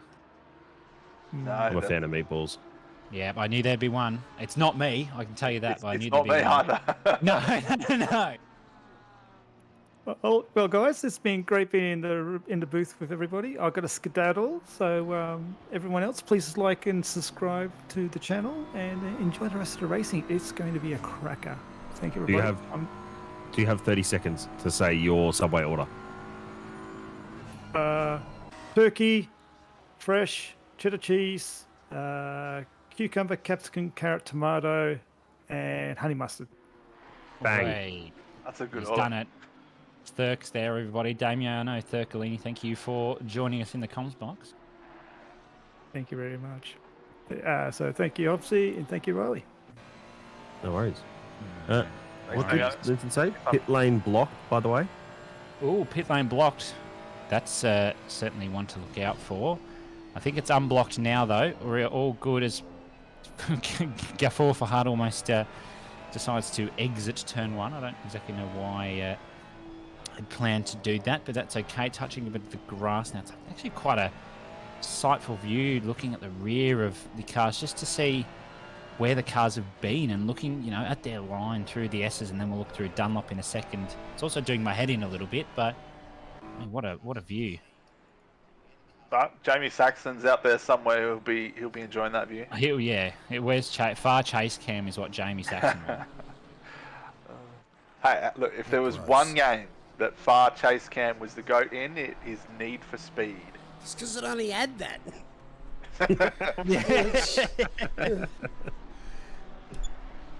Oh dear, but this Kovacs Racing blue car is in a bubble of its own, as most other cars are in the midfield like them. As you can see, the splits there are in the double figures for most of them. Okay, and I've gone and mozzed it.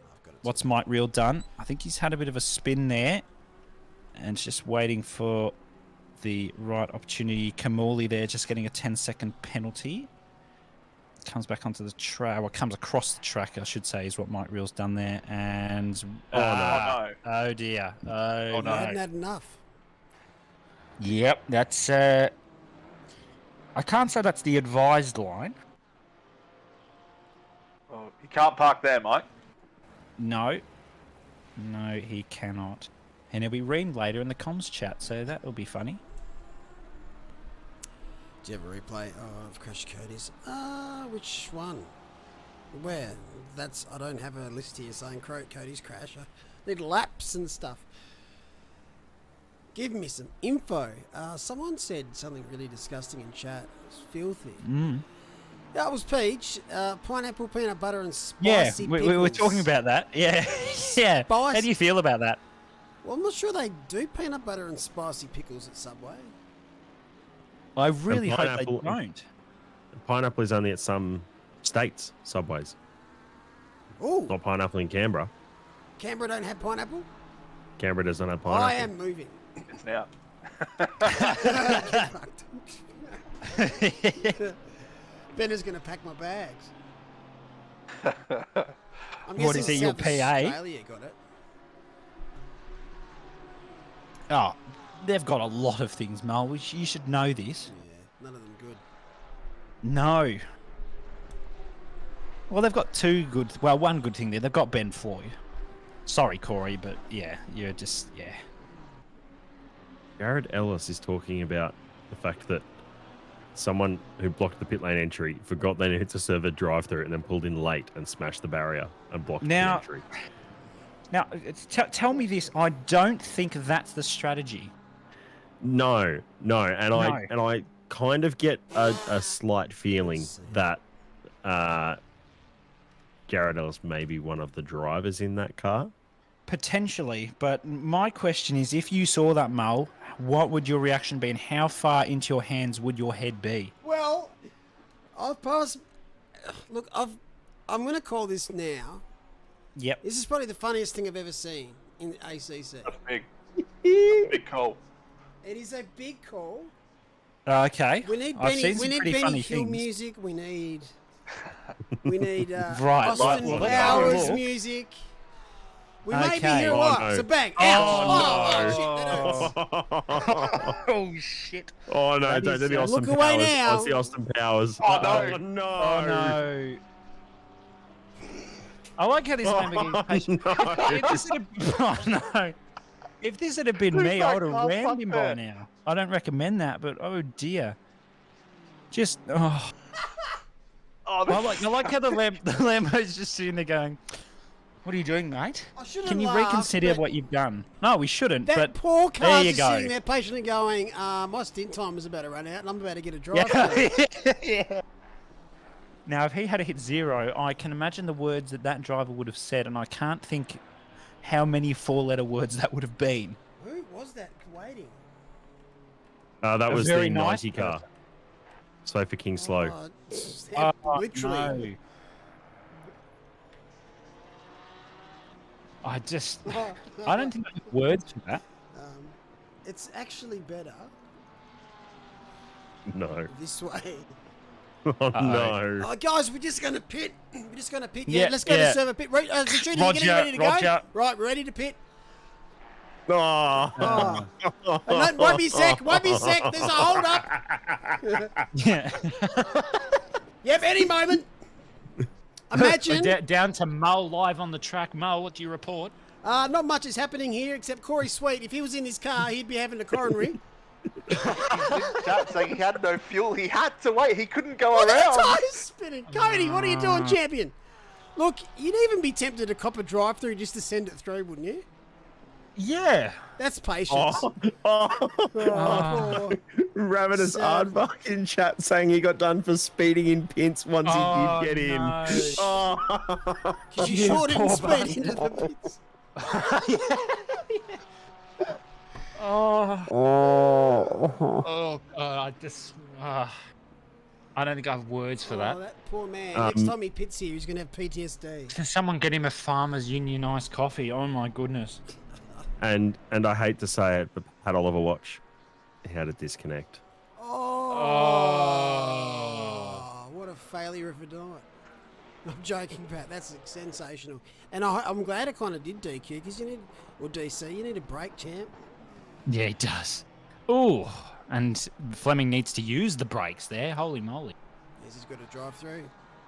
This is how you All enter right, the pits. after I was waiting for him to. Is that a week? No, didn't spin. Good. after all the pain that we've just experienced, I'm going to bid you all farewell. Enjoy the rest of the call. See you much. Thank you very This much. race is on. Thanks, Breach. Heavy, was that you sitting in the pit lane waiting? I have a question. Did you say any Yeah. curse words? I think he did, and I can imagine what they might start with. Paige, if you're in chat, what's some of the things that might have come out of your car if you were in Heavy's position? Yeah. I know what I would have been saying, but... I it's know just too, but I can't unfortunate. repeat them. No, we're at Christian PG stream I was about to say it's good. Yes, we are. every Christian 5 minutes. Oh, another drive-through. Lindsay Muddle 422 for dangerous driving. Well, I don't think we've actually seen many of those today, which is a good thing, of course. But that's, what, 15 laps ago? That's an odd one. Maybe more. I know, 16, 17 laps ago. Has Was it Paige pen- finished his stints yet, John? Can I joke with that? Because if you just don't joke about stuff, you just cry. Because Yeah. I'm sure Cody's sitting there pretty disappointed what happened, but I don't like to laugh at things, but that was pretty amusing. Yeah, look. Name I 14 wasn't so... clips. Yeah, 14 clips where you lost that cool. I can't name 14 clips where you lost your cool, but I can name a clip where Bender lost his ability to drive.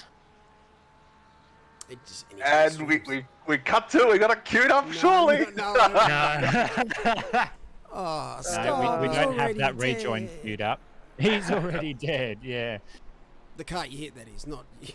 Yeah, correct. Yes, that's right. Yeah. No, Bender, we don't care about Bender in that incident. Only the multiple cars that he killed. Yes, the path of chaos and destruction I left behind me. It was literally Bender. Come on. Final corner, final lap, and you do that. Iconic. Everyone knows about it now. Just looking at the weather here, 10-kilometre winds has slowly increased over the last few hours. Yeah, I had noticed that. Has this car been straight for the last 10 minutes? Jared, have you put the right mate, wheels on? I do appreciate their special livery for Suzuka. I do as well, but it's dirty. That car is very cultured. It's seen some stuff today. So have we. We've seen a lot of things. Yes. Probably too many things, to be honest. Oh dear. But yeah, I don't think we're going to see rain. Yeah. What I've generally seen with these endurance events, if you don't see rain in those first 4 or 5 hours, yeah, you're never going to see it. Rare. And we're talking even if there's because it was sun the whole time. Even though, why doesn't it go to the night emoji? Because it's clearly not sunny. I'm not sure. Actually, I think there is a night one, but I've rarely seen it. Yeah, it's very different. Because there's a night one with cloud cover, I'm pretty sure, as well. Maybe I'm just I think it's past a certain time. I'll see if I can find out. They're so timist. I know. Discrimination. Oh, this been a stellar race. It's still wide open. Like, those front 3 cars can still win. Obviously, 919 has 15-second reverse invoice, so deduction in their overall time after the end of this race. Maybe they do us a favour and cause a 15-second incident that we don't have to penalise. Yeah, exactly. I liked Page's idea of penalising everyone else around them with 15-second, but you just can't do that. Yeah, that doesn't work. So I just give them a gold mushroom, you know? Paqueta's got the gap to the lead now, under 20. Absolutely pushing. Last lap, Paqueta was a 59.8. Pinata, 59.8. Smith, 2 minutes 6. So she's gaining. And this last stint is going to be huge. Going through the Pro-Ams.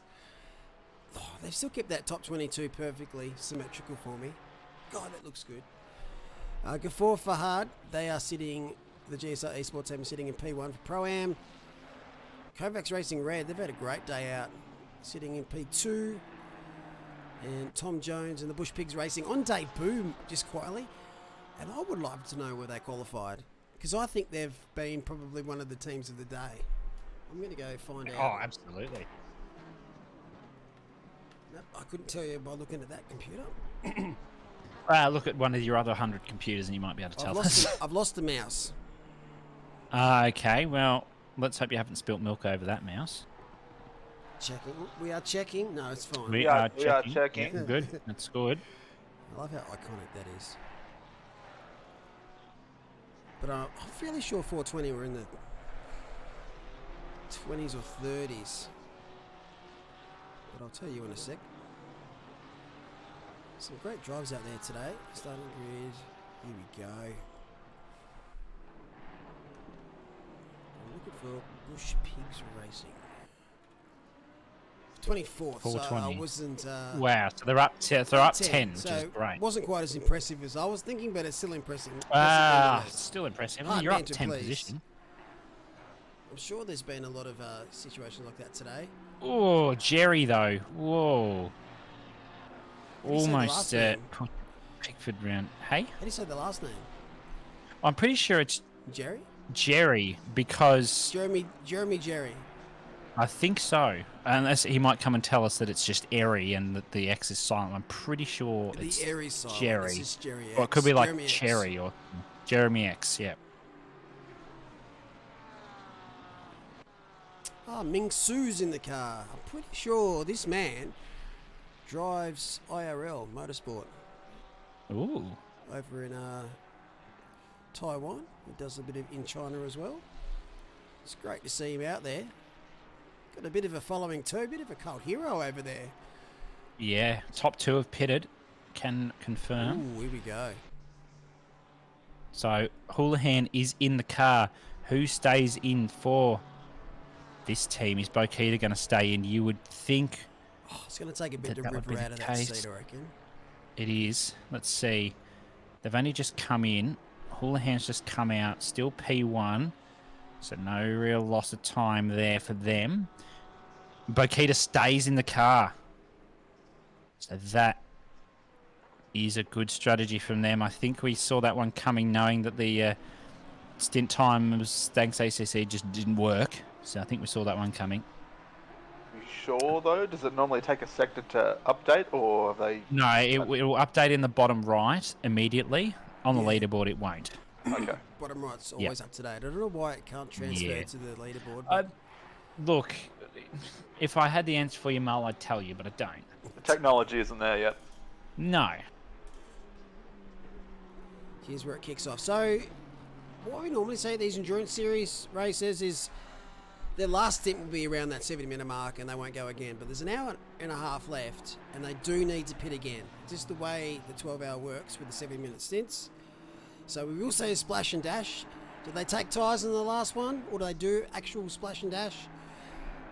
It's up for debate. What would you do if you're in the car, Mitch? Well, not that. It's a tough one. I feel like if you genuinely believe you're oh, this is a move for position, I believe, actually. I'll give you my thoughts in a minute once we have a look at how this plays out. It's looking good, though. Around the outside goes Jeremy. Can't quite get that one pulled up, though. I really think it's driver dependent, because the way that I look at it, being a driver, you go, okay, we can do the splash and dash. The tyres are going to be worn and we're going to do X lap times. Or we take fuel and tyres, and the time that we might have saved by only fueling, can we gain that back on fresh tyres? That's what the drivers need to consider. If your car has the capability of saving the tyres on that fuel, by all means, gain that extra, what is it, half an hour, so you're looking at, I reckon about 10, 15 seconds. So if you're, say, 919, for instance, you might attempt that if your tyres aren't going to go off. But it's a tough one. And they pitted early as well, like I thought they might. So they're probably going to go for fuel and tyres and maybe try and make up the time, whereas someone like Bokita may look to only take fuel to try and gain that time on 818 if they think that they might take tyres. So it's really just mind games at the moment for the top three, and of course the other drivers as well, but mainly the top three to see. Oliver in the fence. I think it's time we. It was. I think it's time we put Pat out to pasture. Ooh. If he's a bit dangerous out there because he's so tired, it's probably just time to pull it pack up, it in. put it on blocks, Yep. let someone steal all the stuff off it, and go to have a sleep. But I think you're right. Whatever happens, she will not be worrying about trying to get P3, P2. It's going for the win. It's and P1. If it backfires, well, she's going to finish third. There's bigger enough gap between P3 and P4 to take a lot of risks here. And also, AVR in the same boat. They want to snag a win here in the Endurance Series. They've been close. They do. And maybe tonight's the night. 1 hour. Well, maybe, left. but this is the question. If their set is good on tyres, do they only take fuel? That is the question. Alexis Bowen, she's just jumped in the car for MRT. Bokita 59-1. Wow. She is on it now. She wants that win. She might even go for the... Well, I mean, the rate that she's doing those lap times, she might have to take tyres. What is the 818 going to do? We're going to find out in about an hour. What's the 919 going to do? What's 89 going to do? We're going to have to keep our eyes open for that one. Last lap was 1.7 seconds faster than 818. Wow. And it was the fastest lap of the race. We won't see that too often. 159.1. No. The next best fastest lap looks like it is Pinata's team, so 919. Yep. It's 59.5. Quite a few teams in 59s tonight, though. See 818s. We see No Idea in 315. Bricks Racing. OES Orange. 58 with Lamborghini. So there's quite a few teams dipping in the 59s, but no one's doing it as consistently as Bokita at the moment. Here's an interesting thought just on the top 3 battle. I know, was it third? 919 is pitting first before the other two. Correct. Let's say they don't take tyres and the other two do. Yep. They don't have to get track position. They just have to be No. within their 15-second penalty that's going to get refunded.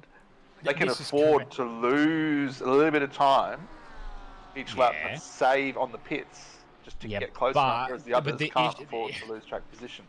This is true. But the way I then look at that is go, okay, they're not going to take tyres. But if the other two do, are they then going to pull out that gap faster than they can by just having the fuel? But do they take the tyres, try and close the gap, and the others not take tyres? That's oh my goodness. Yeah, Bokita's having none of this. Okay, She's- do you reckon she's taking a little bit less Go for fuel for this stint? Could be. 'Cause Well, I reckon she would have. that's what I'm wondering. Here's a chance just to absolutely go hammer and tong, see where we're at for that final stint, and fuel up accordingly. But she's absolutely flying, so there's a fair chance that she's maybe got a little bit less fuel, or she's just gone into beast mode. But at the moment, I mean, I want to lead the race. they sure do. 919, We'll 5 keep an seconds eye on- back up after the time adjustment. Yeah, so She's close. that's going to extend it's going to extend if Bokita just keeps this one going, and I think she will. Is she on the lower fuel? I mean, it's Bokita, so I don't know. I actually reckon she might be on full fuel. And the colder temps, they've probably heated up the tyres a bit, are really doing her a favour. And just the more that fuel goes down, the less tyre wear, the faster the car's going to be, even at the start of the stint. Litres, 5 litres can make a difference to your lap time, even if it's a tenth, 2 tenths. I don't think it's that much, but just in hindsight, any amount of time and fuel usage is going to count. It's going to be very spicy. Who's your money on, Bender? I won't ask Mitch. Mitch is, Yeah, you can't ask me. Can't I'm ask involved Mitch. in all of these cars. Yep. what do you reckon, Bender? It's hard to bet against Bokita, but I'm going to say the man in first place at the moment, he's got track position. He's got a bit of a lead. I'm going to say Houlihan and 818 managed to see it out. So both 818, 919 have responded last lap, before this one, sorry, with 59s. That last one there was a 2 flat on the nose by Hooley. So they've responded, but it's, yeah. It's a tough one to call, I think, because all the drivers are going to be pushing, and I think if they all are pushing, they're all going to have to take tyres. But if you're Pinata per se, if Bokita's pushing and ruins those tyres, is it worth not taking tyres and trying to conserve? Maybe, but then the time that you gain from not fueling might be then brought back out by Bokita on the newer tyres. So it's a tough one, I think, and Houlihan's going to have to do everything that he can to try and at least, I don't think, in my personal opinion, he's got the pace currently to extend that gap, keep the gap certainly, or keep it, stop it from closing as much as possible. Absolutely, he's got the capabilities of doing that. But So who's your money on, Mitch? well, Pick a number. Who's my money? Oh, And it's... I'm going to have to go with 818, there you but I go. think it's going to be close. I think it's within 2 seconds, maybe a second out of him, at the John. finish line. Do we know who's going to be in the cars for last stints? I mean, Houlihan's in there now. I'll say Smith. I I'll think- say Bakita. If there's a tyre swap for 818, Pinata. Smith will get in the car. Yeah, that's true. Pinata will stay. Pinata will definitely stay for 919. If there's a tyre swap for 818, I reckon Smith will get in the car.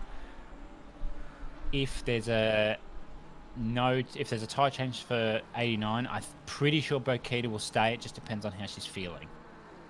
Then maybe they might put Ferris Stanley in or Andy O'Hara per se. If Philip is really tired out, both those drivers will not anything against Morella, but the Stanley. Oh my goodness! Oh my goodness. Wow, 58.8. There we go. The barrier's broken. I swear she's taking less fuel just for this absolute Must be on less belting. fuel. Yeah, But she's that's. selling I it. mean, I know she's fast, but that's insane. If that's full fuel, that's insane. It's still got an hour left on the stint, probably a bit less because they need to get into the pits. So it's going to be a half an hour dash to the end. Is it a tyre change and go for it? Is it a splash and dash? We'll have to definitely keep an eye on the timings for that. While they're duking it out, let's take a look at the Pro-Am class. Ghaffar Farhad, the GSR Esports team, they're on lap. They've done 307 laps. Where's the other car? There you go. So they've just lapped their next best rival. So P12, P13, 1 lap down. So the money is in the bag there for GSR Esports. Bush Pigs Racing in P2. They've completed 306. And a little bit further back is car 10, which is FPS Evolve Racing Blue. I can't keep up. Orange, we'll just say maroon. Yep. All the colours. So they're the 3 battles for all the 3 podium sitters. AM class, team last name. They've completed 301 laps. This is where it gets really spicy. Because the top 4 AM teams are all on the same lap and all within a certain window. And we're out of sequence on pits as well. That's it. So, This is the See, next Bender one. giving us the inside information. Brake Czech Republic, 387. They're P2. Rutama Spin, they're sitting in P3. And your team, Bender, team first name, P4. All on 301. No, Bender's Class 3 car at the 3. moment, mate. No, I've moved him. I've actually just moved him. Oh, you've now. moved him. Yes. Okay, right. Oh, Yep, we you've can't have you've him changed the running. config files. You've changed them. Absolutely stuffed. Yeah, right. So yeah, great to see. It's going to come down to the, as we said before, the final stint. Yeah, absolutely. A little battle here between Van Wingard and Hughes now, going up to turn 1. I think that's just they want to get past that No, we're Lambo. not. That's Pinata. So Pinata's going to slow this Porsche down. It's the ANZ CRL car, and Van Wingard's just going to come through right to the back of that Porsche. So that There you go, textbook. M4 will be clear. I mean, it's really well done there. That's the OES orange car behind as well, I think, and Sweet's there as well. So no real battling going on here except for this little AM battle, which is good to see. Just needing to let those other cars go past first before they go and have a bit of a fight. Oh, right on the edge of the Awesomely track, the done there, Porsche's Adam. course. Yeah, that was really nicely done. Knew that had to let the car pass, but Van Wingard's going to have absolutely none of this. Goes a little bit wide from the apex through Degna 2. That's okay. Porsche's going to have the better exit out of the hairpin.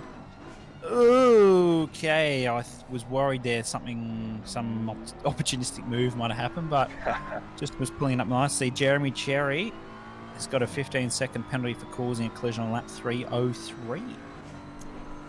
Liam Hamilton in chat says, I cannot believe how sore my shoulders are at the moment. Are you throwing shade at your team for carrying them, or have you literally been doing shoulder presses? Or your shoulders sore, yeah. A Bender can sort you out. Yeah. have we done the raffle for that yet, have we? Oh, there's a raffle for that. Can I enter?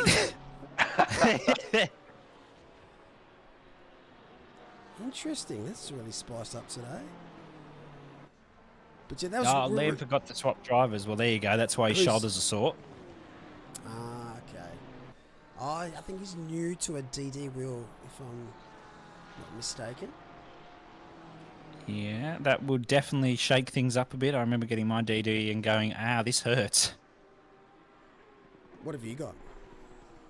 Sim Magic Alpha Mini. Nice. Yeah. Decided that desk rig is good, but proper rig with DD is probably better. Definitely better. Definitely better, and Yeah. I was right. Kept the pedals though. Can't go wrong with the TLCMs, but yeah, you just get so much more out of a DD. Nothing against those that are on desk rigs and whatever, because I feel you. I know it's one way to get in, but it's just so much more precise. David, what's your which is rig? great. Yeah, what's Bender got? Very outdated. Is it a desk have- rig? It is dead. Yeah. Yeah. He's running a G22, doesn't even exist. G27, yeah. Still a relic. You do Probably got up in value these days, actually. Yeah, 27's probably the most popular entry wheel for such a long time. Just a staple. You couldn't break them. Oh yeah, this is almost 9 years old now. I've taken pretty good care of it, cleaned That's it. almost half my lifespan, Bender. Wow. Yeah. That thing, that is a relic. Yeah. See, it's tough, right? I don't have much time to play and be involved in sim racing, which means when I'm thinking about, I'd really like some new gear, it's like, well, What's the point? Can I justify spending $2 or $3 grand, and Yes. buying new gear? Yeah, for me, and you get things on sale, it's definitely justified. You just need a sitting up here pressure channel in Discord. We'll Yeah. make you buy something. Although I've seen, what is it, the Bulldozer channel? Yep. Lego Bulldozer. What was it? $800, $900? Something Sold. like that, yeah. Took a while, that one. Whoa, a bit wide. That's wide. That's. I don't think that is the optimal line. You said Alex. Alexis just lost it at 130R. 130R. Ooh, so here is Alexis Bowen in that 600 very fast MRT car. She's just letting a couple of drivers through. Maybe the tyres are still a bit hot on her car, but that's more than fine. Only needs to get to the end now with an hour and 17 minutes left. It's going very slowly at the moment. Oh, there you go, Bender. You've had an offer from Emily Kate saying that that she'll sell you their sim reg to you. You're not racing anymore, Brad and Emily. I wonder where Brad's been. I've still got his stuff that he sent me. Missed his- Yes. Meg in chat. The Lego Bulldozer was totally worth it. Meg, I'm there right with you. Yeah, other Legos. Yeah, what type of Legos are you bulldozing, Megan?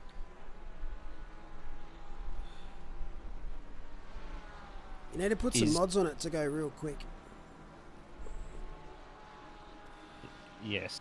Need to get back into it. Yes, you do. Yes. Bender won't spend any money though.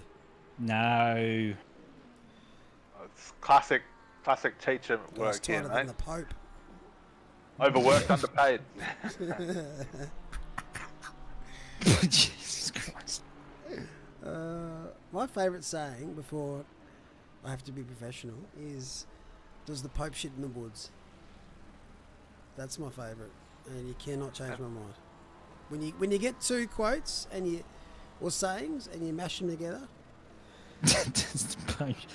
Can you give us like an example? I'll give you of another when you would one. use that? That's Yeah. like how you float your bicycle. No, ask me a question. That's a yes or no What answer. time is it? That's Oh, well, a yes or no answer. Oh, do you like pineapple on pizza? Oh, that's not a good one. Well, maybe a question that I can say yes. Oh, it's Do you drink coffee? Does the Pope shit in the woods? That's where you I use don't know. Well, I don't. This is the thing. I don't know.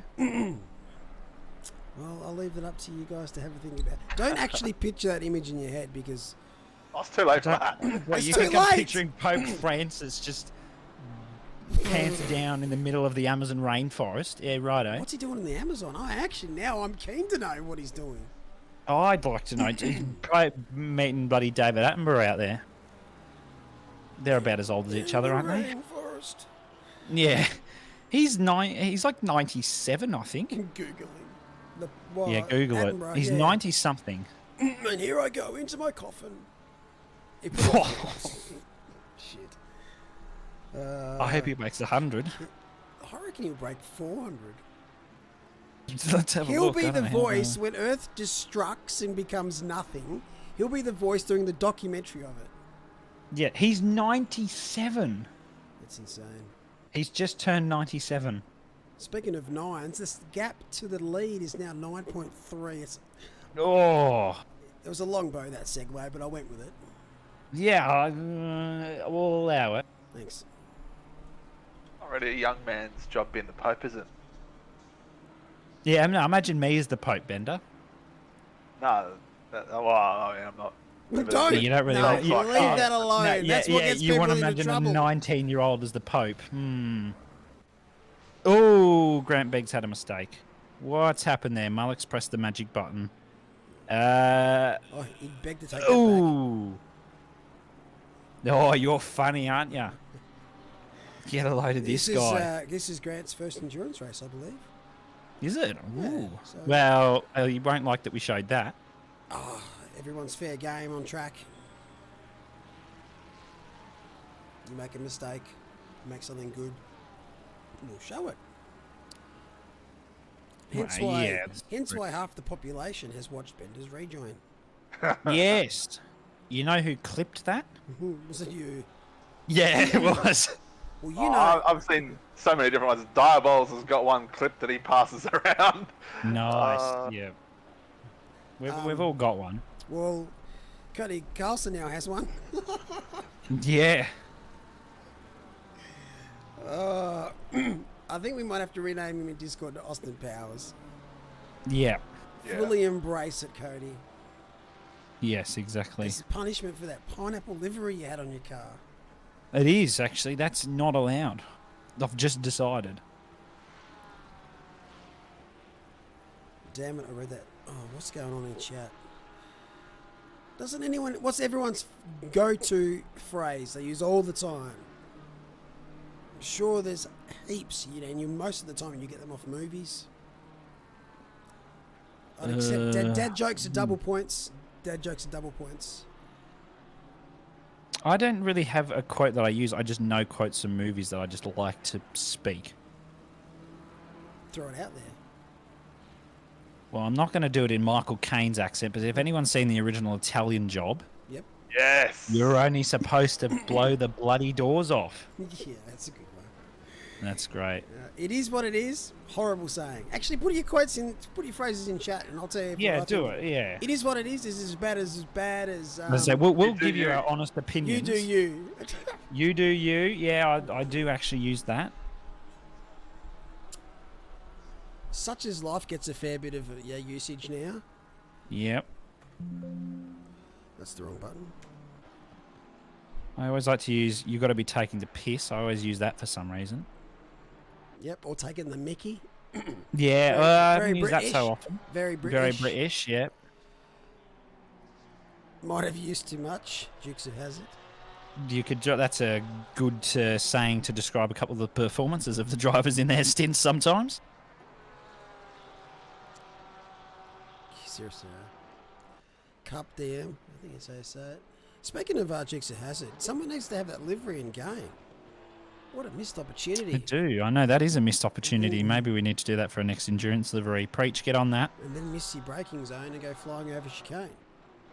Perfection. What happened is the safety car livery. Yes, this is true. You could do that. The unsafety car.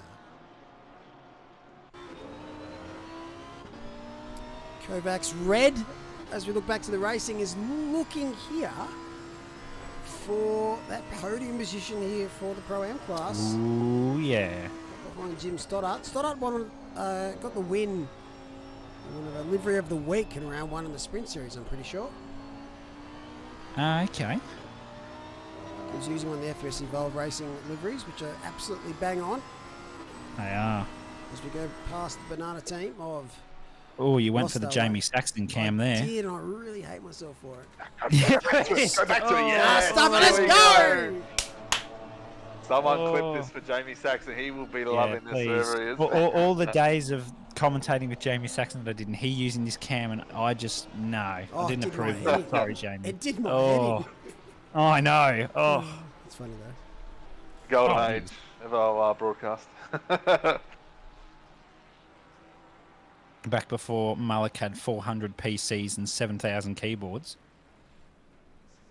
Oh, those are the days.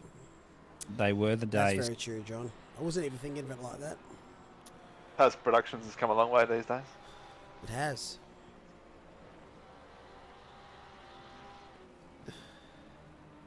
It helps when the internet works well. Yes, that usually is helpful. I need some livery ideas. It can be anything. So Mm. What do you need livery ideas for? for when I start racing again, Uh-huh. payback is just it's not going to be a serious one. Someone needs to make a livery that is just Mullock's face Oh, please multiple times over the car. No, I'm pretty sure Rugrats did something like that a while back, and it was the most hideous thing I've ever seen. Yeah, it was. It wasn't great. So shout out to my man Sticky in chat saying the Castrol livery. Yes, that is truly iconic. Yes. Or Mullock needs to have a livery with all his famous sayings on them. Ooh. It's going to have to be a big car like a truck. It is, actually. Geordie Slater there's just had a bit of a moment. Not sure if it was a tap or disconnection of some hardware there. A bit hard to tell, but back on the road he goes. Oh, here you go. This is a great idea from John. Each patron is allowed to submit one item for the livery of the car. Done. Lock it in. PG images Oh, keep him drive whatever you guys put on it. As long as it's allowed on stream. Yeah.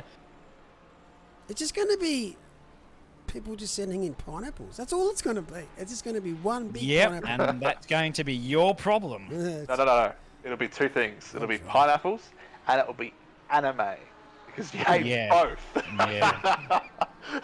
Well, maybe I'm just trolling everyone. When after this stream, I'm going to sit on my couch, watch anime, and eat pineapple.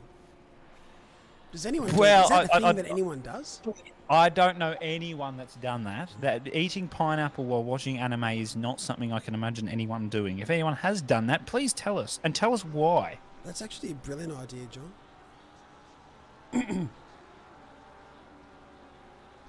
And good luck to my livery designer. I'll just do it myself. Yeah. Throw it on there.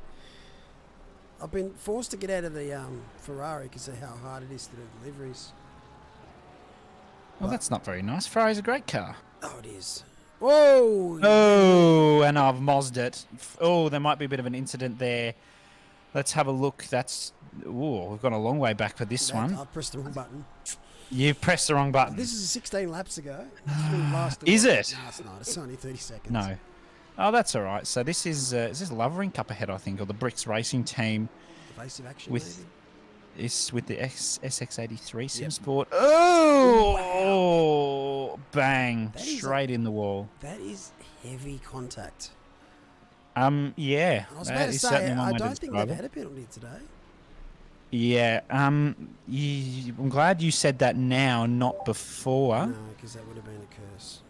Which always is handy. And we can finally welcome to the commentary box, Natalie McGloin. Natalie, how you going? Hey, I'm good, thanks. How are you guys? Fantastic, We're all fantastic. doing great. Doing well, thanks.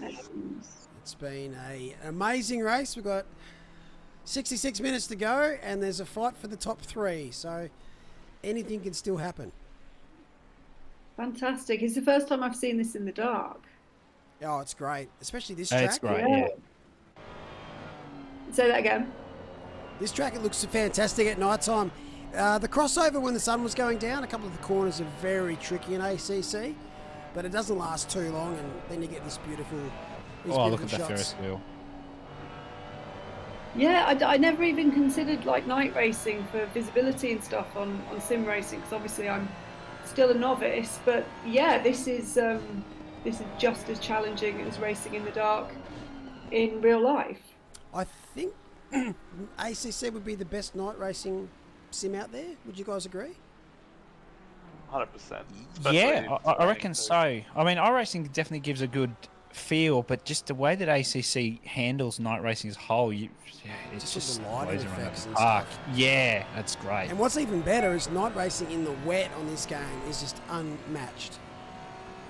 Oh yeah, it's you can't get that anywhere else, especially because other sims probably don't have, or specifically iRacing more, so it doesn't have the rain that is supposedly coming to the game. If anyone knows when, please tell us. But I don't know when that is coming to the game. They might just spring it on the iRacers out of nowhere. This is still an ongoing battle here. Rochford and Stoddart are going at it and have been for a little while now. So this is a great little battle. Lovely liveries there too.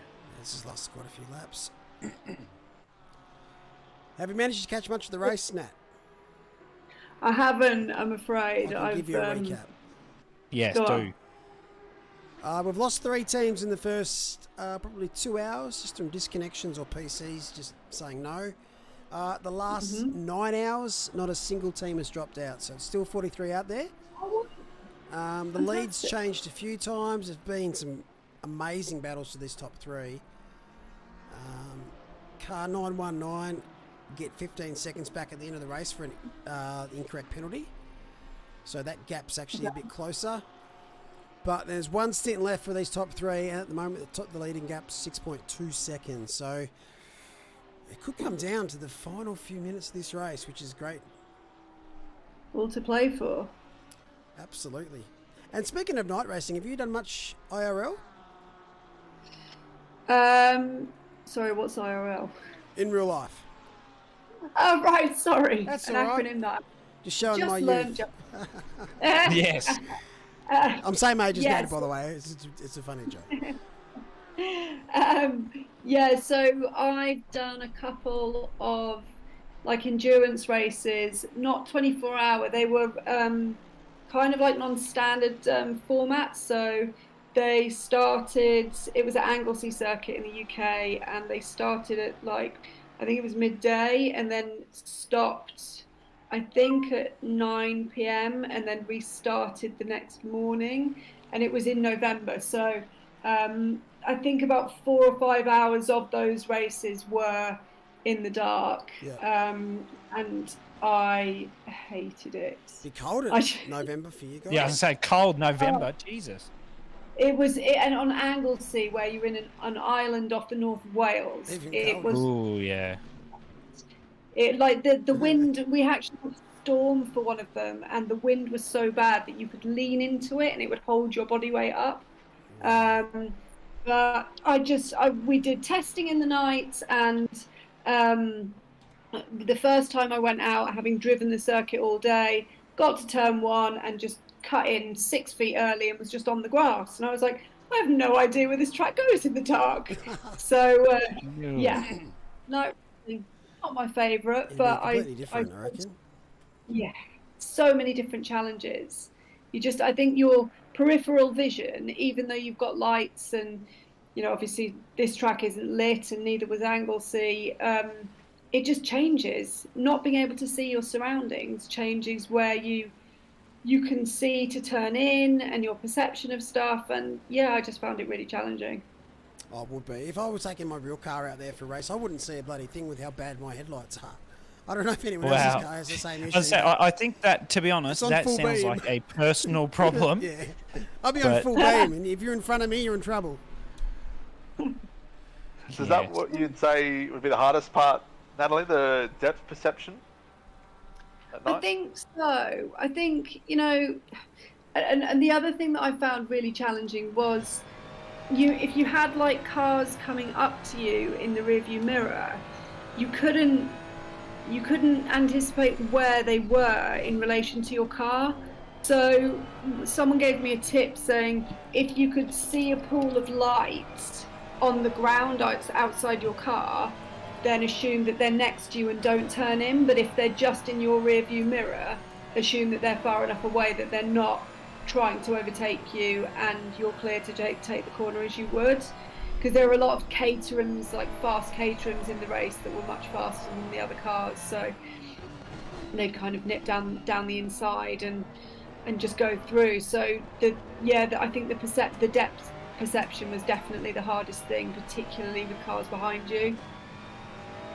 Yeah, that's quite an interesting tip. I mean, I've not done a huge amount of night driving in an ACC, but yeah, even though I've never thought to think of looking on the side to see if there's light there, and Yeah. I guess we've got virtual mirror and everything. Yes, as we just see Merc going off now. Natalie, you said you were racing an Anglesey. Going slightly off topic, but I know Bender will appreciate this because he's got his Bender facts. Anglesey is the Welsh island that I think is home to the longest town name in the world. Am I thinking that's correct? That's English. Do you want to try and pronounce that town name? I'm not pronouncing Yes, I know the you said shortened version is Clanfair PG, but I don't know what the full name is because I can't pronounce it.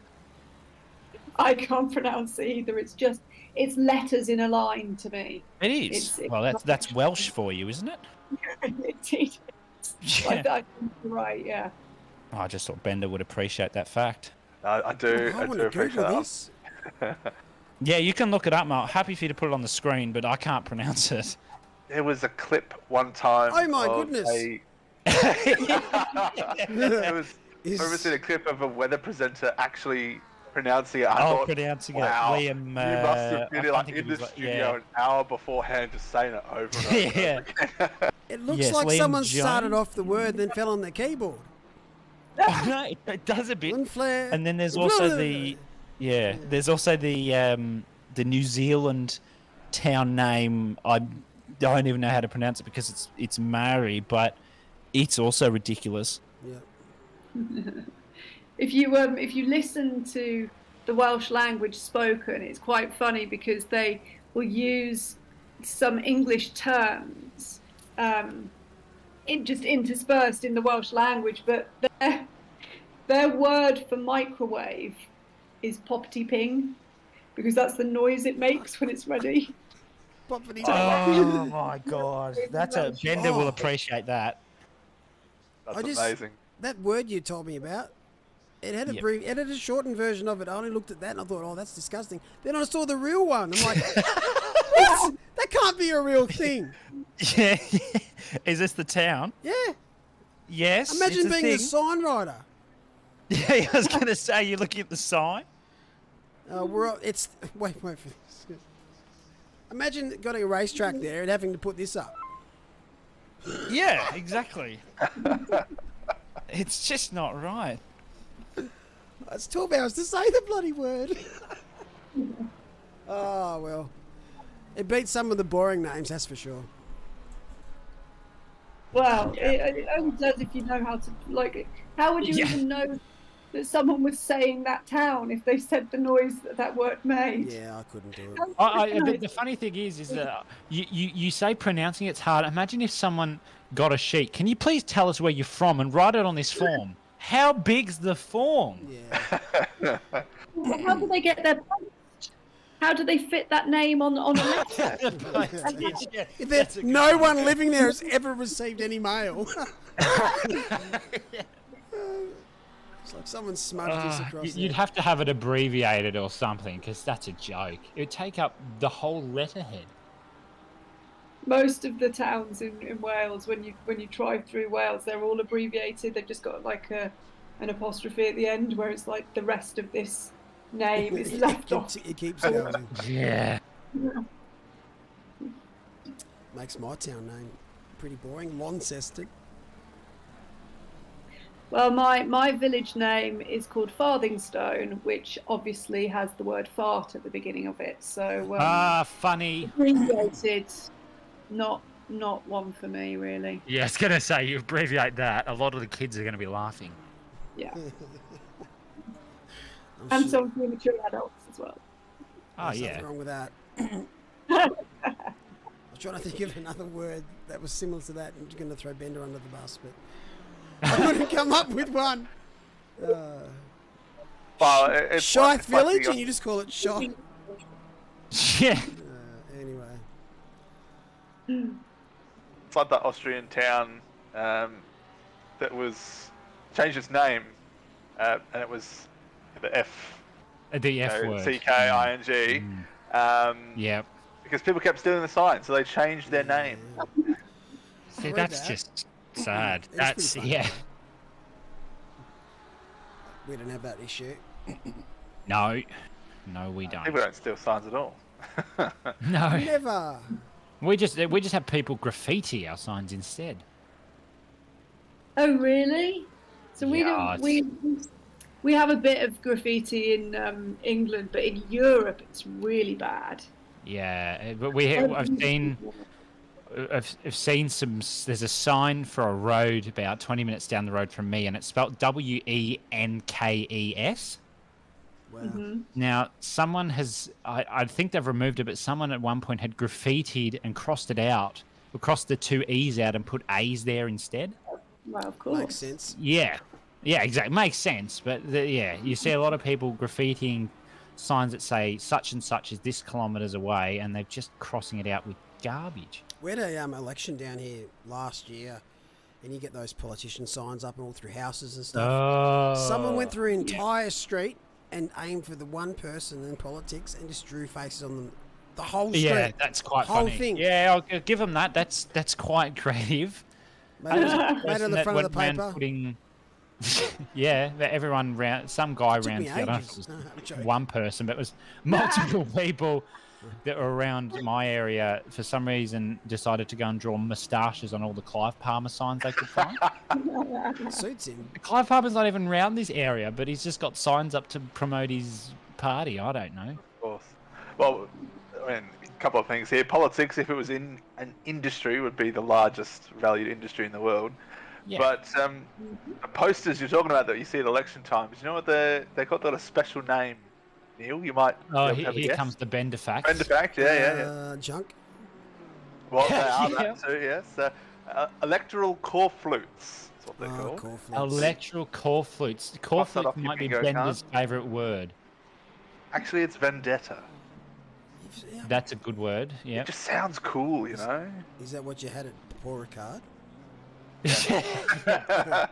Yes. Speaking of vendettas, this Yes. race, 53 minutes. So keeping an eye on this stint because they still need to stop once more. 3.3 seconds between Houlihan and Bakita. Yep. What's Pinata's gap to Bakita? It's a fair chunk now, but you would have just seen on the straight there the green DRLs on the windscreen of that Lamborghini. That is Houlihan. That is who Bokita is chasing after. And these two are very good friends, but I can imagine no mercy will be given if there's a catch. Yeah, Pinata will be too far away for 15 seconds. I'd give that more so 30 seconds than anything. Maybe 20. So 28. it's 28. Yeah, I'm so guessing. close to 30. No, it's more than that. 33. Wow. Yeah, so Bokita and Houlihan are really pushing this out now. Pinata just needs to cement this position. Maybe goes for just a splash and dash. Did pit earlier, though, so that's really going to affect the tyres. Maybe these two could only go for a fuel stop. Still going to have half an hour left for a stint, but I guess if they go for the lower fuel, go for the new set of tyres, they can absolutely send it, and Bokita can go for an even faster lap, even though 58.8, who's going to beat that? Let's be honest. Well, another thing at play here is the track limits. We've seen a lot of drive-throughs for exceeding track limits today. 51 minutes, plenty of time to get another one. The last one out of the top three that received one was the 89 car. So Yeah. can 818 keep it in the lines without another drive-through? Because that will decide the race. I Well, this is what we don't know. We don't know how many warnings they have. I could probably ask someone to find out for you, but we don't know. It's not common knowledge at the moment. Pickford here as well, speaking of Lamborghinis, is not too far off the back of David Bartlett now, the 676 car, trying to cement their position in the podium and the Pro-Am class. So this will be a good fight to watch develop over the next 50 minutes, and I'm assuming both these drivers will still also need to pit, so strategies may vary as well. Speaking of track limits, what defines a track limit in in these races? So and it's online? usually obviously that's usually those white lines, but it depends on the corner and which It's track track it is in AC. dependent. Because you see the green AstroTurf on the outside of the apexes. Mhm. Some corners you can extend right out there and get two wheels. Sometimes you can go past it. Chicanes, some apexes are a bit more touchy than others, but it's very hard to tell you unless you're out there racing where the limits are. But this track is pretty notorious for getting track limit penalties. Yeah. So does it reflect kind of the real life track limits of the track in terms of what as you best Yes. as it can. So you obviously, when you got in real life, you got the little markers and the timing boards underneath the track that tell you if you're wide. Here it'll just say and let you know that you've gained time. It's a gain time. You're going to get a track limit penalty. If no time gained, it'll just say no time gained. It's pretty accurate, unless you did a shootout last night, which it seemed to throw the limits out the wall. I don't know why. Yeah, but a good track to look at for limits, very extended limits, will be the next endurance event, 10 Hours of Valencia. The track limits you can take there are unbelievable. You can basically have two wheels on halfway across the green AstroTurf on the exit of corners, and you can still be okay. Oh wow! Yeah, but if you come and commentate the 10 Hours Nathalie, you'll get to see that anyway. Indeed, we've just had a big bulletin from our ASN, so Motorsport UK, about a change in track limits in the UK. So it's a hot topic at the moment, and I still don't quite understand what the rule is. You work it out. Probably for anyone listening, we should note that Nathalie's part of Permobil, the sponsor of the event. I don't know if we've mentioned that already. She's a part of a lot of things. She's everywhere. A lot of things. She's everywhere. Yeah, driver, Permobil. She's a bus driver as well. She flies planes. Does a lot. Is Superwoman. Most of these things aren't true, but I am a Permobil ambassador, which I'm very proud of.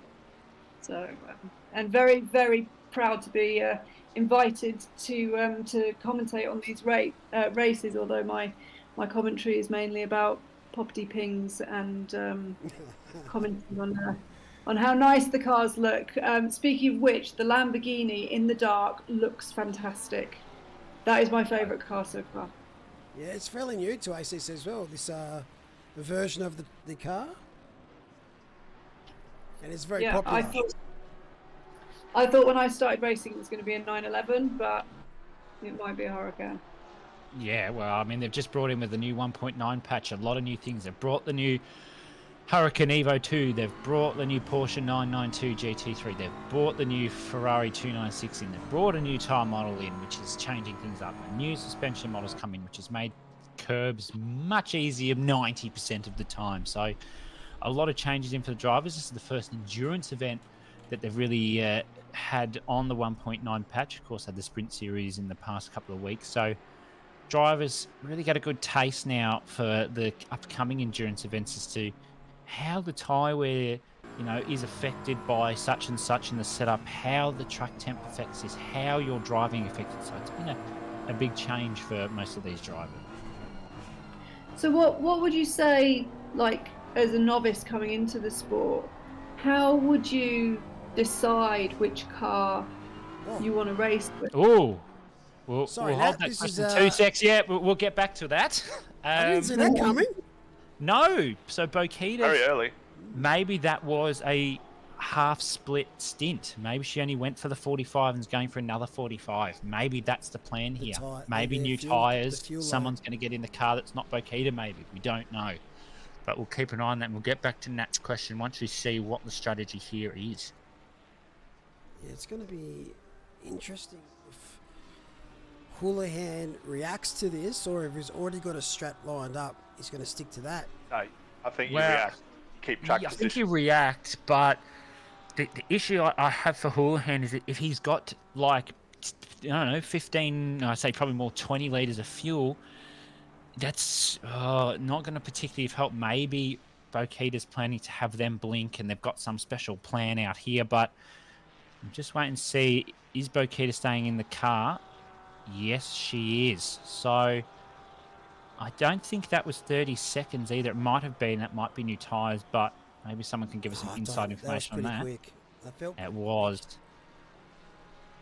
Now, we'll go back to Nat's question of cars for novices. It's Nice a good front question. engine. It's always, Or yeah, Ferrari. it's always recommended front engine or the Ferrari, yes, because all the cars have their own different driving styles.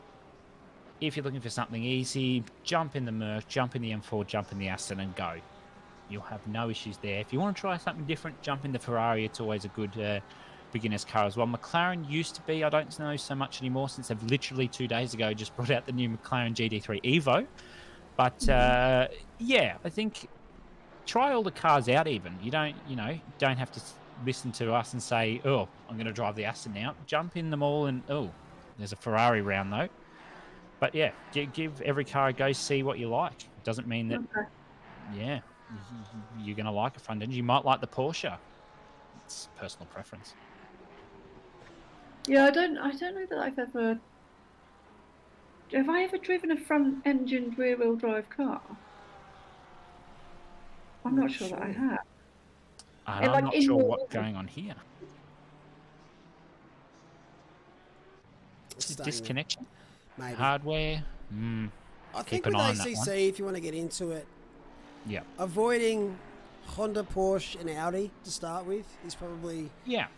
and then you can't really go wrong with everything else.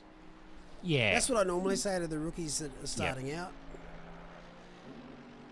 Yeah. Well, I would have said the hopefully- same about the Lambo, but it's not as bad. But yeah, Avoid the Nissan. Yeah. but the Nissan's Right. mainly because it's slow, not because it's Slow. hard to drive. Bentley is also one you can drive, but is slow, but it gets you to grips with the game. But not to say that you can't drive the Porsche to those that are new. It's just personal preference. Jump in them all. Jump on the safe preset, aggressive preset, whatever you want. Just see what you like. Jump on a track or two, and then make your decision from there. So obviously now I'm thinking, well, I'm going to prove you guys wrong, and I'm going to jump Yep. in the Porsche. I think you're going to jump in the Oh, Porsche no I matter was going to what. say you're going to jump in the Porsche no matter what, She just to loves prove it. us wrong. Well, she drives one RL, so Wow, there you go.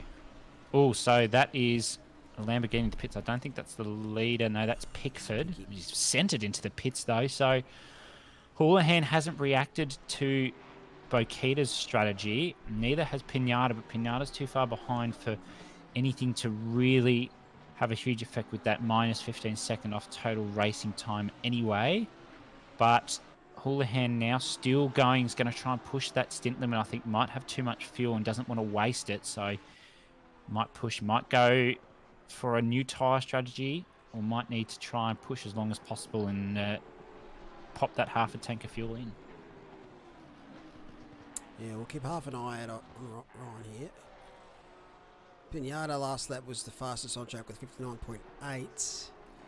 Wow, Just trying yeah, to find that's the good keys stuff. next time. 2 minutes flat, 0.1 for Hooley. So that's still Yep. great lap time. That is, yeah. How's your team faring, Bender? Good at the moment, just having a closest rival for AM class car 959 with Lewis driving at the moment has just come into the pits. We were about 20 seconds ahead, but Lewis was catching. So I think 387 with Stefan Bachtold is the closest to us now. So not sure on the gap, but have to check. You're in your last stint. Yes, we've made our final stop. Very nice. Let's just go check out Pro-Am. Looks like they might be on their final stints. Yes, they are. So GSR Esports, we've got Mode in the car at the moment. He's going to finish it off. They're a lap up on their next competitor in the Pro-Am. So they've got this pretty much in the bag, pending a disaster. So all eyes will be on this. Yeah, but you've final mozzed it now. Yeah, it's hard to moz them from a lap ahead, Yeah, though. I know, but still. But it's possible. You never know, like internet. Yeah. Sorry if I do moz you. Yeah. How's your new wheel set up, Nat? All sorted? No. Or am I flying over? Yeah. Someone needs to fly over. So I bought a new wheel and pedals, and we decided that we weren't gonna rig the hand control electronically to the new wheel and pedals, that we were just going to put it on manually. So it's just the mechanism of activating the hand controls would depress both pedals, whereas before I had just the brake set up to a manual lever, and the throttle was mapped into the throttle software. And we found that when I had both throttle and brake set up on the manual version, it bent the rig, because I wasn't on an extrusion frame.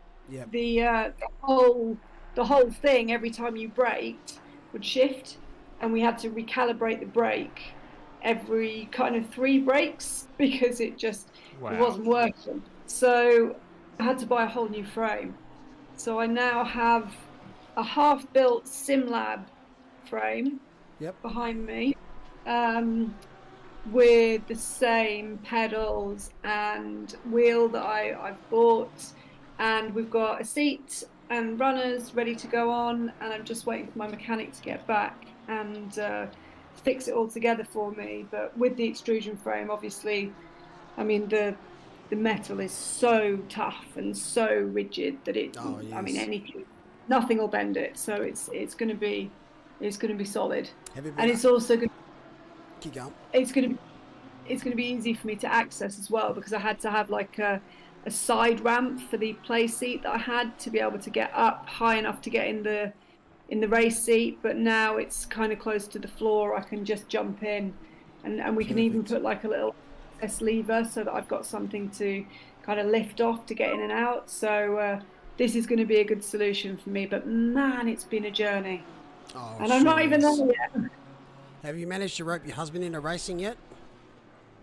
Get him a rig?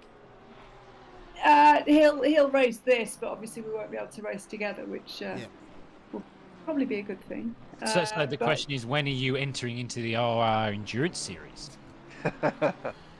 I'm happy with it just doing a sprint to start. Yeah. It depends when my bloody rig is ready. But, I'm hoping before the end of the season. Oh, there's no rush. As long as you're heading in the right way and you're getting it all sorted. Because I know it's frustrating putting stuff together like that. I remember when I put my rig together, it took me, a week to build something that takes someone else probably 2-3 days. It's so frustrating. My 80/20 took about 10 hours to put together because we adjusted the seat. We had to reattach the seat 4 times. It's frustrating. Wait till you move house with it. Oh, God. That can get in the bin. 4 of us to move the thing. But that's a future problem. But you'll get there. You'll get there. Maybe it's a good thing I don't have a rig. I struggle just building a TV cabinet. I put the doors on backwards so it didn't even open. I'd pay to watch you put something together. Yeah, I would too. Interestingly, though, just looking at that gap, Bokita Pinata, I actually think Bokita may have taken tyres, because it was just under 30 seconds, and it was a 20-second gap or so to Pinata, and it's a 29 second traversal time through the pits without a stop. So I reckon Bokita has taken tyres. You could be right. Last lap for Bokita was 59 flat. Houlihan was 59.9. Wow. So, well. All right, here we go. Pip's teammate, Morello in chat saying Pip did take tyres at the stop. Yep. There's no worry about those. I think I think that was a bold strategy there. I think it's the right strategy though for them. They need all the grip they can get. Let's have a look at what Felgen did at save. It had saved it and then almost rear-ended someone and span. This is an unfortunate series of events. Yeah, the first one to... And straight in the wall. Oh, it wasn't too bad. No, it definitely wasn't a Cody Carlson. No, it wasn't. So I wish we still had those tyres looking a bit hot though. Let's drive it through, which is good. What lap was that? Yeah. I want to try and show that. Oh, I can't remember. It was... I'd just gotten here. There was about an hour and 40 to maybe an hour and 50 to go. I'm going to take you up on that. I reckon that was the funniest thing we've ever seen in our It might be. That's a Just- big just- call, just but select- it Just was select I've Cody got it. Carlson. Yeah, you got it. Oh yes, Nat cannot. We can't wait to see this again. I'm excited. Oh yes, This is here how we you go. enter the pits. Yep, yep. Oh. Yeah. Well, you're What happens? What talented. happens? Sorry, Cody. We call this the Austin Powers. We do. Straight out of the box there. Got it. That traction control's killing his ability to turn that loop around. I would have just turned It's- it off at it's that still- point. and look at the driver waiting patiently at pit entry. It's like a plane trying to taxi. Yeah, so that happened before. That's it. Who was the driver? Austin Powers, Yeah, he's going to be known as Austin Powers now. Cody Carlson. Okay, so renamed forevermore Austin Powers has Yep. to be, doesn't it? yeah. Brilliant. I think they're still kicking it around out there though. They haven't given up, which is great to see. Good. Just waiting with bated breath for this final pit stop.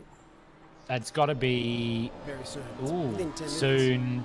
Yeah, within 10 minutes. I reckon they're going to try and push it and maybe go for fuel and no tyres because Bokita is flying at the moment. But then I guess the Pinata issue pits. is, yeah, Pinata in the pits now. So keep an eye on that one. Bit of a countdown on that one. And push that stint as long as possible. See if he takes tyres and fuel or just fuel.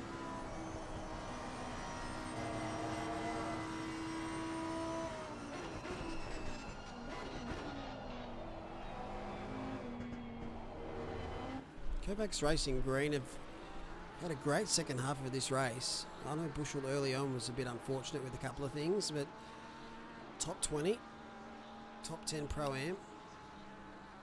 Max Fry gets another position there with the car Ooh, 10. Pinata has not taken tyres. Oh, brave. And there is Bakita. I just did magical counting in my head, and I don't think that got to 30 seconds, so I reckon that's fuel only.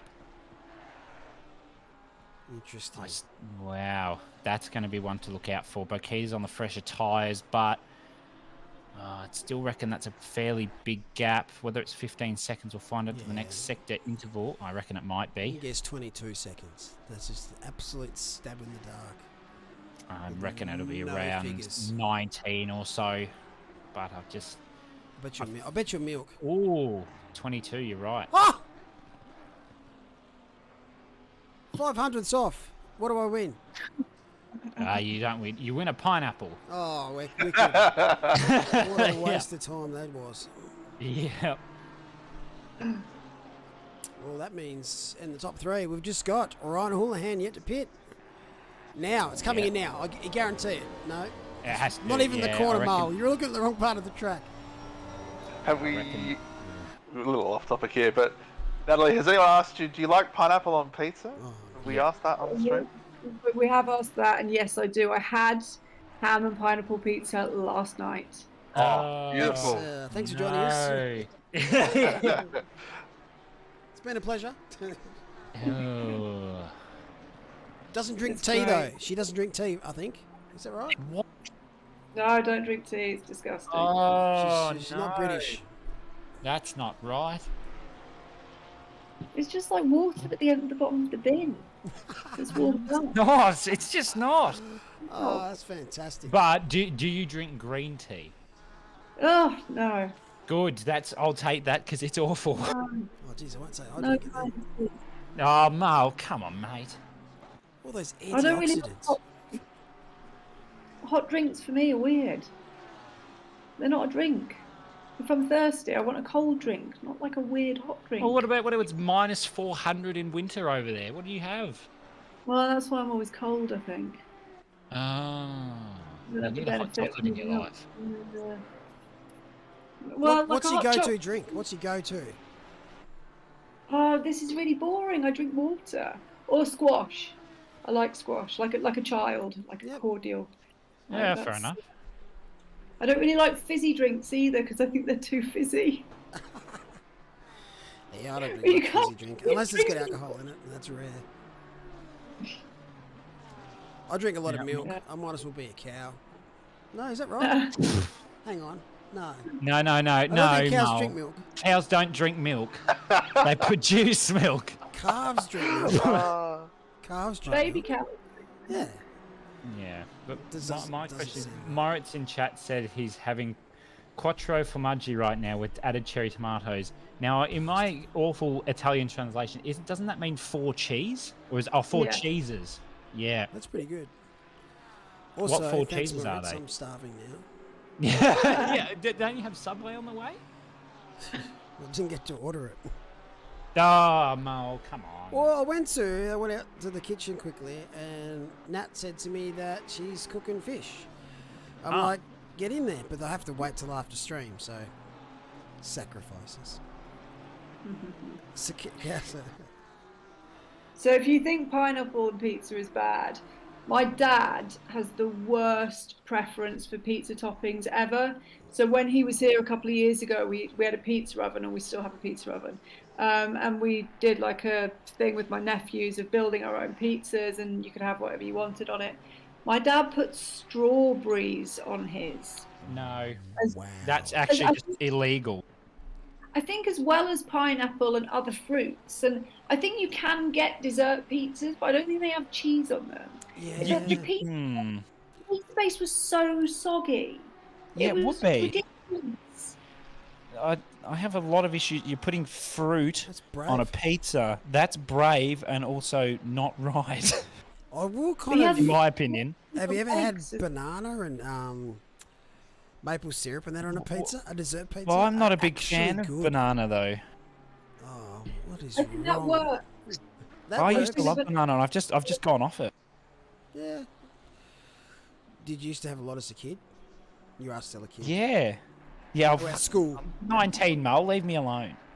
Yeah, some kids. No. He's a couple of years younger than you, Bender.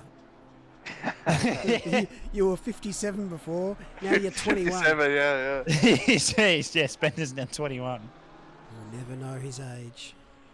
Not a bad I've seen Bender's face though. Does that mean I'm special? Well, mate, it used to be on stream Well, I did, every actually. week back in the old days of Asia Tier 1 F1. You know, Way. those are the glory days. I don't even think you guys know how old I am. Well, I know your age starts with a 3, That's it. I don't know how old you I are. know. You got, and we won't go any further. well, Nat knows. If I'm the same, I know. if I was the same age. Yeah, I'm 30. My I'm age 30. stopped. No, I'm joking. Ah, It's my just a age number. stopped. That's it. So, but we're the same school year, I think. Yep. Yeah. So your age will start with a 4 soon. Yes, it will. It feels weird saying, but I don't care what at all. Why? Because you're mentally 16. No, I'm mentally 12. No, Yeah. I think if you worry about your age too much, you kind of miss life a little bit. Just Completely agree. enjoy what it is, when it is. Who cares if you're 67 or 16? Within reason, obviously. I was gonna say you might not enjoy life if you go to, let's say, prison. Well, no. I'm not, well, No. Well, you can't go to prison really if you're 16. Well, not you supposed can. to. You're not supposed to. Supposed to, yes. Well, that's just don't go to prison. That's not really Sorry, age related. pull a hand in the pits. Race leader. All right, is- let's Here we get away go. from prison talk. Bring we the go. cams up, Mal. Bring the cams up. Oh dear. There you go. So Pinata will come into the pit soon. Bokita just coming down the straight, flashing the Porsche. Get out of my way now. And he's gone for the splash and dash. That's too quick. No tyres, surely. Yeah, Surely no tyres. It's got to be the splash and dash. There was only, I reckon, about 5 seconds, 10 in that pit stop. Maybe they actually took more fuel on in the first stop, so they had to take less there. That's a good strategy, actually. But Bokita does have those fresh tyres. He's just going to come onto the straight as Houlihan's exiting. So we'll look at the gap in a more relevant sector, probably sector 1 coming up. So 22 over the line, but I don't think that's strictly true. So we'll keep an eye on that. So, Paqueta's got the work to do here. 22 seconds to cut down in 25 minutes. It's going to take a mega drive. Is it really 22 seconds? No, I don't think it is. That's why I wanted to wait to sec the line to see ACC things. what happens. Yes, absolutely. Aaron Thomas, wow. A stop go 20 for causing a collision on lap 318. I'm waiting to see this sector time, though. Look at the exhaust on that M4. That is lit up red. Let's have a look at the sector. 12 seconds. That's doable. It's going to be That is tight, 100% though. doable. And then has to get past. Yes. So 25 minutes, 12 laps, 12 seconds, second a lap. I said 352 laps 6 hours ago. Yes, I want a medal. You got another pineapple? No, no, now look what you've done, guys. That's the spirits, yeah. Oh, she's Look, one look. of the crew. Neil says he doesn't like pineapple on pizza, but I have it on unquestionable authority that he actually enjoys eating pineapple pizza. It happened once. Yeah. Once was enough. Once was enough. Also, when you're young, you don't get a choice of what pizza you eat. You eat what you're given. You could have taken the pineapple off. Yeah. Oh, that's even worse. I think my dad would have smacked me if I took it off. All right, what's your predictions here for the last 24 minutes? Is we're going to see Paqueta catch up to the back? And if so, can she get past? What was the gap before? 12.8? It is 12.8. 12. That's 8 tenths. She's going to catch. If you look at that, it's 10. No, but if you look at that, if it's 8 tenths a lap, 10 laps, that's 8 seconds. That's not enough. I reckon she'll get more out of it. That's the outlap. I reckon it. Oh, yeah, that's the outlap. That's but what's scary. this is the issue, is that Houlihan's tyres would have cooled in the pit stop. So maybe he's not fully on. Boqueta's obviously on the pressure tyres, so I'll wait to see the sector time before I comment any further. But if it sticks around that 12 and is only going down 2-3 tenths a lap, it's not enough. It'll go down a second a lap, which is A second a lap, very what they close. need. Yeah. I'm sticking with my pick before. What's an that? hour ago, Houlihan. Only a tenth through that sector. Yeah, I'm sticking with Houlihan too. Oh, well, I'll go Paqueta just because someone's got to. Just because someone's got to bring the bias back. It's one thing to catch, it's another thing to pass. And AVR have been very good defensively tonight. And Houlihan and Paqueta are very, very familiar with each other, so it's going to be very interesting.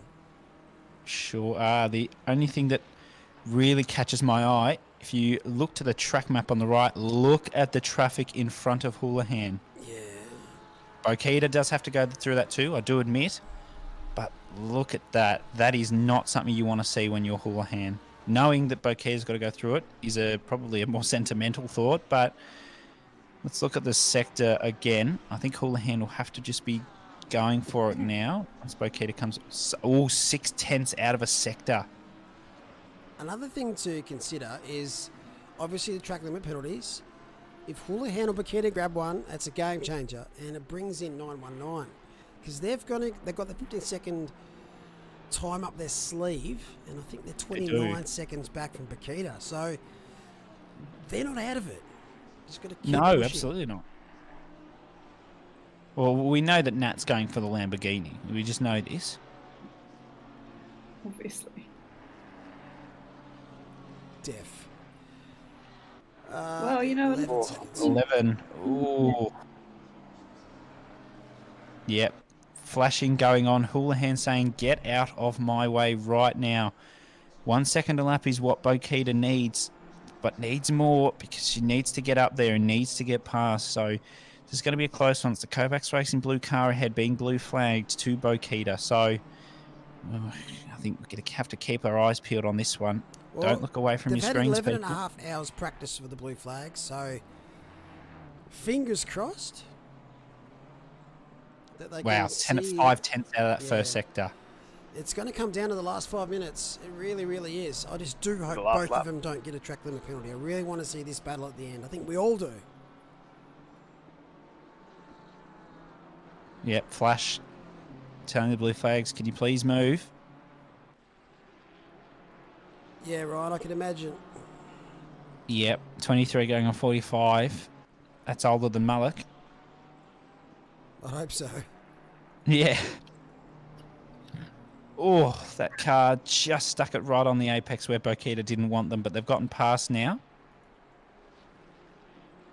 28 seconds to Bokita. Not that I want to moz anyone here. If there was a drive-through or a penalty for some reason, that brings them right back into Bokita wide. Bokita wide. Wow. Oh, hello, Burrs. Welcome to the party. 58. Yeah, welcome to the fastest lap party, mate. So Lucas was 200ths off pole position, I'm fairly sure, or 300ths off. 200s, yeah. 200ths. Didn't have a great turn one, and it's been a bit of a fighting game all race, but they're still in the top 5, and currently have the fastest lap of 58.6, which is absolutely filthy. You can't really complain about that. I don't see Houlihan or Bakita or Pinata beating that, so the bonus points for the fastest lap should go to 3:15. Correct. 58.6. You can't fathom that. 10.1 now to Houlihan, 28.3 Pinata to Bokita. This is really hotting up. Only 2/10 lost Pinata to Bokita, so he's really trying to push as well. Just under 20 minutes to go now. This is hotting up. Look at the traffic ahead, though.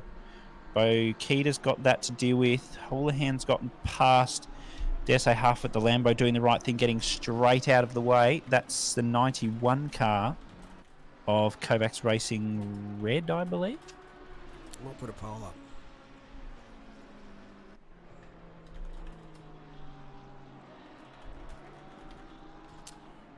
See what chat thinks. If you were to pick one, Nat, who would you pick? I think Houlihan. Because I just think if Akita's got to do a best lap every lap, and she's got traffic, and there's potential for track limits, and then she's got to overtake, I think it's too much. Yep, that's a fair call. That's a lot in there. Wow. Just 0.6 faster than last lap. All right. That's nearly a 57. Yeah, I think he's... Cool temps? The cool temps are cool temps, new tyres, low fuel. Absolutely no chance anyone's matching that. And there you go, poll in chat. Who takes the win for the Permobil? Suzuka 12-hour, is it the 818 Alpha Venturi? Is it the 89 BS Plus competition? Or is it the 919 Alpha Venturi car? Put your votes in now.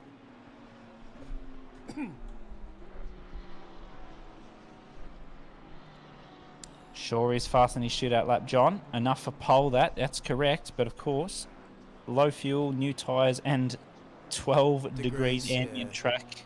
Yeah, you can't fathom a lap like that. That is stupid. That's correct. That is stupid fast. Bokita now. Let's have a look at the split out of Sector 1. I told you he's up on his time again.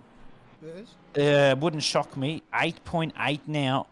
Burrs is absolutely flying if he's up on his lap. It could be a 57 in the race. Cool Temp's definitely going to help that, but no putting down that Burrs is absolutely sending it now. Oh, Bokita just in the traffic there. Getting past a couple. They've all done well to let them go. 8.8 was the gap over Sector 1. Pinata's lost a second to Bokita now. She will be pushing with those new tyres. Houlihan just needs to keep it on the track for the next 16 minutes. Wait for the Sector 2 line down the straight and see how it plays out for Bokita. Just goes blank there. Wait to see how that pops up. 8.9 before. Let's see. Wow, 6/10 in a sector. Burrs might win it from here. Oh my God! Wow. He's done it! He's done it. He might win this race from 3 laps back with 8 minutes to go. Yeah, definitely. No, he's stripped he's taken the seats out of that car. Yeah, everything is out. All the ballast, fuel, everything. Definition of a glory run. That is. We're all here for it. Yeah, we're here for it. He just wants to be involved in some party fun here. Must be. Maybe he wants us to talk about him. I'm not sure. Put the camera on him. On That's Burrs. what he wants. Yeah, on Burrs. Yeah. Oh, you know what'll happen. That's what he wants. You put it on him now. Coming up to the hairpin. He's got a fair gap to Ben Floyd behind. He's in P6. Burrs sitting on the edge of the top 5. Probably no chance of him losing out now. Yeah, 22. Whoa! What was that? I was just about to say it'd be really, really bad now that we're on board with him if he crashed or something. Oh, he almost did. Well, I don't want to make you feel bad, but he's only 2/10 off a 57. And he's going through Really? traffic. Oh, He's only 2/10 down on his best delta.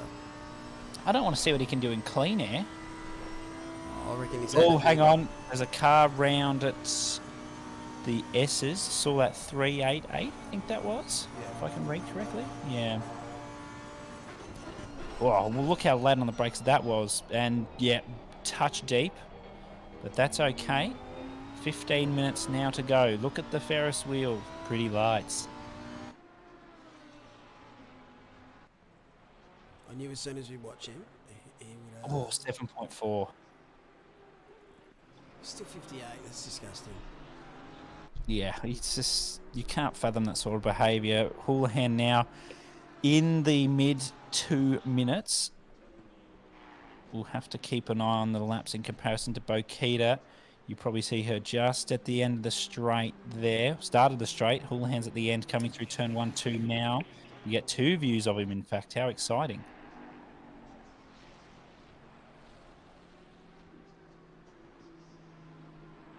What have we got? 346 laps down, just under 14 minutes left, and the gap is 7.3 seconds between the top 2.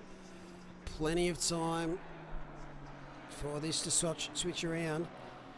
Last lap, Vipaketa was a 59.4. Houlihan in P1 was a 2 minutes .1. Ooh. So that the margins in the laps have slimmed a little, but there was a few stonking laps in there, so it is game on. Oh, as I said, I hope we don't see a drive-through. Yeah, giving them the flash. That ANZ CRL car just moving out of the way at the hairpin after that flash. Might have lost a couple of tenths. Bokita literally 6.99 seconds behind now. My O said he's not enjoying that. I think at this point we can count out Ignata barring some Yep. sort of collision or drive-through incidents. Correct. I think he's just got to sit there and consolidate that P3 now. What a drive that they have had for this race. Check the sector time once again for Houlihan and Bokita. Everyone's got their eyes glued to the screen looking at that. So coming through 130R now. Here's Bokita. It was 6.9. What is it? 6.4. Still, it's close, but of course you can't get out Bokita. Stay on board. When's she gonna start seeing Houlihan? Probably on the Which straight. You reckon on this lap? On the straight here, she'll see him, but getting close to him. The 4 cars in between, I think. Yeah, Right, okay. I'll make that 3. I reckon clearly be able to see him. Let's have a look at the cars ahead. There's only 3 cars ahead, maybe 2 now, so I'd give it probably 2 laps, and she'll probably have full visual. Yeah, both the ANZ cars are in between here, so there's just 2, I think. And then it is game on. Speaking of OCD, when you're changing the volume on your TV, do you go up at intervals of 2? Hey, it's funny. Does anyone I've watch had this TV with argument. volume 39? If you do, you're a savage.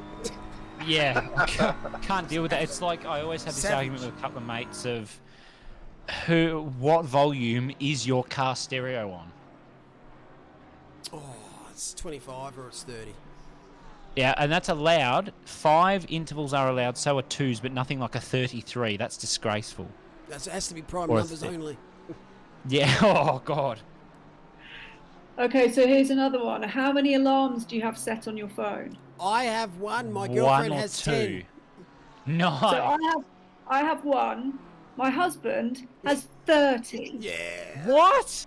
It's ridiculous. Yeah. Is it legitimately 30?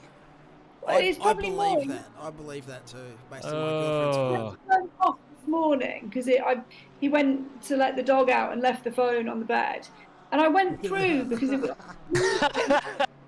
many of these are on, and why have you got so many? And they're all like 7:14 and 8:51. And I'm like, what is this? That'd do my Oh, head in. that's worse. So I have lots of alarms, too many to count. However, I regularly use maybe 8 or 10 when I set them for when I'm waking up each day.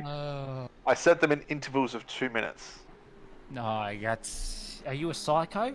But you're not having that 10 minutes of sleep that you could have. Here's the thing then, if you've got the alarms, how many times are you hitting snooze?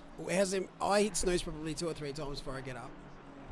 Maybe once. Nah. But for me, it's Once? just You've got freaking 400 alarms. Yeah, but it's not that I sleep through them, it's that I'm afraid of sleeping through them. Yeah, I was this morning, I won't lie.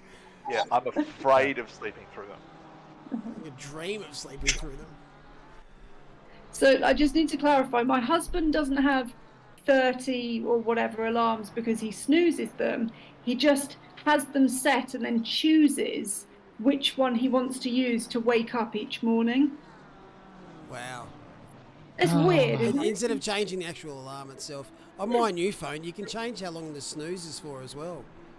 Oh, that's a recipe for disaster. I remember once when I was younger, after a big night out, I set my alarm for 9. I got up at 2:30, and apparently I was pressing... In 2:30 in the afternoon I got up, I was pressing snooze the entire time. No way. Oh, no way. I'm like, how... I can't deal with that. I get up at the first alarm. Well, sorry, I don't go back to sleep after the first alarm because I will sleep through my alarm. I struggle to get out of bed sometimes, so I do hit snooze for a couple of times.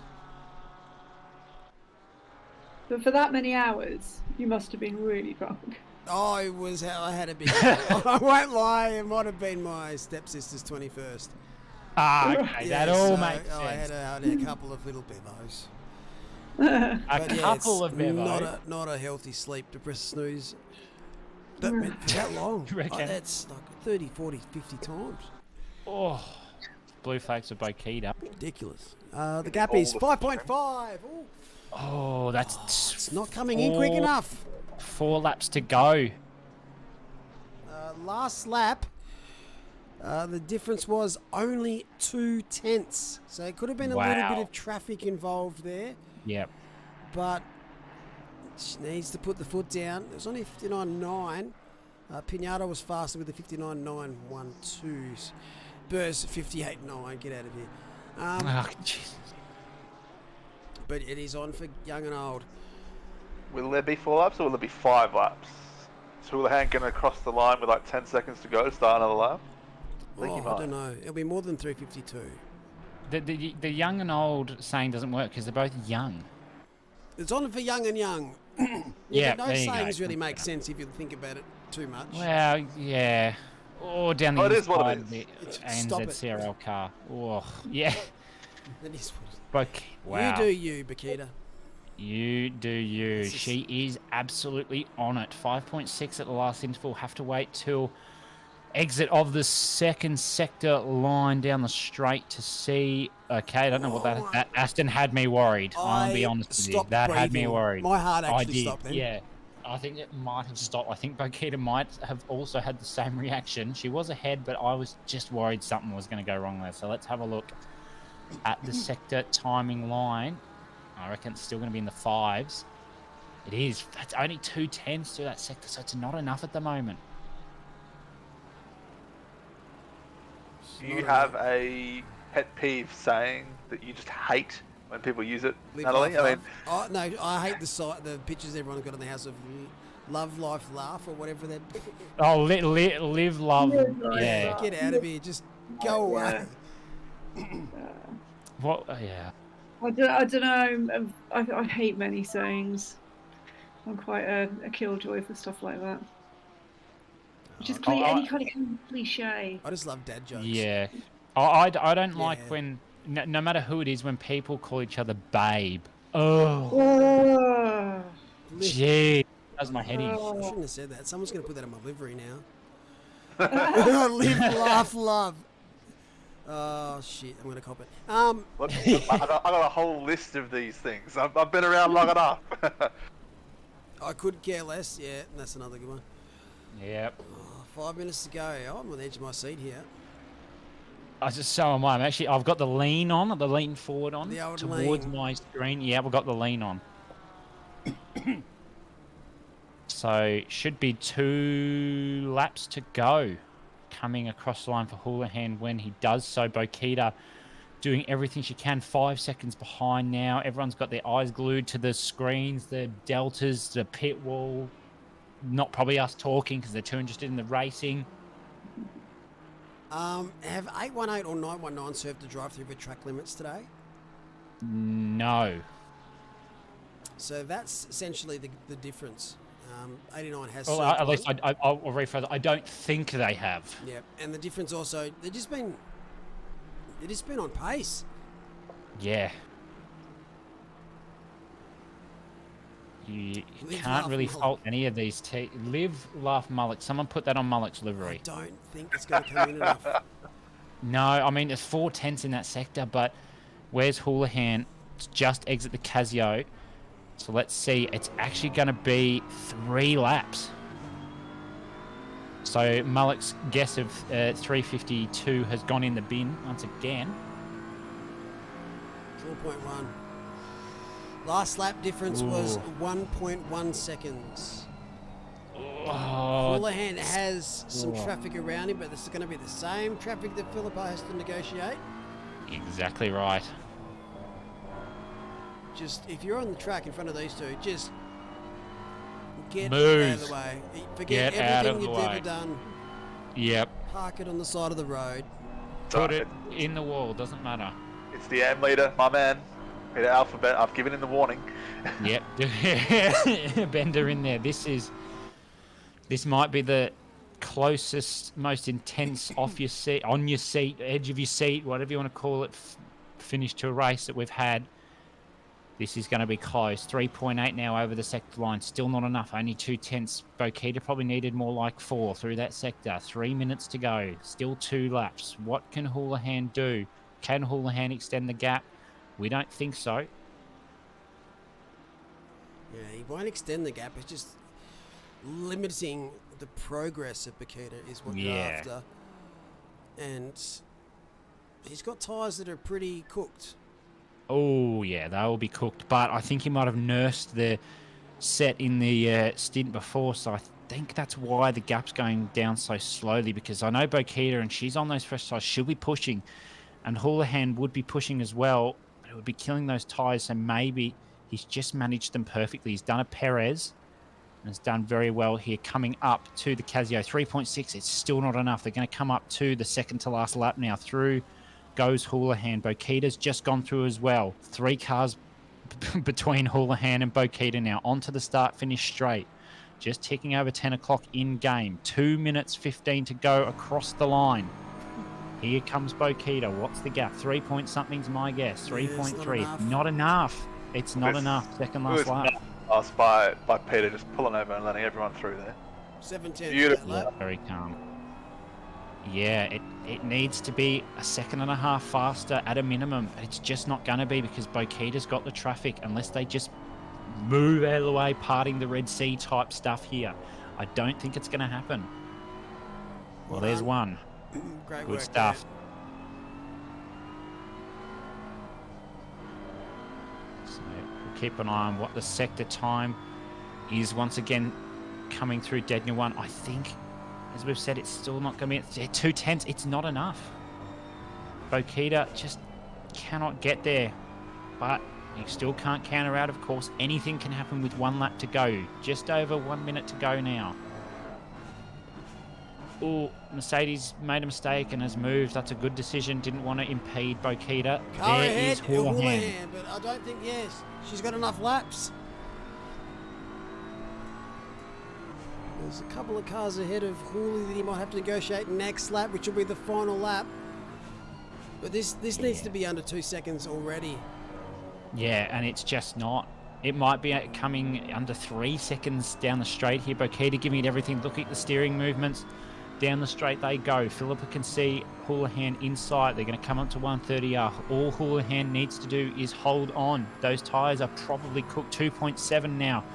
Unless Bokita can pull out a magical 57, I don't think it's going to happen. And Houlihan just needs to hold on. Coming down to the Casio now, a bit deep. Can make a few mistakes and still probably be okay. Bokita going to do everything she can here.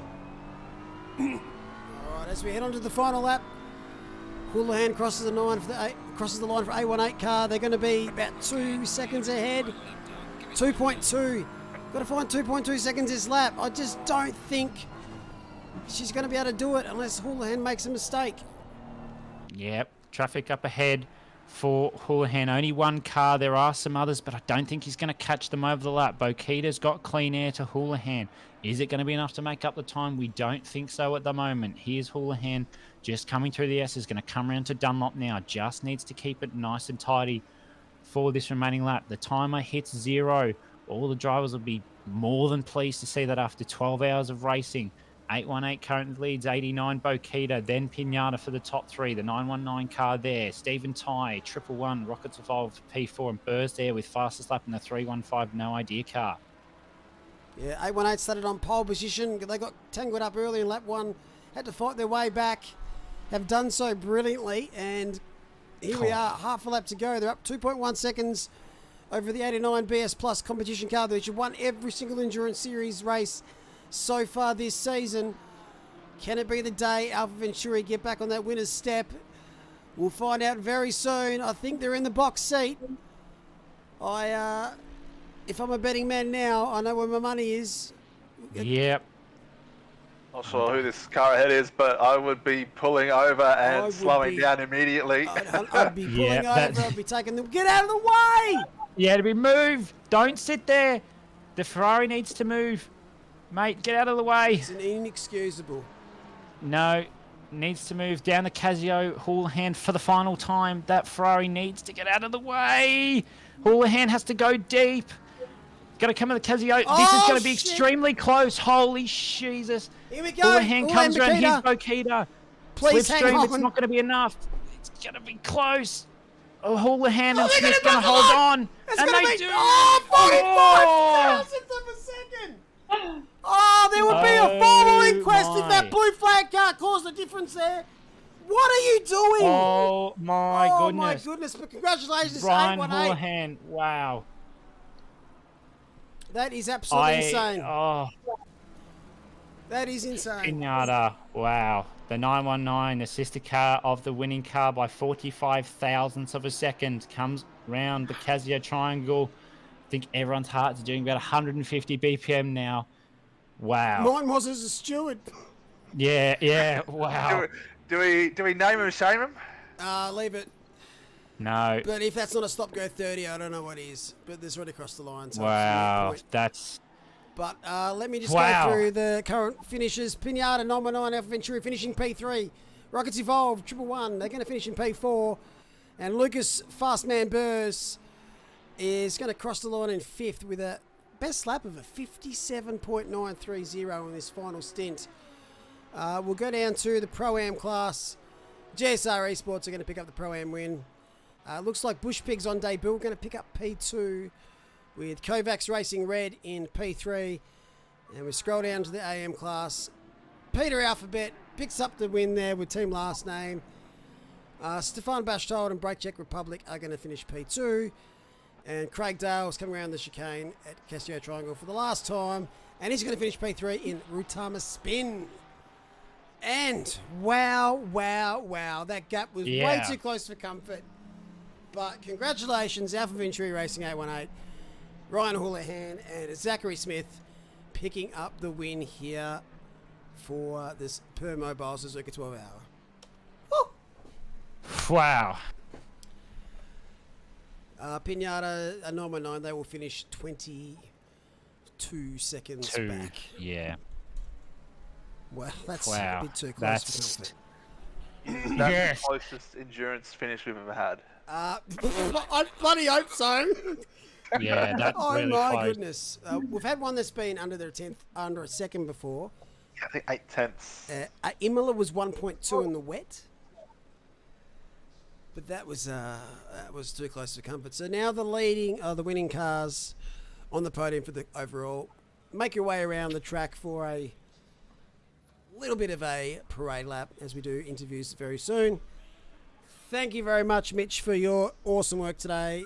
Fantastic effort. No worries. Thanks, guys. Hope you enjoyed it. That was a great race. Oh, fantastic. And thank you, David, for your fun facts. I'd never miss them. That's the life of it. No worries. It's been great to be back here, having some time to actually get in the booth again, and of course participate. Bakita, can you make your way around? I'm gonna absolutely yeet Patrick Oliver off this. Get out of there, Pat. It's a great photo, but Bakita, can you make your way around? She's probably absolutely gutted because it's been a massive day, so close to the end. Those in Alpha Venturi, we need a interviewer for 919, an interviewer for 818, and someone in 89, please nominate your driver. I'm just going to quickly message. Ryan Green, if you're kicking about, can you get me the two drivers?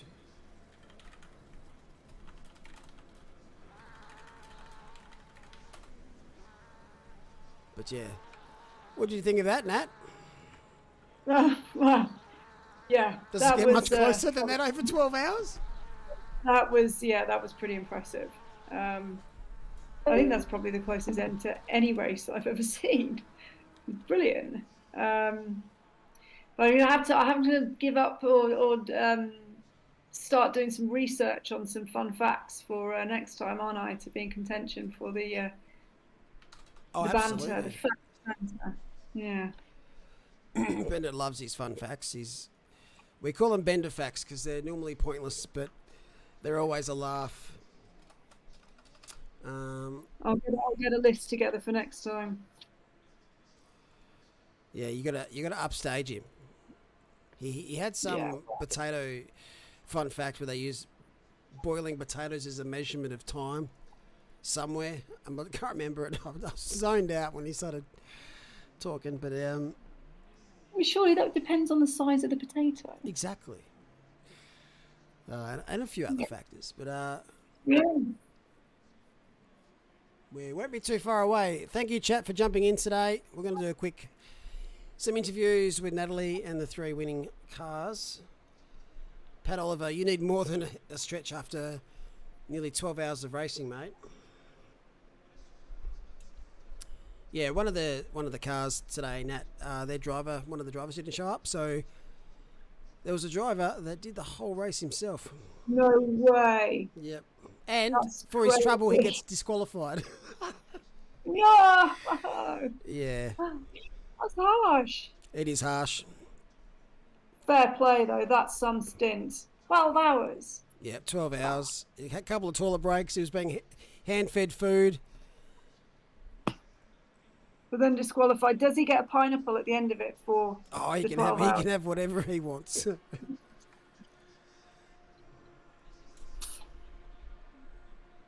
Yeah, that's some concentration for 12. I bet he's absolutely exhausted. I'll be ready to go again, I think. I'm just going to kick that out of there. We have P3 ready to go. Cool. I'll just make sure that Bakita's not too far away.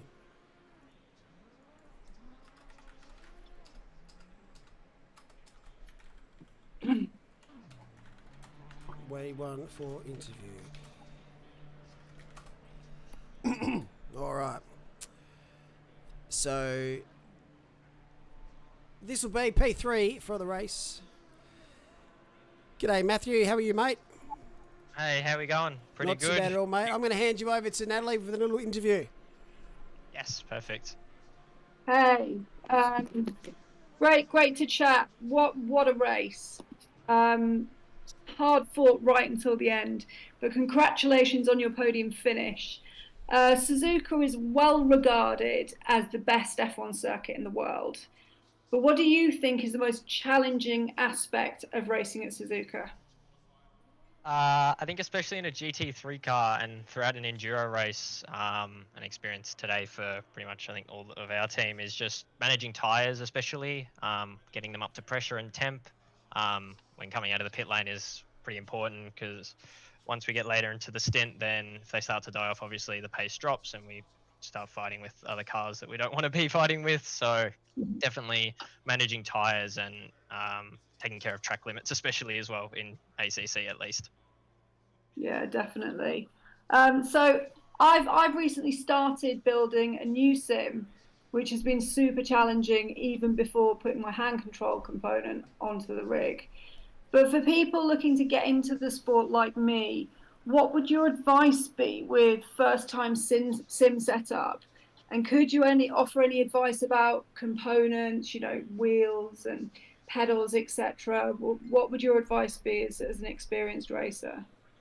I think, well, anyone can achieve wins, podiums, pole positions, whatever it may be, even on the most simple setups. So obviously, even starting with the most basic, whether that's a Logitech or a Thrustmaster wheel set, you can still develop your skills and at least learn all the craft, especially just from sim racing, racing with other guys and girls, and also just qualifying the car as well.